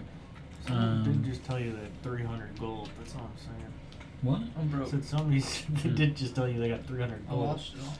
I was playing some game called Deceit. I think then first Maybe I'm I just will, playing Deceit right if now. I see that that is kind of their intent rather than to help everyone, I'll first go to the long hall. But it's even, there's not even that much I can do within like a week by myself. Alright, I've got another idea. I'm still gonna go to the long hall. Okay. As for you, Sigrid, early in the morning, you kind of duck out. You go to exit from the gate that's there on the northern side. You can see Malik is seeming to take it very seriously, like learning the bow, learning Skalovic, like being a contributing person. Like he's on the watch. He was on the watch when you first came in. You could tell that he's resting, like he's getting, like he's doing everything he should be, but he's making it a point to like be out there doing things, working, whatever it may be. You can see him up kind of on the wall. He's got like on one end of the wall, like so he's kind of more or less toward like the corner by the river. And you can see that he has like a target like kind of set up on the wall, and he's just kind of like sitting there like watching and then like kind of drawing and shooting. You can still see that he's got like a very rigid hand when he's holding it, like he's like squeezing it with a fist instead of just kind of like a very gentle kind of push. also is like keeping it away from his face, so he can tell that he's like kind of off to the right, like when he's shooting, Mm-hmm. and he's either high or low from what he's trying to hit, and you immediately see what it is that he's not doing that's causing him to shoot in that way. Doesn't seem to pay attention to like the fact that you are like looking at him. He's more or less like looking out into the forest beyond, like outside of the village, and then shooting at like the target to his right. There is a set of steps, like in each spot. So he's kind of like down over here and has the target like here. Don't you Where just, am I like, at? You're down here. Don't you just like shoot an arrow at him? Isn't Can that how you I- like archers create each other? Yeah, they touch the tips of So the arrows. I see him. That's hot. I see him Agree. knock another arrow to practice on the target. And as he does that, I take a shot at the target. Okay. With I got my fancy new thing, so I can curve arrows and stuff. Oh, for real? Yeah. Holy fuck, that's sweet. Go ahead and roll an attack roll. Don't miss this. It'll look really weird, dude. He'll laugh at you. I would. 17 plus. Okay. I'm not missing. He didn't miss it. I ain't missing. He's at 25? 17. Anything Like, above a 20 will hit the bullseye. Oh, yeah, that's 25. 25. Oh no, sorry, that's 28. 28? Yeah. Damn. Okay, so you can see that he actually has like an arrow that's in the middle. Like not quite the middle, but it is in the red, like target kind of mark. He like knocks an arrow to like shoot and is kind of like holding it like over to the side essentially. He's very like loose too. Like he's just kind of like sitting there like holding it. Like you can see him kind of moving a bit. You just like take the bow like off, kind of grab it. You see him like preparing to shoot, and then just like take the arrow and like kind of like shoot from the side. It goes up the actual path a little bit. You can see this like little bit of the fletching has some like purple runic energy kind of coming off of the end of it before it slams up into the center, and he's just kind of like sitting there like still holding it before he like stops and kind of like looks back. You're not being soft enough. Keep it closer to your face. Not a full fist when you pull it back. When I do that, always slap my cheek. Is that just normal? Deal with it. You'll get used to it. You can see him like pulling it up, but also taking Get his face thinner to the cheeks? side. Thin out your cheek. He shoots and it hits like kind of like the top right of the target, not quite like on there yet. But you can see that he's still like keeping it far from his face, but he's kind of pinching it more. Like he's making slight adjustments, but then you watch him take another one and then go back to the same, and then he's like, and then like corrects his hold on it. I'm gonna head out hunting. You wanna come? Yeah, I can do that. Okay. I'll grab those arrows out of that target. Meet me down here. But he will. He walks over and starts pulling the arrows. He grabs like 8 out of it, grabs the one out of the middle. He brings over and like hands you. He takes the ones that he has and like tucks them into the quiver on his side. With your 20, I believe it was, survival? Yeah, you start to go through the forest on the northern part. You find yourself gravitating toward the west, like where you know there's not, to the east of the Helfjar, that direction. The northern part of your guys' forest there. So less foot travel, more Yes. wildlife. Right. You do find yourself having to extend further out beyond what you normally do too, and even further beyond that, to where like you're realizing the expansion of Skalovik has definitely probably slowed the game quite a bit. You spend probably a good 8 hours or so in the forest, kind of going around. I would say go ahead and roll a d6 for me. 5. 5. Nice. You find and actually successfully kill and harvest 5 rabbits while you're out there, kind of helping Malik a little bit along the way. He's kind of like pulling it up toward his cheek, and then you watch him like before he's shooting, like pull it away a little bit, and he's getting ready to shoot, and then you push his finger in, and then he just kind of like lets go, and you watch him like pin a rabbit on the ground, and then he kind of like looks at you. Told you, keep it close. All right, you're right. It's just hard to hurt myself too. I got it. I'll get better. I've gotten much better since even way before. So I'll go to bed for that. And then he kind of starts walking over to it and pulls the arrow up with it and kind of pulls it off and then ties the rabbit onto the side, putting the quiver or the arrow in the quiver. Eventually, you kind of push through a little bit more. Go ahead and make a stealth check for me. Okay.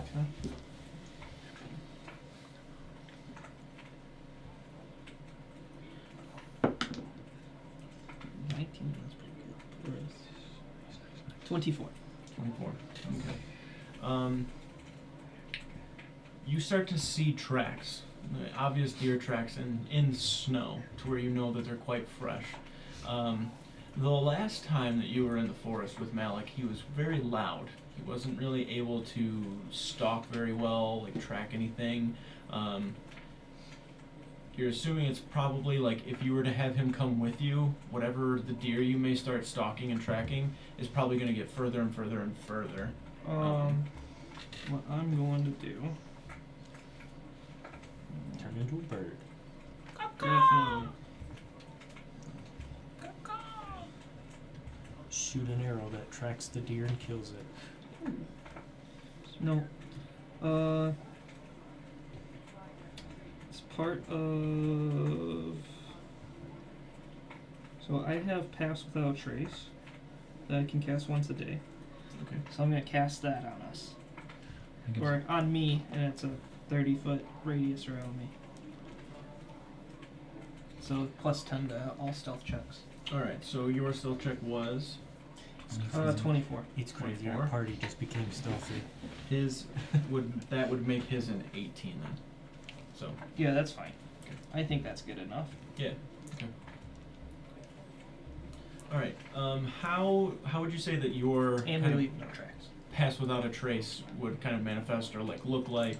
I'd like stick my hand in a pouch I have on my side, and then pull out like a couple like runic crystals, Mhm. like smaller ones, and then I would kind of like push my hands together, and they would almost start to crush into like a powder that Mhm. would then like go down my legs and onto the ground, creating like a shadowy mist in like an area around us. Okay. Okay. As you do that and you start to walk, even the ground beneath you, like, if you were to look at it from the outside, like in, there's kind of like this veil, like mist almost, that like you can't, I don't want to say you can't see, but like for you, like it kind of, I feel like maybe I can almost see it. right. And then friendly creatures to an extent can like kind of have an idea, Right. like they see it like emanate out, and then it kind of disappears for them, while I kind of see like a little wispiness around it, Right. Okay. Yep. so I can Perfect. like keep people inside and things like that. Perfect. As you start to walk up, you realize you're moving pretty quick, pretty quiet.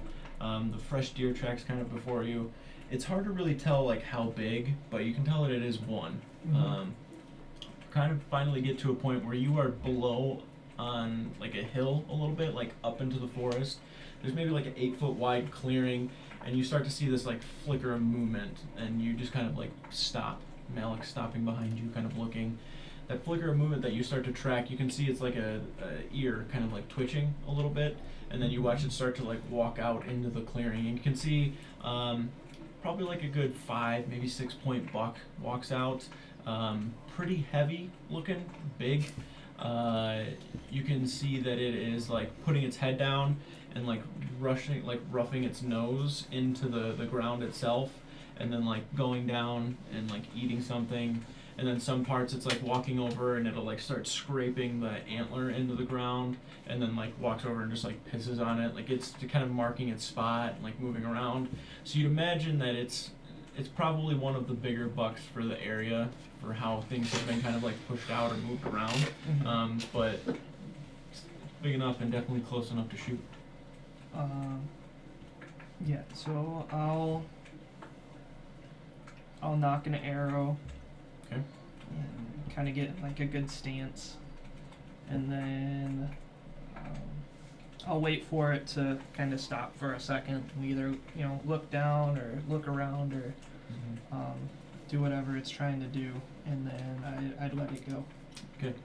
Your experience with like the deer as well, like hunting them, you found that the current like mode that he's in, he's just kind of like eating and marking is Mhm. what he's more or less doing. So the only thing that's really gonna catch his attention is like noise possibly to like make him look in a certain direction, or he's just gonna keep like mowing through, like pushing up, trying to eat, scraping, pissing, like doing all that constantly. So when it gets to a certain point, like you almost feel like you have to make like a little noise or a sound to cause him to like kind of like look up and stop for you to get a good shot without having to take one while he's like moving. Okay. So what I'll do is, I'm guessing it's getting a little bit thicker and stuff around here, right? Mhm. The trees and stuff. Yep. With it being cold and everything, the branches are easier to break and things. So I'll probably, like as I'm pulling it back, I'll get it to like where my elbow kind of like snaps a branch or something like that, like a Okay. light twig or something. Yeah, so Malik's just kind of like watching you. You start looking around really quickly. You find like a tree with some lower branches. Kind of position yourself like where you're leaning on the tree itself. So when you start to draw back, you'll be pushing against the branch that's there. You see the deer kind of walking through. You kind of like go and push, and there's like a slight snap. It's not like this huge like crunch. It's just like a of it snapping enough to where it's like head goes down to like snapping up and then kind of like looking in the direction the sound came from, and at that point you just let the arrow fly. Go ahead and roll to hit. 30. 30? Yeah. That'll hit. 19 plus 11. That does equal 30. Alright. Go ahead and roll damage for me. Damn, you might not kill it, dude. What do you mean I might not kill it? You might not kill it. You might not have it like that. That's what I'm trying to say. Oh, okay. As the arrow's flying through the air, it kind of breaks through the end of like the little shadowy mist from Pass Without a Trace, and as it does that, some of the mist envelops the arrow, causing it to be a shadow arrow flying towards the deer. Well, that's right. And actually, did this go up? I forgot to check if my damage went up on that or not.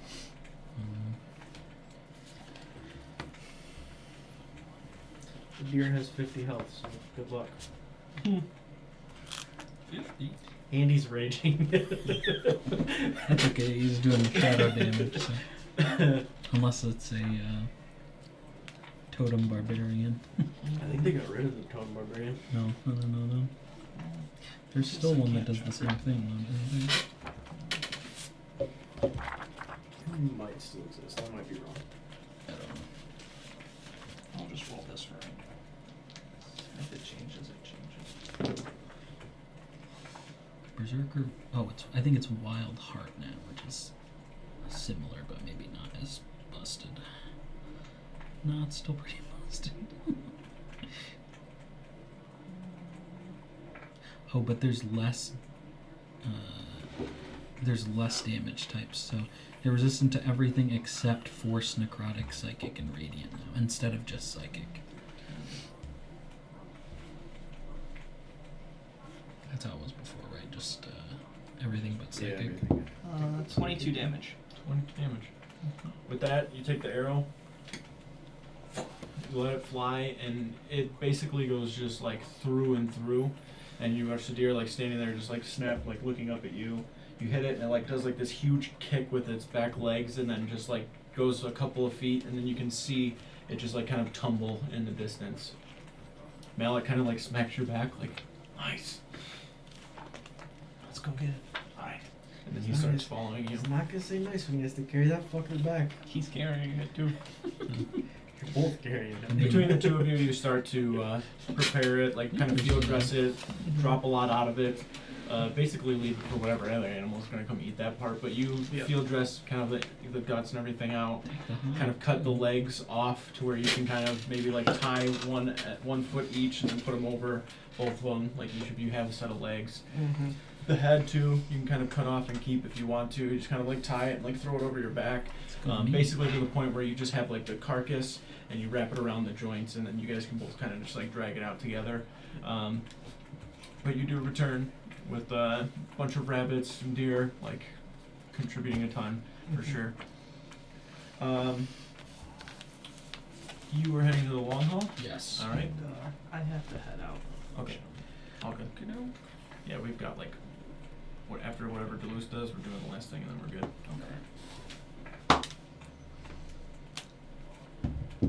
What would you like to do in the long haul? Okay. I'm gonna head up to seek just a brief conversation with the Jarl. Okay. Yeah, that's all I'm up to from. Yeah, you can see him standing there. Gimdall is with him. They're both kind of speaking back and forth with one another. As you kind of get closer, see you, buddy. Gimdall kind of catches your attention before Ragnvald does. Yeah, I'll kind of go off to the side or wherever he is. Ragnvald kind of looks to you. Yes?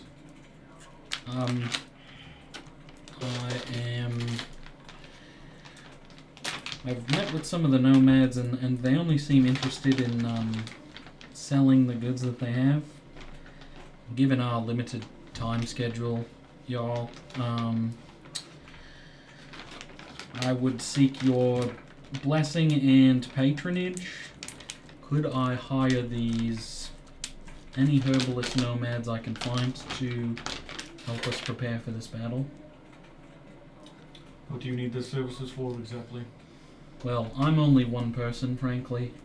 I can't make potions and tonics and salves for everyone, but I would like to be able to do as much as I can. And I feel like we don't really need gold as much as we need things to keep us alive at the moment. I have some gold that I could hire them with, but not a ton, frankly. Well, whatever it is you need, let them know that it's by word of the Jarl, and then we'll figure out the rest later. Alright. Alright, that's all I needed. I don't want to take any more of your time. I'm going to go get right on that. Alright.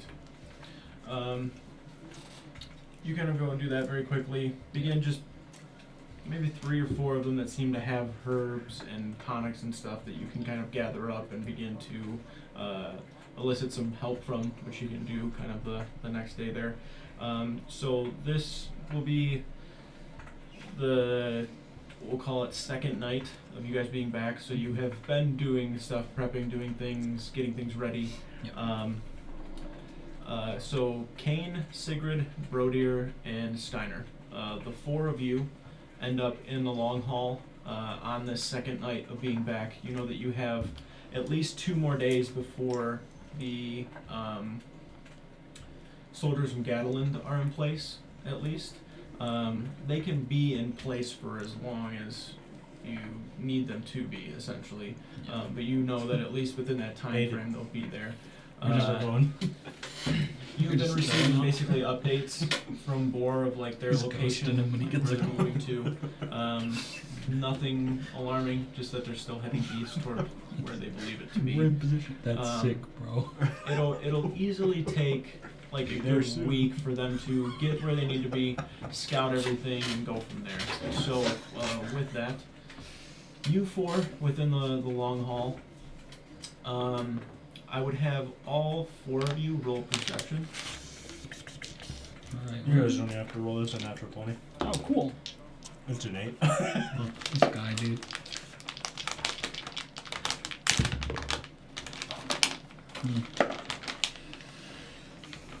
You get a pretty good number. 20. I'm gonna spend a sorcery point just because I don't really anticipate using any today, or at least Steiner wouldn't think so. I'm gonna give you an additional D4 Vote on test that. roll? You wanna roll it? Or? Alright. It's only Up to. 22. it's only Brodir in here. Sigrid. You said 4. Sacred. Yeah, Okay. Sigrid. Does he roll? Anyone roll for him? You've been playing Sigrid, so Fucking had to be high. I have to actually figure out what the fuck it is. he's probably got plus 15 or something. What'd you roll on the dice? 16. I mean, he's probably got at least a +4, I'd imagine. Alright, so 20 is. He got 22. Where was that? 22. Yeah. What did you get? Me, I got 13. Brodir? It was 9. perception. So within the long hall, the fire kind of down the center crackling. You can see that there's probably 7 or so random kind of people within here. Nomads, a couple people from Velby. You can see the green fang kind of jewelry and everything. Yeah, we really need to rock something. You guys, Bone cloaks.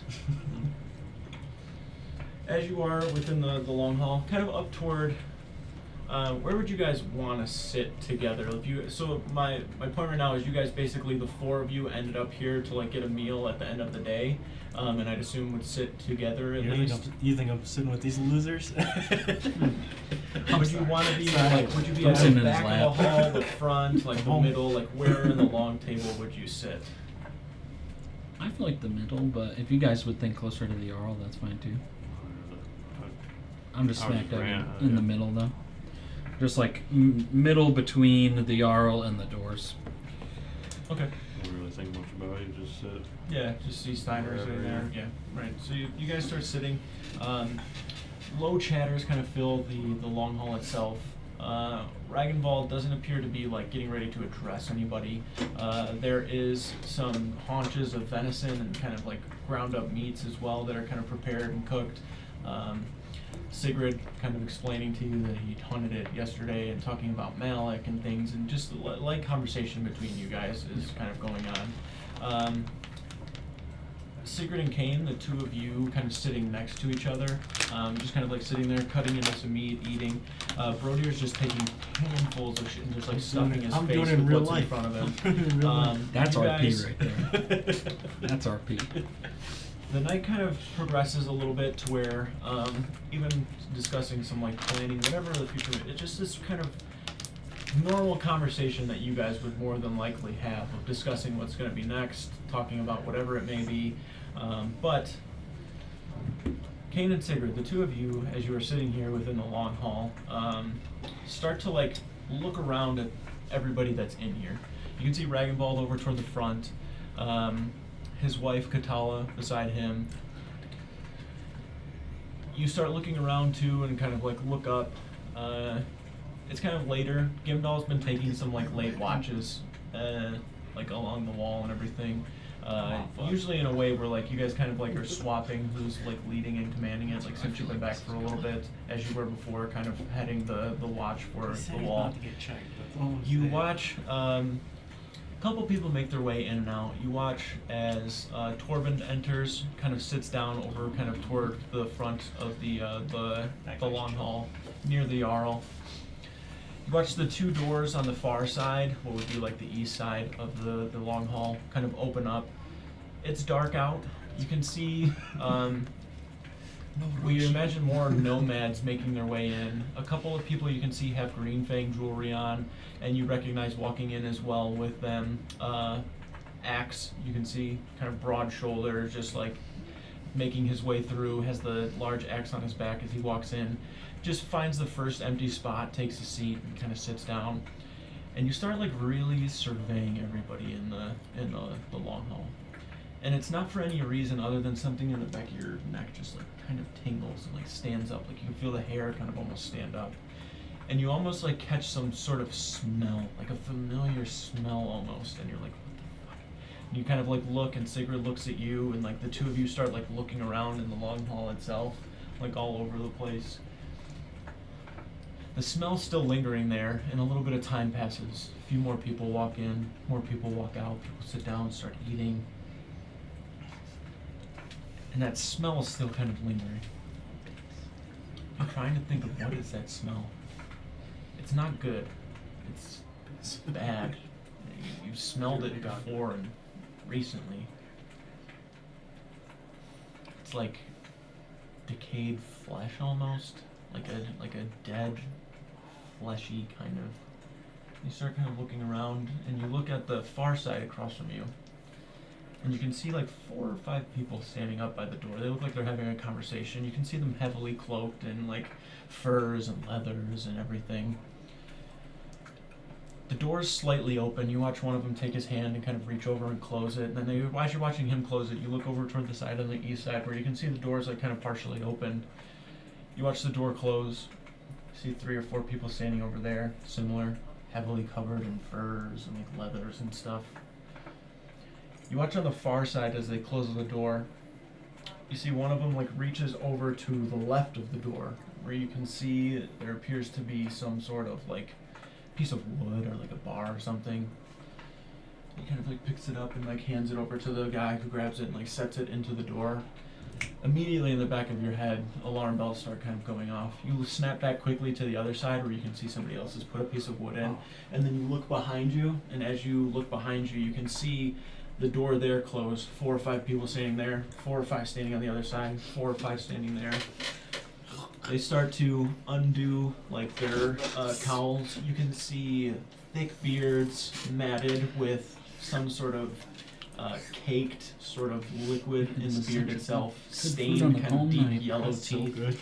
They start undoing the head covering. Everybody sitting at the tables, even across from you, Brodier and Steiner, don't appear to be doing anything but eating and sitting there. You and Sigurd are the only 2 who have tracked and picked up any sort of movement. You look over to the right very quickly and you can see Ragnvald sitting there, leaning over, like reaching for his wife's face as he's kind of like pulling her in for a kiss or something. The individuals to the far side, like of the hall, you can see them start to drop like the heavy furs and leathers that they have. You see on the chest this runic wolf tattoo. So I'm kind of in charge of the watch right now? Yeah. In general? Yeah. Alright.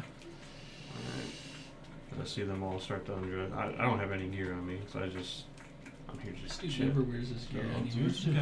He's raw dog Gonna- everywhere. Push himself off the table. And grab his horn and just blow it.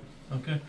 You watch Kane. You guys are just like sitting there eating. Kane jumps back and starts to, Dude, right in front of my like blow the horn as loud as he possibly can.